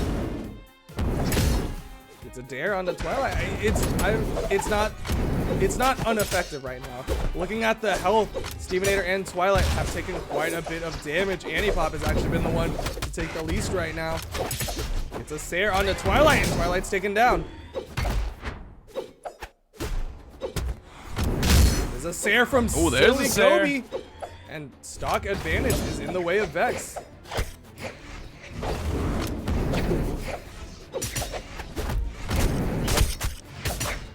Anipop might have been part of wrong that. person in that. I think That he recovery contributed picked up to that. Silly Gobi. Stevenator dodged out of it. That is just wrong place, wrong time. Right now, Anipop has got to extend this stock for as long as possible if he wants to use the entirety of their team advantage. But Silly Gobi has got to make sure that he doesn't get taken down too quickly. Anipop is caught.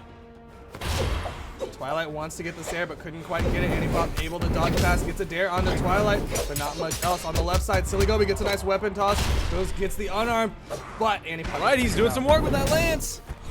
That's what I'm saying. I think And I he's just a definitely- little bit more I think comfortable it's- with Scarlet's lance. I would say it's definitely an issue of Scarlet's lance over Roland's lance.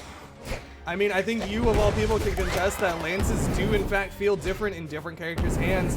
Yup, And yup. it's working out for Silly Gobi. Just the different dexterity and move speed. Just the big factor for Silly Gobi right now. He's not able to pick up the weapon. Stevenator has a hammer in hand. Anipop gets a nice downlight into a sidelight, into a bomb toss to finish off Stevenator.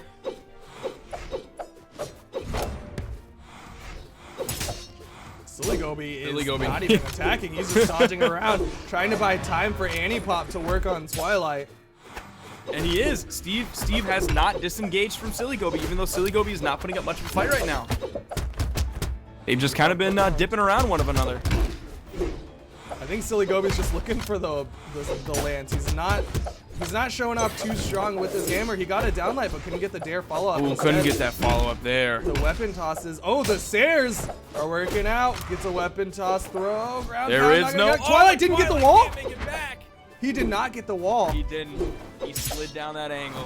But Stevenator Sair. gets the downlight Sair. Anipop and Silly Gobi are quite a few stocks up right now. Stevenator is getting into the red. That scoop's not going to be enough to kill.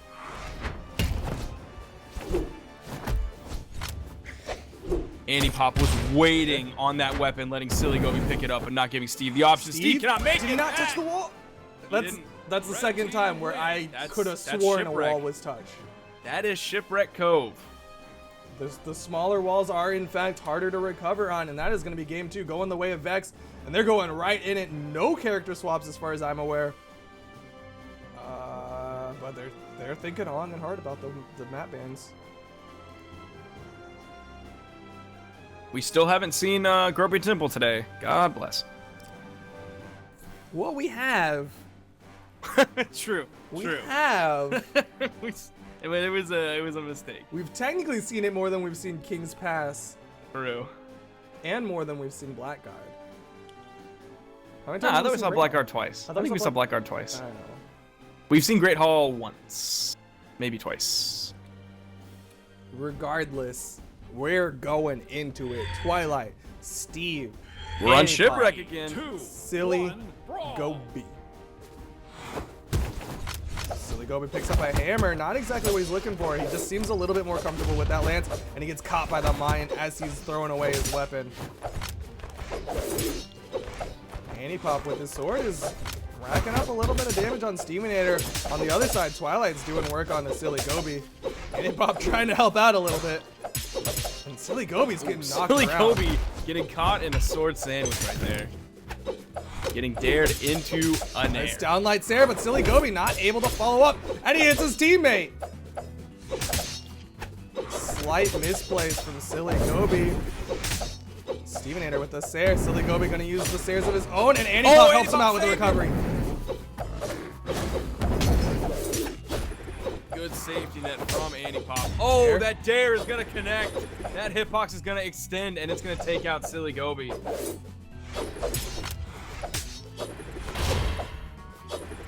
Silly Gobi trying to really hard read with that neutral sig. Going for the read of the sentry, but not able to finish off anyone just yet. Silly Gobi gets the down 6. Stevenator taking down Anipop. is in the red, but Silly Gobi His gets the dash edge guard is onto down. Twilight. There we go. Silly Gobi hitting that huge ground pound. Andy Pop still hasn't died. Silly Gobi, there's the downlight dare. Not able to follow up with the nair, but he's actually following up with the downlights at least. Gets a nice weapon toss into an unarmed nair. Andy Pop's in trouble. Twilight looking for the edge guard, but can't get the Sair. Downlight Sair will really- finish it off. Okay, there you go. Twilight didn't really commit to the edge guard. Silly Gobi now has the lance. Neutral Sig not gonna connect. Downlight catches his teammate. Annie Pop looking for the edge guard onto Twilight. Silly Gobi is in position, but not able to rack up anything onto either player. Twilight gets into the red. Nair, no recovery follow-up. Side Sig not gonna connect. Annie Pop is trying to stay on top of Twilight. Silly Gobi just trying to space out Stevenator with his lance. But Stevenator gets able past. to get through those defenses. Knocked away Andy Pop, and Silly What? Gobi almost hit that neutral sig. I'm gonna say Andy Pop predicted that and hit Silly Gobi away. I Ooh, guess that big was dare. a saving moment. Ground pound not gonna connect. He Twilight waited didn't burn anything. just a second too long. Ground pound from Big Twilight ground takes pound. down Silly Gobi. That steep angle. That was a very sweet spot on that ground pound. Game is still pretty even right now. Silly Gobi is on his last stock, but is very fresh. Twilight very red. Andy Pop very Sair red. takes down Twilight. Can Silly Gobi follow up onto Steve? No. Steve just turning around, not gonna give Silly Gobi any opportunities. Annie Pop is caught by the Sair. Stevenator, the weapon toss finishes it off. Silly Gobi bounces out of the black hole, but the downlight Sair Oh, might be Silly enough. Gobi staying in. No dares thrown out from Silly Gobi just yet, but Annie Pop Silly gives Gobi him the dies room. here. Silly Gobi has to play very carefully, but he also can't just let Steven Twilight. Oh, And that might spell curtains. Annie Pop in the 1v2. Stevenator, 2 stocks to his name. Twilight with health advantage above Annie Pop. Dare. Recovery? No recovery. There's a chase dodge recovery from Stevenator. But Annie Pop is just bouncing around, gets past one, but the other is right next to him. Gets a nice rest onto Twilight, but Twilight with gets a the double downlight. downlight Sair and hits him in the head with the sword.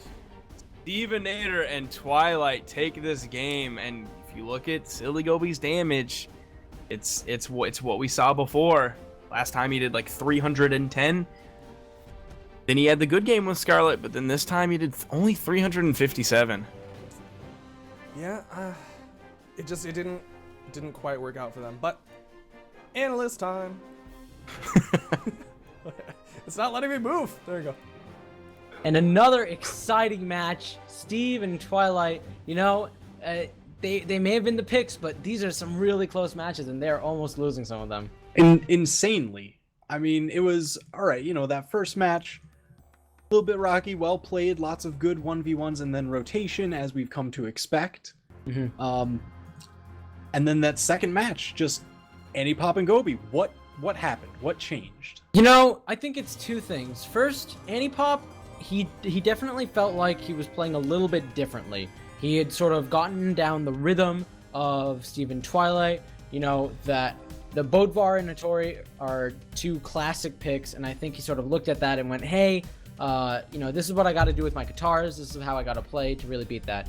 It was subtle, and it was very small, but I think it was significant. The other thing, of course, is that Silly Gobi changed to Scarlet. Yes. And again, while this wasn't, you know, some substantial huge change, didn't rack up all the damage, just having higher attack, I think was enough that sort of compounding damage that really built up, and in the end, they, you know, took off Steve and Twilight stocks faster than the other way around. Yeah, absolutely. And it's, you know, good on Steve and Twilight for adjusting that final game.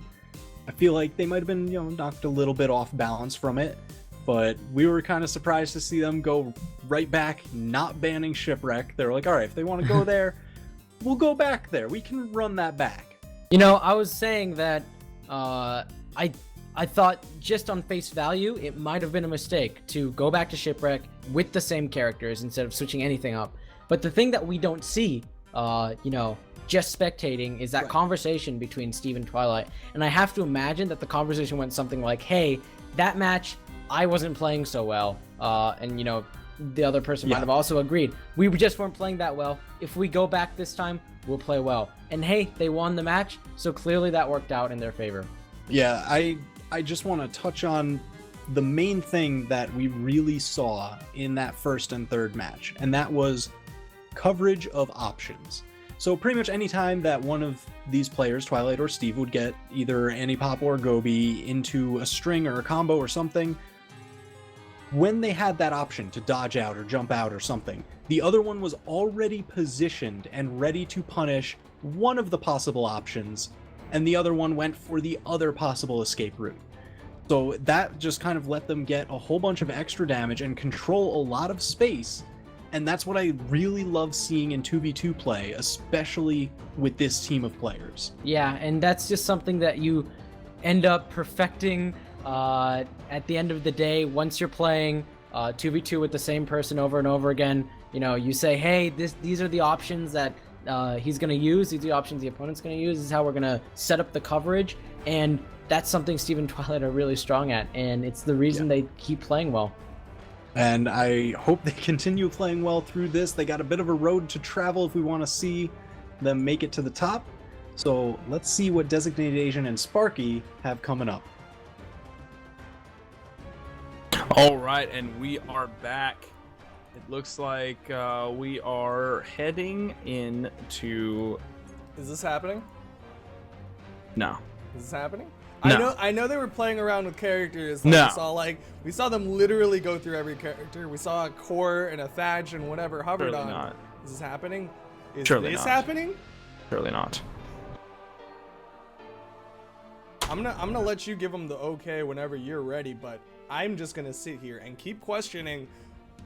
Is this happening? The one that makes the most sense is Barraza's Pugsy. Everything else. Yeah, that's fine. Yeah, All so right. here we go. All right. Here we go. I told you. I told you. Pugsy not you. playing the character swap game. They're going straight I told for you. it. Egg knows. Egg is a smart fella. He knows. I'm calling it now, Mammoth. I hope it's somehow Grumpy Temple. Somehow they ban every map, and it's just like, all right, Grumpy Temple. And then somehow it goes to timed mode, so then you can't just run out of stocks. Oh my god, that would be awful. I think everyone would just leave. That's what would happen. It's just they just leave Nah, the game. you have to play it out. You can't. Yeah, you can't forfeit, remember? You can't. You have to play it out. 2, 1. But here we go. Game 1, winners finals, best of 5 set. Pugsy Egg Soup versus Boomy Remy. Remio and Boomy Eddie. Is that what they are right now? Boomiette and Remio? They said they're probably gonna change their names. There's a nice downlight Sarah from Egg Soup. Oh, Boomy getting Downlight back there from from back. Boomy, but Egg gets the Egg is just like over there, just gonna kill roll or just Remy's rolling real quick. I'm just gonna gimp a Roland in the sky, you know, just a normal day for Egg Soup. Sidelight from Egg Soup. Pugsy's juggling Remy. Remy is he's been on his back foot for quite a while right now, but Boomy is the one on the red. Boomy. Oh, Remy with the Sair able to keep Pugsy from going for any sort of kooky ground pound stuff. But Remy with a nice downlight Sair onto Pugsy. Egg Soup goes for the ground pound, interrupts his teammate bomb toss. Pugsy able to dodge through. Side sig connects as Boomy that's dodges gonna into kill. it. All right, Remy, you need to chill. You need to chill, my dude, because you're about to Recovery. be, and you are now on your last stop. Remy on his last stock. Boomy stopping the 6th stock. Gets the ground pound onto Egg Soup, but Pugsy wants to take down Boomy. Boomy might have overcommitted. No. Gets to the wall, and Pugsy's going to let him get back up.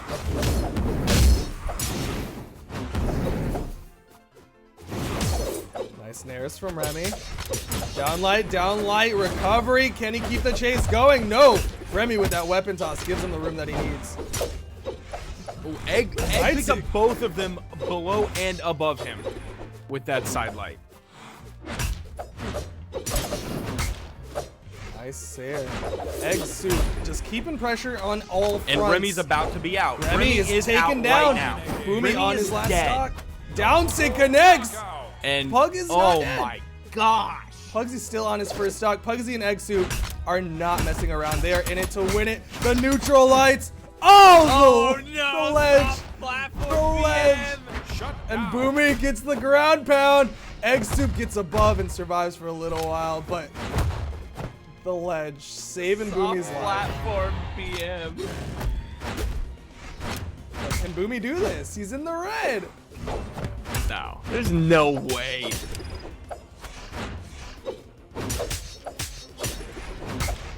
Pugsy with If the save. Boomy does this, I'll eat my hat. You're not wearing one today. I'll Downlight eat, can't get I'll the ground eat pound. the one that I do have that I'm not wearing. Sayer. Nice nair from Boomy. Edge guard, and there's the recovery. Red team wins. Game one. Remy, going the way of Pugsy and Look Egg at Soup. Remy's damage right now. Look at Remy's damage right now. Look at Remy's damage right now. I'm gonna shake my head because Remy struggled. I'm gonna smack my head because that, as Roland, you just, come on. Yeah. Come on, Remy. I know you're better than that. You know you're better than that. Everybody knows that you are better than that. And I know you can bring it back to this game. I know you can do it. Remy's definitely got more than that, and he's switching it He's up coming with in on Koji. Koji. This is the first bow that we've seen, 3, 2, You're right. which is strange. brawl. This is the first because bow that we've seen.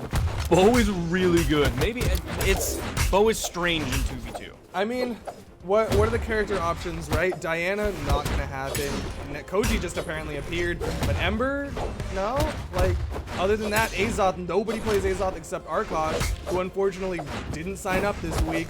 Pugsy gets a side sig. Remy's already in the red, and I think you're seeing why. No one wants to play Koji in a 2v2, but it doesn't matter. He gets a side sig to take down Egg Soup. Pugsy evens it up. Pugsy has taken. Gosh, Pugsy's Barraza is absurdly good. Pugsy is just very, very strong with this Barraza. And it's interesting that Boomy hasn't tried to battle because Boomy has a pretty strong axe game of his own. But instead, he's just been sticking with his Bodvar pick. Nair from Boomy. Once he get the edge guard, but the Nair and a recovery from Pugsy, but remorse. Remy comes in, takes Follows out up. Pugsy off the top. But Egg gets caught by the side stick. He's deep red. Remy just needs another one of those, and Egg might be down. Goes for the down sig. Wait, Egg that soup down outspaces it.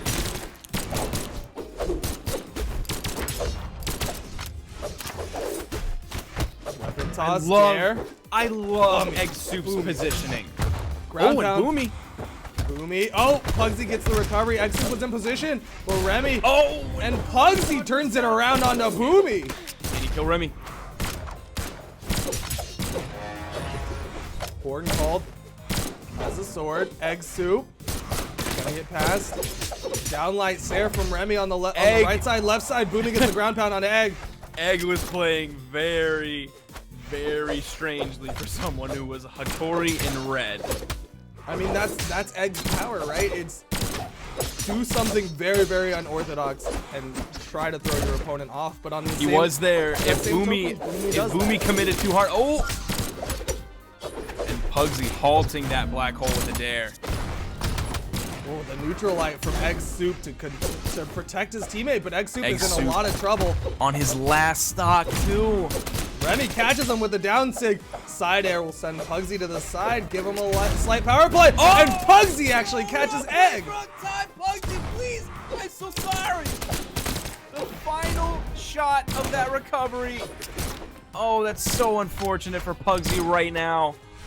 But fantastic But it's for Boomy and Barraza, Remy. and he takes down Remy.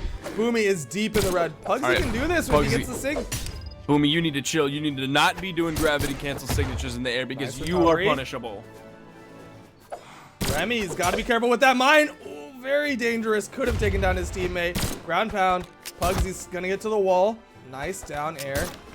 Just keep the pressure on. Ground There pound connects. it is. 1v2, Remy but waited Boomy. out the recovery. Remy waited out the dodge. Swords Black hole potential.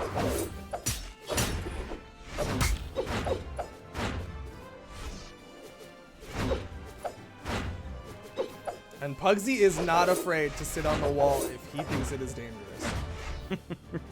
That is in no way an insult. That is absolutely the most intelligent thing you can do. He'll wait. Pugsy has insane patience in these 1v2 situations. We've seen it. We've seen it before on BCS in Season 0 against. There's a Sair, and it's a 1v1. Pugsy doesn't need the wall. Koji is so good in 1v1 though. Now we can see that bow shine. I don't know how good Remy's bow is, but now we can see that bow shine. Pugsy. Bow does have a good Nice matchup down against sig. guns. Bow can destroy guns. Sair from Remy. Able to rack up a little bit of damage, but it's Barasa. It's going to take a whole lot more than that. The bow pickup. Get the Sair. Fishing for these downlights a little bit off the mark, and Pugsy's been able to punish so far. And Remy just not showing any confidence in that bow play. Instead, throws it away. Can't keep the Sairs going. Pugsy can't get the recovery. Down sig connects. Pugsy's got no weapons. Can Remy get the edge guard? No, Pugsy just pops up with a Sair. Remy's still alive. Next hit gets a might do recovery. it. Gets a nair. Pugsy. He's looking for it, trying to bait Remy to overcommit. Not gonna get caught by the recovery. Remy gets a Sair. The edge guard. No, ground pound not gonna connect. Pugsy gets a dare. Trouble. This might be it. Dodge burns, Pugsy's but waiting Pugsy a for little it. bit too slow. Couldn't get the ground pound off, and Remy now with weapon advantage. Not gonna Gosh, Remy is throwing out those down sigs. But That is Pugsy making has me yet to really punish. nervous. That is making me real nervous right now. Nair connects. Remy has found the character that he needs to play. 3 defense, but This is a high risk, high reward situation for Remy. look, I don't know if you peeped that damage real quick before they moved on, but Pugsy did 828, and I don't know exactly what Egg did, but it was like 264. It was between 200 and 300. That being said, that was insanely close, and if Egg can add 100 more damage to that, I think Boomy and Remy are in trouble. King's Pass is still on the table. Thunder Guard. I want to Remy needs to stick to that sword. Yeah, Remy. He just doesn't seem seems comfortable with shaky. that bow. He seems, if he's not 100% confident in his bow skills against Pugsy and Egg Soup, he's gonna lose. I mean, he's making it work. Got a nice down light, neutral light, and just immediately throws it away. The opportunity He hit 2 things. Hey, he hasn't gotten hit by anything yet, all right? I mean, now he has. Doesn't matter. Boomy's the one in the orange. Remy's got a sword, throws it away, gets a bow. It's in the pretty solid string. Not wanting to show any weakness. Bomb bouncing around. Dare from Pugsy. Boomy's underneath. Egg Soup. Not going to get the edge guard. I think Egg just kind of waited too long. Egg is one of those people who will delay his attacks sig. by just a small second. Not a full second, just the tiniest fraction. Yeah, Egg Soup, he'll play around with those timings, force you to burn your dodge a little bit early if you're expecting the normal follow-up, and Egg Soup, just with that different timing, can catch you off guard, but right now, the stocks are even. Pugsy in the yellow, Boomy in the white, and Remy gets taken down by Egg Soup.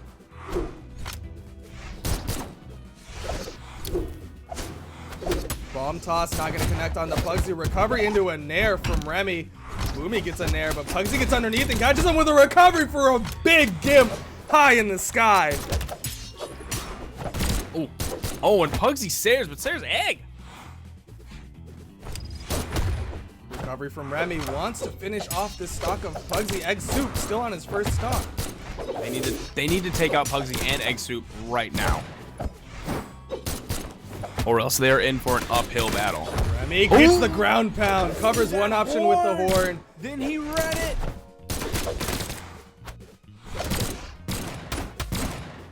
Pugsy is still in the red on that second stock, and Boomy is on his last stock thanks to that huge gimp from Pugsy.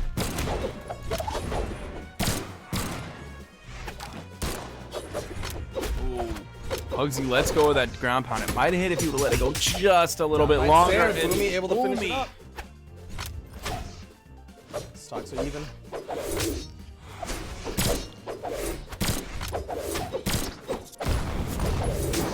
Sigs thrown out by everyone. That down signature. Oi, I don't know what he tried to accomplish with that. Pugsy. Pugsy with that Pugsy recovery. takes up that recovery. But Egg Soup interrupts the force, but gets a nice recovery onto Remorse.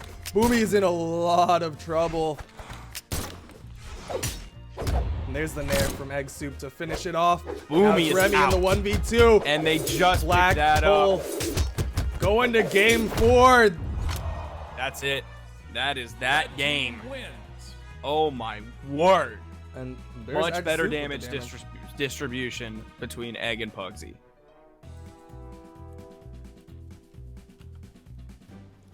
Map's getting banned out. Go into Twilight.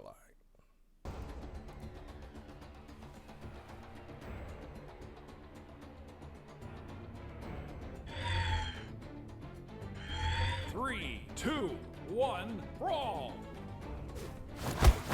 Remy just starting off with the unarmed onto Egg Soup. No funny business. Boomy and Remy both have weapons. Egg is still unarmed. See if they can weapon starve him. He just gets that spear. Nice dare from Pug. Dare from Pug. Boomy's in trouble. Neutral light from Egg Soup gonna help keep the pressure onto Boomy. Boomy's just dancing around the island. Finally gets up but gets caught by a Boomy dare. is There's in so the much red. damage Oh on my him. word. Downlight Dare from Egg Soup, and now they're turning around onto Remy as Boomy tries to recover. Oh, I'm surprised Pugsy didn't fall with the recovery there. I think he Oh, thought, and there's the nair. Remy looking to finish off Egg Soup. Egg Soup is going to be able to make it back safely for now. But Boomy Remy- punches him into the side sig. Remy And has the hardly bomb been toss. touched. They pick up both kills right there. Remy is in the yellow. Boomy might have gotten handled a little bit, but it bought time for Remy to do absolute work. Downlight recovery from Egg Soup, but Boomy's going to turn it around onto Egg Soup himself.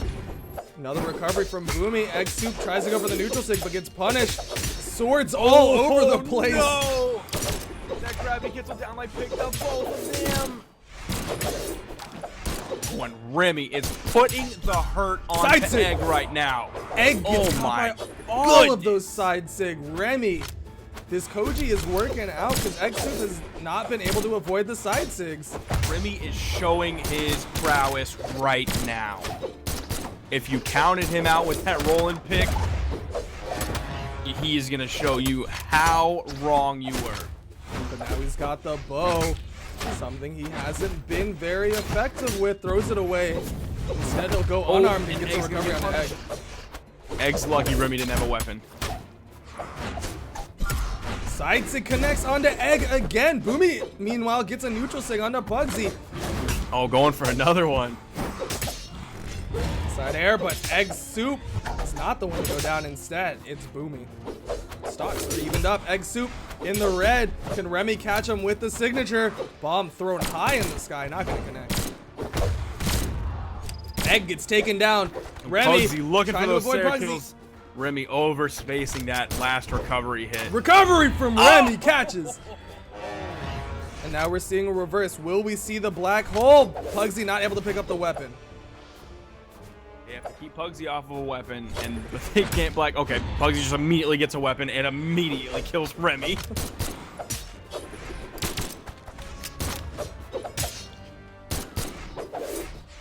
Pugsy was pretty effective in the 1v2 last time. Side sig not gonna connect, but Boomy Oh, and able Boomy to follow is up. right there.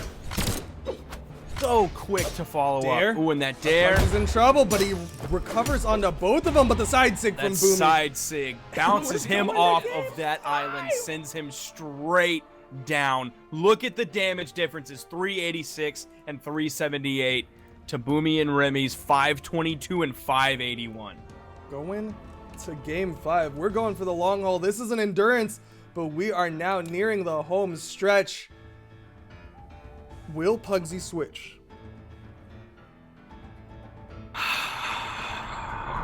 Yes. Bodvar from Pugsy.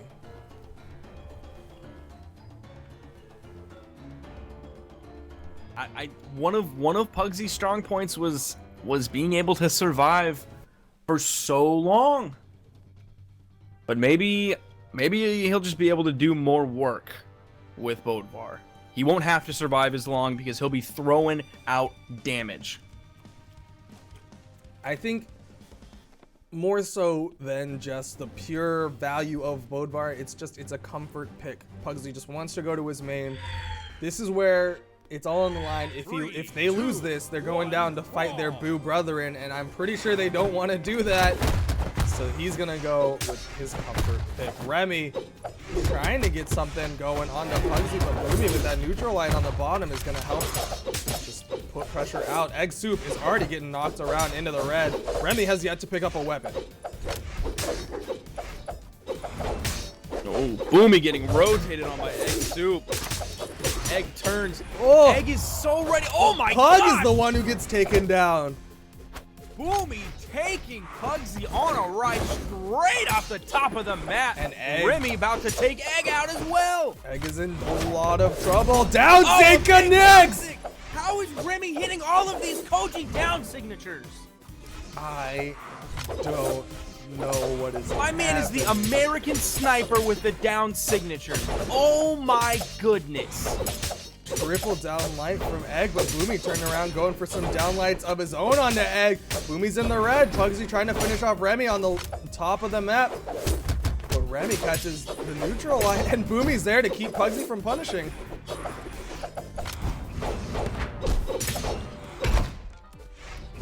Ground pound from Pugsy, not going to connect onto Remy, but the Sair will finish it off. Boomy's still alive. Are we going to see a Steve? No. No gravity against the down sig, but Pugsy gets the dare to finish off Boomy's first stock. Down sig connects for Remorse, sending Pugsy off. Pugsy's getting into the red. Side light from Remorse, but no follow-up.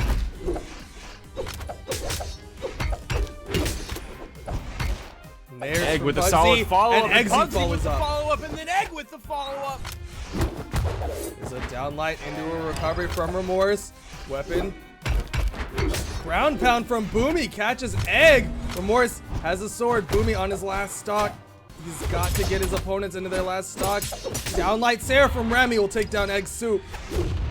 Pugsy with the mind toss doesn't get the wall touch. What are you doing?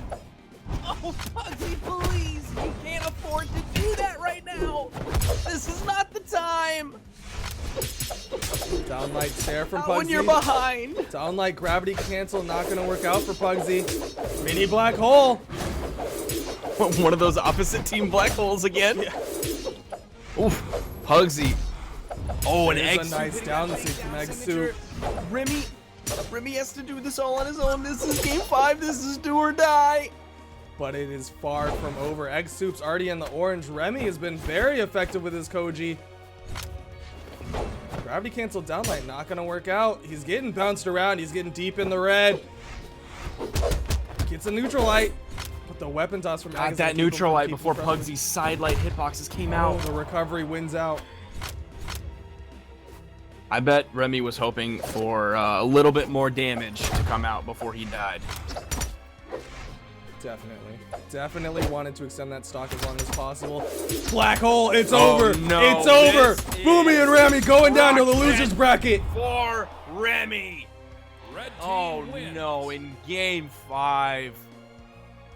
That is heartbreaking for Remy and Boomy. A tough fought, hard fought loss. But Egg Soup and Pugsy will be moving on. No time to breathe for Boomy and Remy. They're going to go down to the losers bracket, but not before the analysts tell them what they did wrong. Back and forth, best of 5. Our Win, first loss, best win, of loss. 5, and we go straight into the 5th match. Like, that's close. Absolutely amazing. There's so many moments to pick out. That best of 5 set was a highlight reel in its own. Mm-hmm. But But I you think know, if we're looking at broad strokes here, you Yeah. know, let's start with Remy's switch to Koji. yes, That was really helpful. I know that when that happened, we were sort of discussing, hey, is this really the right call? You know, he hasn't been doing that great, and he had the role in defense, and that was really helping him. Now he's not going to have that. But, oh man, he switched to Koji. He was landing all the signatures. It was incredible. so many. I mean, he got so much mileage off of Koji's side signature with that sword. It does come out pretty quick, so it's a little bit deceptive. But, you know, it just really shows, I think, a change in his play style is more so what it was. Because we saw in that first match with that Roland, and even the second one, he was the one taking the bulk of the damage right at the beginning. And Egg Soup a little bit. But as soon as he switched to Koji, then it became, you know, Boomy being the one caught out in the open and Remy just living forever. So I think that was definitely led to it. And I think another thing you mentioned, Remy would take damage in the beginning. A lot of the times he wouldn't get his hands on a weapon, and I think that hurt him. And he started like realizing that, and in the later few matches, he was like, okay, I gotta get my hands on the weapon right away. But it is, in fact, Pugsy and Egg who won the set. I mean, it is really hard to pinpoint why that happened. I don't think there's anything there other than that particular match. They played better in the last minute. Everything behind that is like both teams switching in and out of who's winning right now, who's playing better right now, and overall, I think both teams are really even, but someone has to win at the end, and in this case, it was Pugsy and Egg. Yep, it was just a lot of clutch catches. I saw a lot from Pugsy and Egg Soup, just really great punishes on attempted ground pounds, things like that. They would fade just outside. We saw the gravity cancel downlight from the sword, catching Boomy out of his ground pound a couple times, things like that. Back and forth, both teams doing that.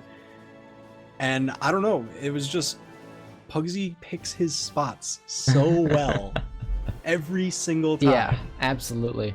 I do want to say, I think, and this is a very small detail. It wasn't a huge difference, but I think the pick of Great Hall on the part of Boomy and Remorse was a mistake, just barely. Egg is really strong with the downlights. You know, he does do like the triple downlights off of the Great Hall maps. Yep. And Boomy does it too, but Egg, I think, was stronger there just a bit. And overall, I think that map slightly favored the Pugsy Egg team. And that might have been the turning point. Definitely. I mean, I'll just talk about my own personal stuff here. It's permanently ingrained in my mind, Pugsy beating EXO during last season 0 BCS in the 1v1 on Great Hall with Barraza. That I will forever remember that match. So, see Great Hall, Pugsy and Egg, oof, you better watch out. Yeah. But, you know, overall, definitely give credit where credit's due. Remorse, Boomy played well. And now they're going to face off against Steve and Twilight again.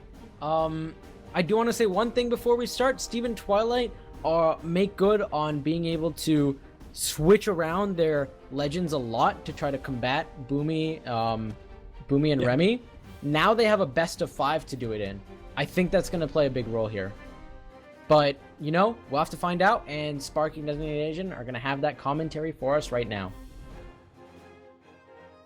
All right, and we are back, and we are about to see Boomy and Remy again against Stevenator and Twilight. Like Creed just said, Boomy and Remy knocked Steve and Twilight into loser's bracket. It was a 2-1 set, but now Remy is on that Koji, which we just saw do all kinds of work. Can you get one of them to invite me? Yes. I pressed the wrong button and accidentally left the lobby. But yeah, we are going to be seeing Boomy and Remy versus Steve and Twilight. This is we're seeing Steve on Bryn right now and Twilight on Hattori. There is not a Bodvar on the team of Steve and Twilight. Nope. No Bodvar on that team. Very interesting. That means that Twilight is more confident in his Hattori pick than he is in his Bodvar pick right now. They got something planned. I don't really know what exactly they have in mind, but we're gonna find out. Twilight and Stevenator versus Boomy and Remy. I don't know why they stopped banning maps. They said, yeah, they were just thinking. Yeah, to be fair, it is do or die. This is losers grand finals. Yeah, there's some serious chunk of change on the line here. You better really think out every decision you make. Yeah, this is definitely not easy, but here we go. Steve, Twilight, Boomy, Remy, Thunderguard, 3, Stadium. 2, 1, brawl. Let's do this. Remy gonna try to pick up their side weapon, not able to do so. Twilight with that unarmed gonna keep him off of it. Ends up stealing the sword out from underneath him, and Boomy picks up a hammer of his own, but Remy has yet to touch a weapon. I want to see Steve hard going after Remy right now. I want to see him swinging that axe and doing that damage on Remy, because he will absolutely melt Remy if he can get some reasonable strings quickly. That protection from Twilight. Boomy wasn't able to finish a sword neutralite before Twilight was there to help out his teammate. And that's just the positioning of the Twilight Stevenator combo. They are just there for each other when they need each other. They've played so much 2v2 with each other. It is ridiculous. Their first seed for a reason. Boomy almost fall into his death, but ends up getting the recovery Boomy before Steve charging gets the up. Sair. Steve is right there. I can't count how many situations where one or the other is there to protect their teammate. What? But Boomy is gonna Ground get that pound. huge ground pound. Out of nowhere ends up taking down Stevenator. Twilight Boomy. in the red. Boomy almost didn't have the momentum to dodge through that mine. Oh boy. Gotta live dangerously. High risk, high reward is the name of the game. Ground pound from Stevenator sends Remy off to the side, and you see Stevenator immediately tries to help out his teammate while he can. Wants the edge guard as well, though, but not able to do either of those things. Remy surviving. Goes for the unarmed neutral heavy, picks up a bow. Throws it away, instead giving himself room. Goes for the neutral Twilight sig gets read, the but big Twilight with the Sair. Sair. Can they turn around and get the kill on Twilight? If they can, they will even up this game real quick. Downlight Sair from Remy ends up taking Remy. down Twilight. Immediately turns on to Stevenator. That Stevenator in sequence. between both. So gonna fast, count. and then Boomy followed up immediately. That was just true team synergy, true top level play, true 2v2. Boomy and Stevenator are already getting down into the red. Stevenator has the axe, wants to try to rack up damage onto Remorse, but Twilight gets the dare onto Boomy. Neutral air from Remy is going to keep the stocks even. Here's another one of those dead even games. Every time one goes down, another one follows suit. Neutral light from Remy going to add some damage onto Stevenator. Neutral light from Stevenator answers back.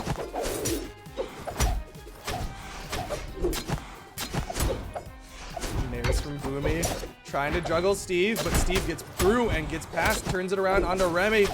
Remy in the orange. Boomy looking to finish off Steve. They might want to set up a 1v2 against Twilight. Not the worst decision in the world.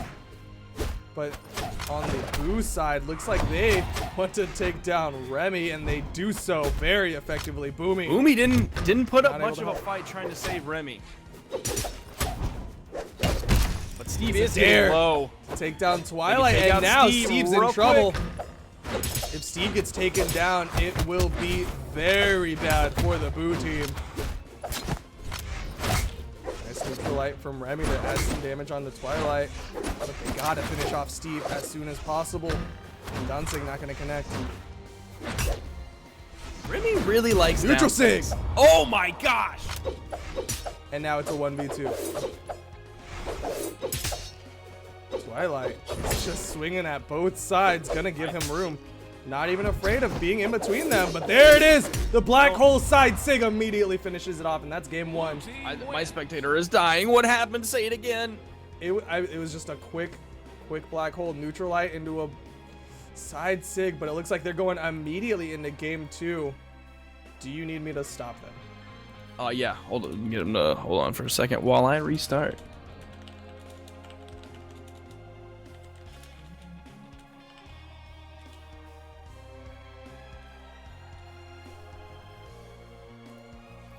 That's not what they wanted. Like I said, Twilight and Steve, they want to just momentum down Boomy and Remy, but this might be an opportunity for them to actually think out what happened, what can they do to adjust. All right, okay. Comp was- Oof. I started up the game and connected to Brawlhalla servers, was red, and then I restarted again. We're good. All right. Yeah, if you can shoot me an invite. Boomy said he sent you an invite. It looks like, or at least the lobby said. Boomy's a liar. Okay, well, We should DQ him. I mean that's how it works, right? Like when he says he invites but he didn't. That's a fireable offense. Like he's done. We can get BMG to IP ban him real quick. Boomy says he cannot send you another invite. I mean that's real convenient. Let me. Oh. Are you getting a room number? I think I disconnected again. Oh gosh. Hold on, give me a few seconds. I'll tell you the room number. You might have to carry this yourself. I guess I will if you are not able to do so. Give me one more try. We'll do what we can.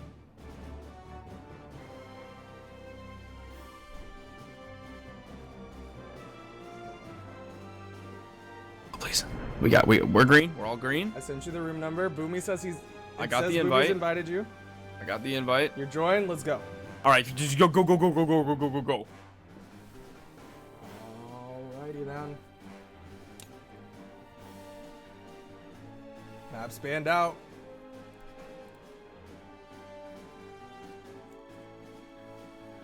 And I might have to connect a VPN just to spectate. ISP, please. yikes. But they're going to King's Pass. Oh. Interesting option. I don't hate it. It's a map where Sword is pretty successful. I expect to see Stevenator daring a lot in the shenanigans. We saw how effective Frost was with those Taro's dares inside of that shenanigans area. I would expect Stevenator to try to do something similarly. Did Twilight just die? No. No, Oh, Twilight okay. did not die. Carry it. I'm gonna connect to VPN. Alrighty then. Stevenator charges up the side sig, but Boomy not gonna fall for it. Steve gets a nice recovery onto Remy, but on the right side, Boomy is getting knocked around. Goes for the neutral stick, catches Steve. Steve not able to throw it down. Boomy's in trouble. Twilight gets a dare, gets a ground pound. Remy and Boomy survives. Stevenator gets a dare to finish off Boomy, and Remy turns it around onto Twilight. Stocks evened up. Stevenator in the yellow, Remy in the orange. Remy wants to get Stevenator, but Stevenator gets a dare, goes for the sliding down sig, but not gonna connect. Nice downlight into a dare. Steve chasing high, but not gonna finish him off with anything. Momentum has slowed down. Boomy double ground pound. Steve going under. Remy can't get the ground pound off in time. The recovery from Steve and the recovery from Twilight to finish it off. Boomy gets a downlight Sair. Can he finish it off? Stevenator gets past, and Steve's still alive on his first stock. Downlight into a nair from Stevenator. Boomy gets a nice neutral light. Bomb toss not gonna connect. Steve surviving for so long. Weapon toss, dare, goes for ground pound. Might have overcommitted, but Remy is not in position to punish. Boomy trying to get the ground pound. Steve's gonna go out to the far right side. Meanwhile, Boomy and Twilight, or Remy and Twilight, have been fighting it out. Dare, Steve, still alive. What is he doing? Sair from Remy will finally finish it off. Downlight Sair will actually take down Twilight, and the stock advantage is in the way of Boomy and Remy. And I don't know what happened. Steve died. Remy and Boomy are in control right now. Mind toss gonna connect onto Boomy. Sair from Stevenator wants to chase down onto Boomy. Trying to commit hard. Boomy gets to the wall. Remy high in the sky. Stevenator not gonna catch him. Boomy's in trouble, runs out of jumps. Has to ground pound down to his death. Remy wants to ground pound onto Twilight or Stevenator, but couldn't quite get it. Boomy on central. Remy is outside, can't get the downlight. Boomy wants to catch him. Recovery connects on the Twilight. Twilight. Ground pound not gonna connect. Neutral sig not gonna connect. There's a downlight into a recovery. Will take down Twilight, and now Steve in the 1v2. Downlight dare. Remy is almost gonna gimp his teammate. Steve turns it around, gets the weapon toss on to Remy. And now Steve still in the 1v2, but it's a little bit closer. If he can finish off the stock of Boomy, won't be the worst thing in the world, despite the fact that he's deep in the red line. Remy is very fresh right now, though. Very, very fresh right now. And we've seen Remy do work 1v1 with Koji. Boomy has a sword. Steve goes for the side sig, but gets punished. Down sig not gonna connect. Steve able to punish with the side light, side air, weapon toss, no ground pound follow up. Down light. Boomy looking for that scoop. So weapon toss not gonna connect, but the ground pound. Just immediate rest. It's just as simple as that. Just go rest him. Very clean. That's all Boomy it and took. Remy taking advantage, and I hope you don't drop it. Oh no, we're on VPN now. Twilight. We're gonna be all good. Oh, Steve's going out with the Jala. This is, I mean, moment of truth. Twilight and Steve are going with the Jala. If this doesn't work, then we're gonna see Boomy and Remy try to make the run back on Pugsy and Egg. This is do or die. It looks like what it took before from Steve and Twilight was basically the Gimp of the Ages. Because then when Stevenator and Twilight ran with Jala, they did not win.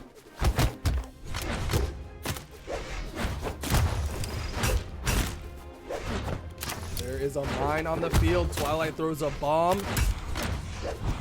Boomy goes for the nares onto Stevenator. Stevenator has not taken too much damage despite playing this 3 defense Jala. Nice there. Gets a neutral sig onto Boomy. Can he get the edge guard up? Barely outside of that recovery, but no dares. Oh, Pressure, and Boomy gets a down the sig. down sig, sweeps him across the stage and takes out Twilight. Stevenator getting very red right now.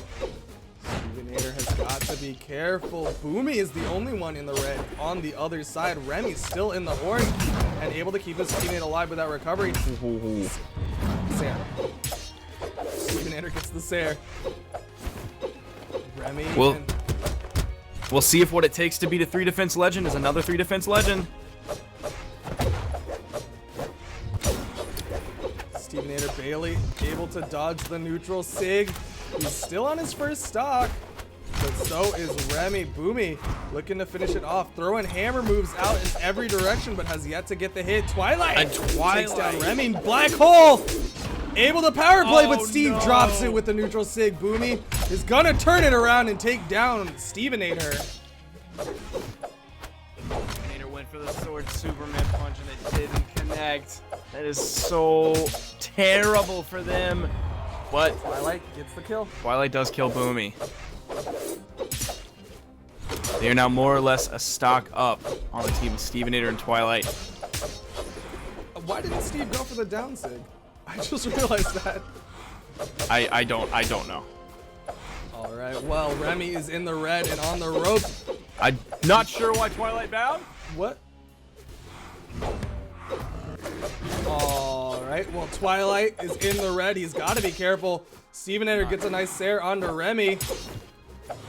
Not sure what Twilight is doing. Is he maybe lagging? I don't know. He got He's the playing damage. strange. Oh! The And downlight it's turned turnaround around. dare from Boomy is able to take out Twilight. This might just straight up be tilt. Remy gets taken down. Black hole again onto Boomy. Are they going to drop it this time? Yes. Stevenator. Once again, pulls the trigger a little bit early. Boomy is in trouble. I think that's just unfamiliarity. With Jala? Just black holing with Jala. Yeah. I can see that. They turn it around onto Twilight, and Boomy is able to follow up with a neutral heavy. Not going to finish off Twilight. But Stevenator's it able to will come help back out and his keep him teammate. from dying. Oh, Boomy went under the stage and Twilight didn't aggress onto him. Gave him room to get back up. The down air the from scoop Boomy. is gonna take out Stevenator. Remy Remy and Boomy still Steve behind, and answers now back. Boomy is dead. It is up to Remy to carry this. If he can take out Twilight real quick, Nice neutral light. he might be Isaac able to not take gonna connect. this. Twilight is not going to let him get anywhere near him. Jump Ground pound. straight into that horn. Nice downlight into a ground pound again, but the downlight Sair from Steve just has so much force. And this is where they might be able to overcommit. Twilight gets caught by the ground pound. Steve gets the dare to finish it off. Ready right there with that dare. Win. That was dangerously close, though. If Stevenator didn't get that dare, there was a possibility that Remy could have brought it back. There was definitely potential. We're going I mean, back to I wouldn't count Steve out though, because all he had to do was hit a downlight Sair, For sure. and it would have killed Remy for sure. It was definitely in Steve's favor, but there was potential. And just that, if you give a person an inch, these are top tier players. They can steal that mile from nowhere. And they're banning out the maps. Are we going to Twilight? What? Nope. I guess they accidentally banned a map they were not intending to do. Gotta love this map striking system. Oh my word. Love it. It is fantastic. And you can just, they messed up and you can start over the process just like that.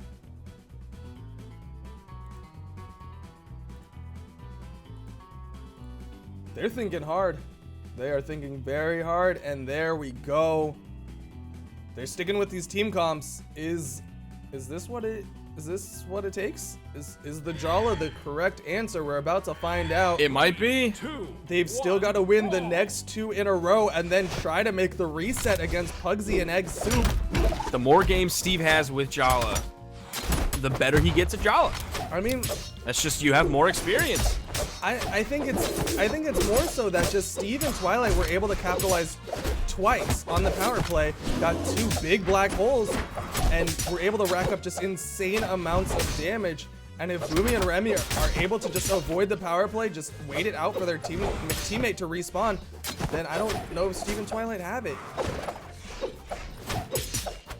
But right now, Boomy is underneath the map, waiting for an opportunity for Boomy ground goes pound. very deep with that ground. Very deep, like you said. Boomy and Steve both in the red. On that side light. Both of them are in very dangerous territory. Boomy has just been dodging around. Sidestick connects onto Remy. Twilight wanting to be there to help out, but no kills yet. Downstick gets punished by Twilight. The downlight, Twilight gets a double downlight. but Boomy is the one to take down Stevenator. Ooh, can Remy gimp him with that bow? They just let Twilight get back up. Downlight Sair again from Twilight. Sair onto Boomy. Twilight is doing work with Hattori now. I wholeheartedly support him switching Mini black hole. from Bodvar. Boomy just took 2 neutral lights and a bomb and from his Remy teammate. throws a bomb straight down into Boomy. You always hurt the ones you love. Boomy, what? Boomy! Oh no! Oh no! Dominating, that is 3 kills without dying. Oh boy! Twilight gets the double downlight into a recovery, gets another Twilight downlight, is just. and he is turning up onto Oh. Boomy. Oh, Boomy's Twilight in is trouble. slinging hitboxes. And Steve, just dies. I don't really know why. Yep, okay. Steve throwing bombs. Boomy catches it. Almost catches Twilight with it. Nice Sair from Boomy is Remy. in the red. Twilight hasn't died. Sair from Boomy will take down Twilight. Stocks even, but health far from it.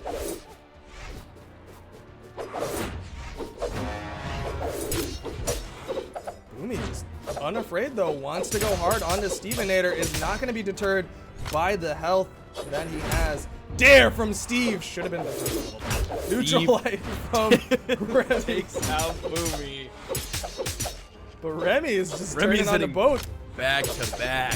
Oh, but there's a nice downlight. Remy not able to catch the neutral air. Downlight recovery, not able to get the nair. They are Remy gonna unarmed. weapon starve the business out of Remy right now. Twilight not able to get the dare. Nice dare from Remy. Can't get the ground pound, and Twilight gets outside of it to survive the Oh, gimp. and that Sayer's gonna take out Remy. Ooh, this is not where I would want to be if I was Remy right now. 3 defense, behind by more than a stock. Against Twilight and 2 Steve swords. looking for that black hole. You see them throwing out the neutralites. Remy gets past, gets a bow, not what he's looking for. But he gets a nice falling there, goes for the side sig, not gonna connect. Here's a Sair, has the sword, gets a nice Sair onto Stevenator. Side sigs are getting thrown out from Remy. He wants to finish off either of these opponents. The sooner he can take these stocks off, the sooner he can get into that 1v1 against Twilight. But Even if he gets the 1v1 against Twilight. he's got Oish. taken so much damage. Yeesh. And there it is. Stevenator Stevenator with chasing recovery. into the air, Red hitting that team recovery, wins. sending him off the top. Even Nader and Twilight We're going to game have 5. found. It looks like they found what they needed. They found the secret ingredient. The Jala. Jala. It was Jala all along. Jala. When it comes down to it, Boomy is switching to Roland. I don't like this pick from Boomy. Have we seen him play Boomy? I would've- have we I seen him would've play rather Roland at seen- all today? I would have rather seen Remy switch to Roland and Boomy No, switch to like Terrace. I don't like. I do not want to see Remy switch to Roland. He was wholly unsuccessful I just with Roland earlier. I don't know. I think Boomy's got a pretty strong axe game, and it's kind of bummed me out that he has not shown any of it at all. But right now maps have been banned out. Thunderguard is still on the table. They might just want to repeat and go for the best of. Yep, there it is. They know they just won it like literally last game, so they're gonna try to do it again here. Thunderguard Stadium, game 5. Boomy and Remy 3, versus 2, Stevenator 1, and brawl. Twilight. Boomy is picking up that extra defense because each game it's come down to Remy. And maybe that defense is what Boomy needs to stay alive just a little bit longer to give Remy a better chance. To where ooh, oh my word. That was very well played from Boomy. Saw Stevenator going for the ground pound and then immediately does the gravity cancel downlight with a follow-up. Boomy, very intelligent. He's throwing out gravity cancels like candy though right now. Nice airs. This is a swordsman's game right now. Side stick thrown out from Stevenator. Boomy able to catch him with the Sair. Can't get the second Sair and Steve's gonna survive. Oh, Twilight turns it comes around, up, but Steve takes down his teammate. Stevenator! Twilight just saved your life, Neutral, and this is how you heavy. do it, boy. And that mistake from Stevenator is gonna cost his team dearly. It's That's huge. That is huge right there. They need to build this lead as much as they can. oh, but Remy is feeling a little bit apologetic. Takes down his own teammate. The friendly fire is hot today. Right from Steve. These mistakes, these accidents, these friendly fires are gonna spell disaster. This is game 5 of the losers finals. Winner of this is gonna go into grand finals. Loser of this goes home. See what Boomy can do with that lance. He is metro zooming around. He hasn't hit anybody. That was the first hit he got. It's on there. Gets a dare onto Twilight. But Twilight gets a dare into a recovery onto Boomy. Side air from Steve takes down Remy. Remy finally takes a fall. But Stevenator, Twilight are in orange. If Boomy can survive, just survive, Boomy. That's what you need to do right now. Oh, Nip around, catches don't let him his 2v1 teammate. Remy, and survive.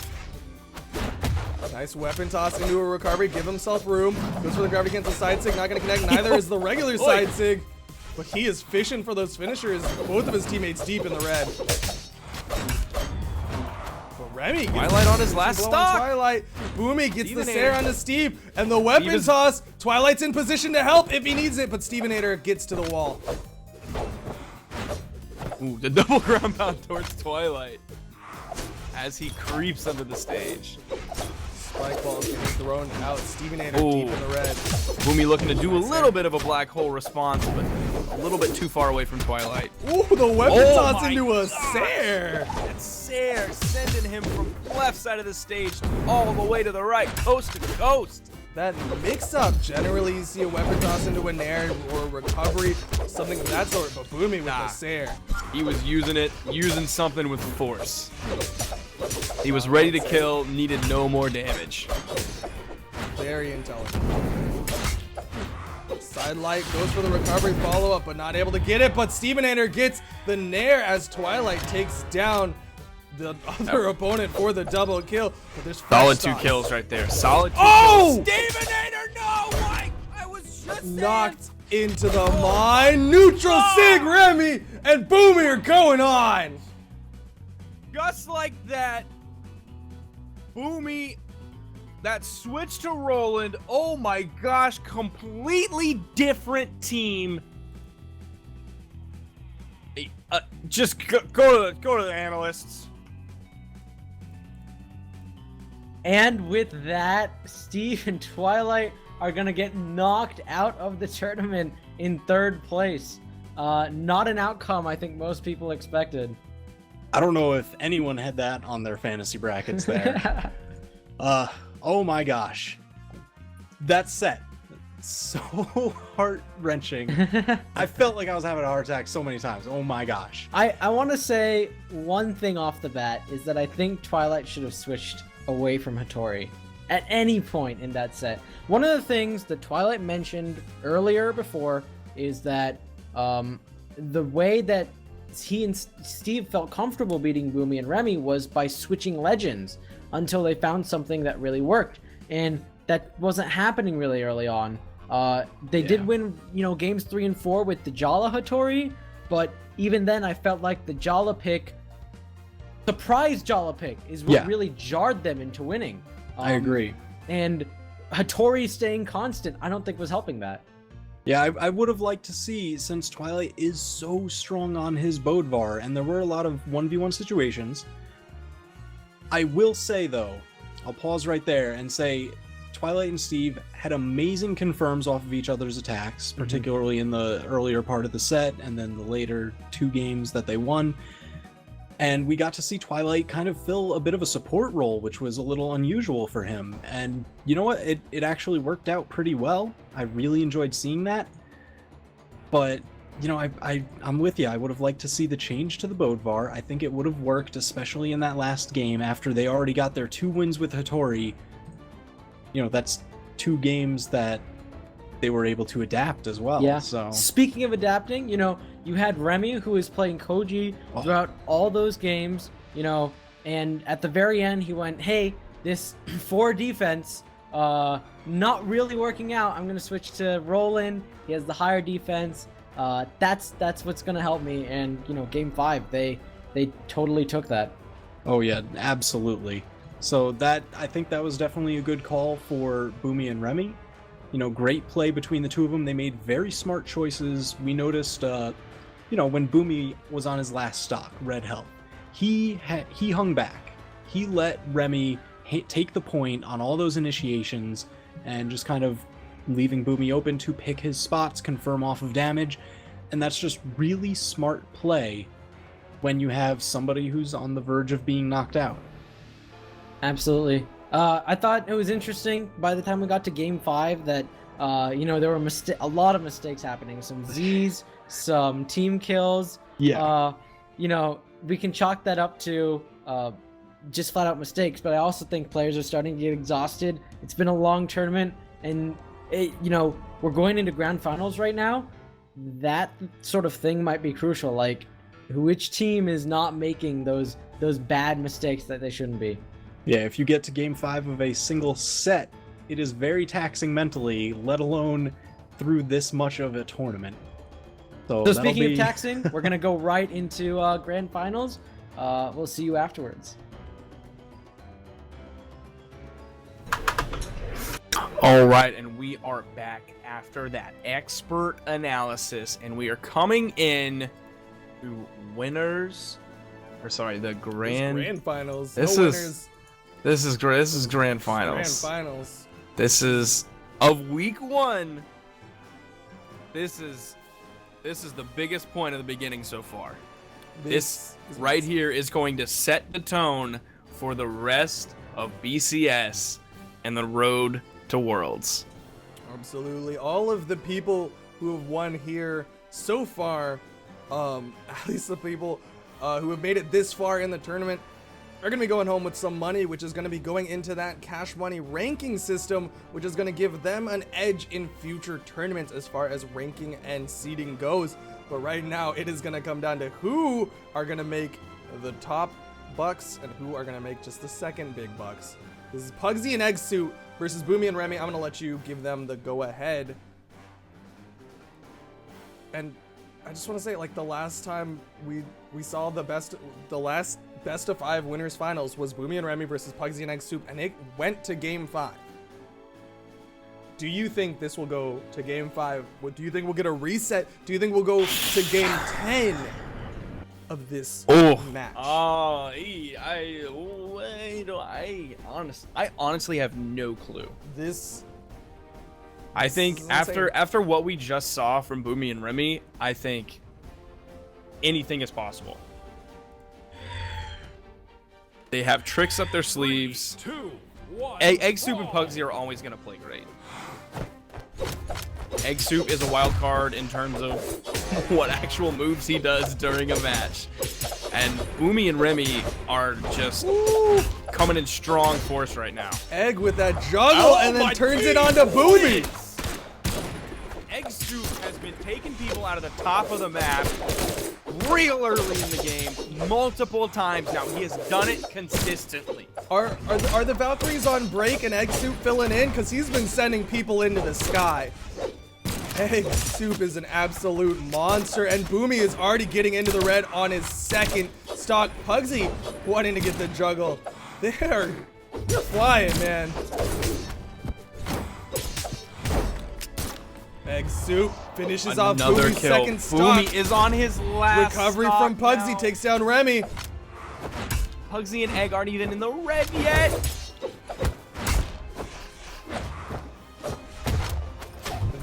You gotta believe Pugsy and Egg were watching the last set, studying Boomy and Remy, and they knew exactly what to do coming into this. Remy finally able to take down a stock of Egg Soup with that nair, but he's on his last stock.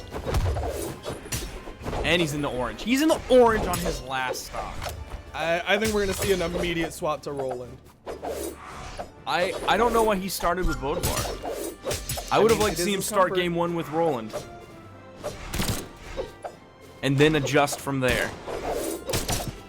Well, right now, Egg Soup and Pugsy are definitely in the driver's seat. Boomy in the red on his last stock. Remy in the orange right now.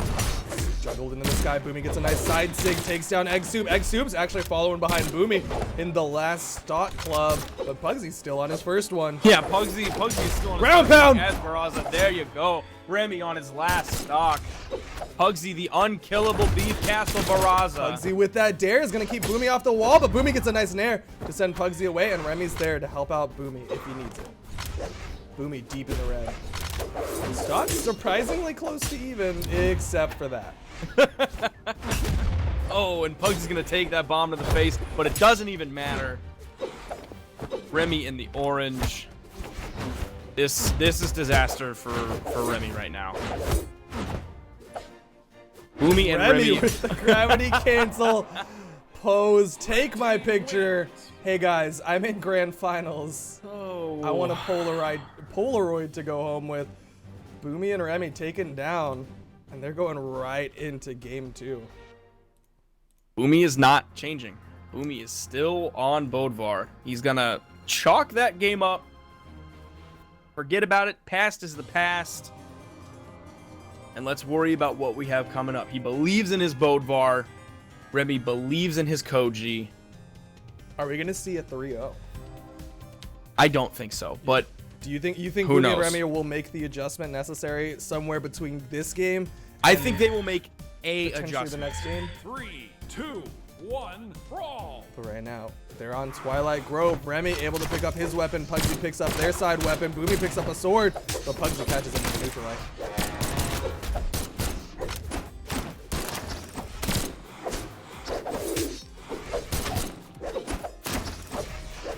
Pugsy trying to catch Remy with dares, but has not been effective. Remy actually juggling him around with that bow. But we're not seeing the same thing we saw at the beginning of game 1, where Egg Soup was just carrying people into the sky. Instead, we're seeing a very different game, but Remy not able to get to the wall. Zoned out by Pugsy. Pugsy didn't even have to carry that ground pound all the way to hit. Egg getting low. Remy aggressing onto him. Egg Soup gets a nice downlight there. That cross up was just that was ballet in motion. Yep. I want to see that super duper slow mode. I want to see every single frame. And Pugsy, what are you Pugsy doing? catches his teammate. Boomy was right there, but Egg took a step too far back, and Pugsy ends up taking down his teammate. Instead, the opponent goes for a gravity cancel neutral, but Remy was not having it. Walked back to the ledge and waiting safely.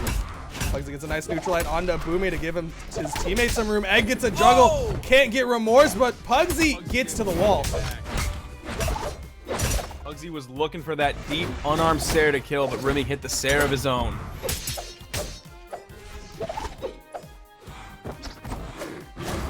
Pugsy gets a Sair, takes down Boomy. Remy holds the neutral stick, but Pugsy not really big punish. Pugsy catching Egg in a neutral light.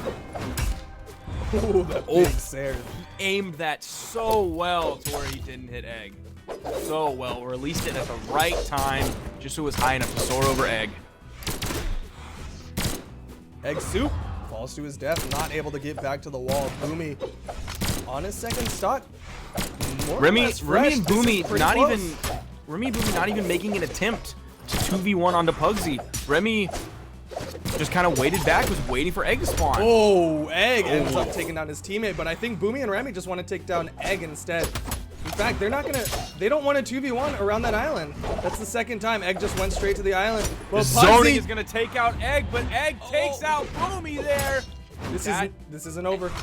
Egg is so incredibly good at that. Oh, Boomy drops it. If Egg is gonna die and you go near him, he is going to take you with him. He will make that absolutely worth. It's gonna take 2 black holes to take down the Pug, but the Pug is smacking Boomy around with those dares, and Boomy is the one who has to start it up. There's 1 black hole. Can they finish it off? No drops. There it is. Side sig. Still have to do another one, and if Remy steps too far forward, Pugsy is gonna take him down. Can Pugsy navigate around the minefield that is the sword neutral light black hole?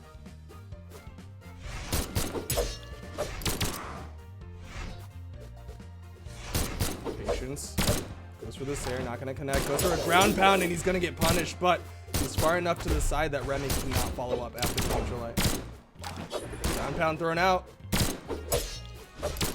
I think we're gonna see Pugsy basically set up camp and stay around this general area. It's much harder to edgeguard around that island, not to mention the fact that just being around there makes it harder to 2v1. It's an absolute choke point.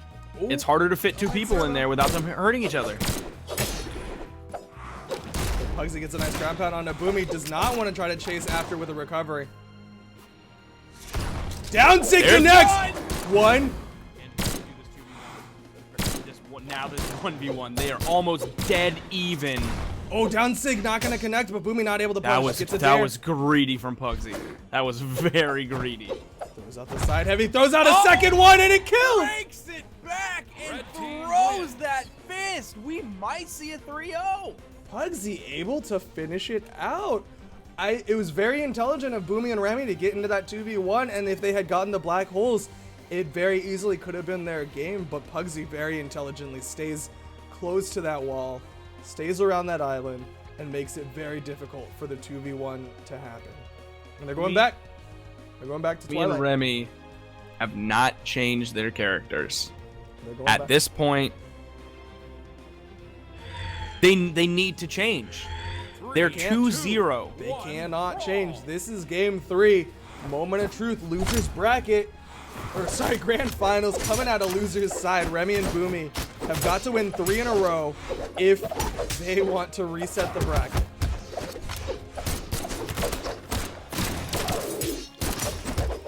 Nice there from Remy onto Egg Soup. Looks like he's trying to aggress onto Egg Soup, but Egg Soup with that spear is just keeping himself safe. Pugsy with a dare onto Boomy. They're turning around, but Boomy is able to avoid the spear as Egg catches Pugsy with it. Down sig connects, but Remy's not going to get taken down just yet.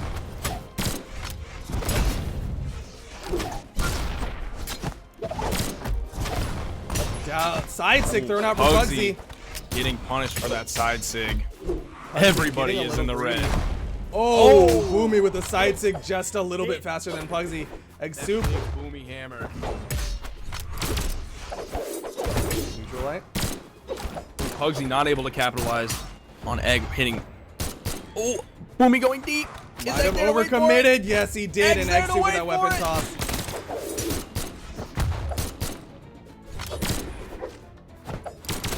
Egg Soup in the red, avoiding any sort of damage. Boomy and Remy currently unarmed on both fronts. Remy picks up a sword.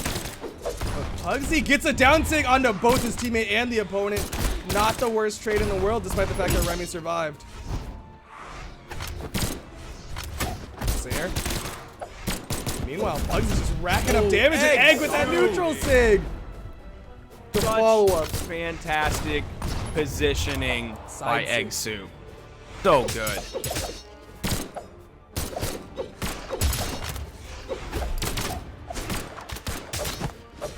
And at this point, I think Pugsy and Egg Soup are getting ready to run away with it. Boomy and Remy are going to have to start getting some black holes or following up in big ways after each other, or getting gimps. Those are the only options they have right now, and if they keep trying to play this standard game, it's not going to work out in their favor.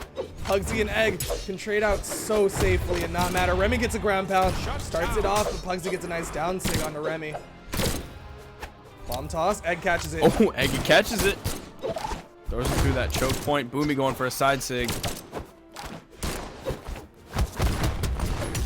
Boomy able to punish the side sig from Pugsy, but Boomy and Remy once again deep in the reddish orangish. Any mistakes could cost them dearly. Neutral sig. Oh, Egg Egg Soup. takes out Boomy. Pugsy goes for a neutral. This has got to be disaster for Remy. Remy It able to avoid looks the ball. like, Yeah, he's just barring- getting knocked around. He's running out of barring an act of options. God, Gravity there's the Cane, Soul picture. picture frame. Red team wins. that is a 3-0 in grand finals. Boomy and Remy coming back so hard, fighting tooth and nail, only to come back and get 3-0'd in the first set of grand finals. That was massive for Pugsy and Eggsy, and they have just set the precedent. They will be keeping that momentum and trying to bring that into the future BCSs of the next coming months. But right now, let's see what the analysts have to say about that set. Dominant performance, quick 3-0. Absolutely, just coming out from destroying. Pugsy and Egg. Well played. Oh my gosh. Yeah, I mean, overall, everything we've talked about throughout this BCS series, converting off of opponents' hits, making sure you stop black holes, all the little things, Pugsy and Egg had it overall, and they knew what they were doing. So, Yeah. yeah. It's really about, you know, there was a lot of protection of the teammates. Pugsy and Egg, it's clear that they play together a lot. They have pretty intimate knowledge of each other's tendencies and movement, and just their precision of moves, of their attacks. Because we saw one time Pugsy grabbed Egg Soup and I think Boomy in a gun recovery. And he was able to slide it just to the side so that way it would snipe Boomy but not Egg Soup. And that, And I mean, man, it's just the little things like that that they add had up and make such a huge difference. so much momentum right off the bat, and you know, Boomy Remy just couldn't stop it. It could not be stopped. That 3-0 was dominating performance. Well done to Pugsy and Egg Soup. Boomy and Remy, well done, second place, and Steven Twilight in third place. Thank you so much for everyone who's watching. I think we're doing a giveaway, and we're just gonna hand it back over to Designated Asian and Sparky. Thank you. All right, and we are back from the analyst desk. As much of a heartbreak as it was seeing Boomy and Remy lose, there's another side to that fight. And it is that Egg Soup and Pugsy just won week 1 of the Brawlhalla Championship Series. Absolutely massive, absolutely dominant. I need to make sure I'm absolutely fantastic from both of these guys. Pugsy and Egg Soup, absolute monsters. There is not much else to say because they were just absolutely destructive. Didn't lose any sets. throughout the entire tournament, just stuck through the entire winners bracket, took down everyone in their path, and they are the winners of week 1, the 2v2 NA, Pugsy and Egg Soup. And there were some rumors floating around that Pugsy might not have been able to make it. But Pugsy was able to come through in force. Did he? Absolutely. I can't believe they didn't lose. Just really well played all around. And without further ado, I don't think they are around for any sort of interviews. So I'd just like to say thank you once again. I am Designated Asian. With me is Barky878. at the analyst desk. We've got part of the Creed, TWK Smash. Behind the scenes, we've got a full team of admins: White Sheepy, Sloshula, Sticky Soul, Zenigin, Cassidy, El Loco Doka. Huge shout out to Dobrin for the graphics, and huge shout out to BMG for making this fantastic game. Once again, this has been BCS Week 1. I'm outie. See you next week. EU 2v2. Sign up. Probably right now. It's probably up.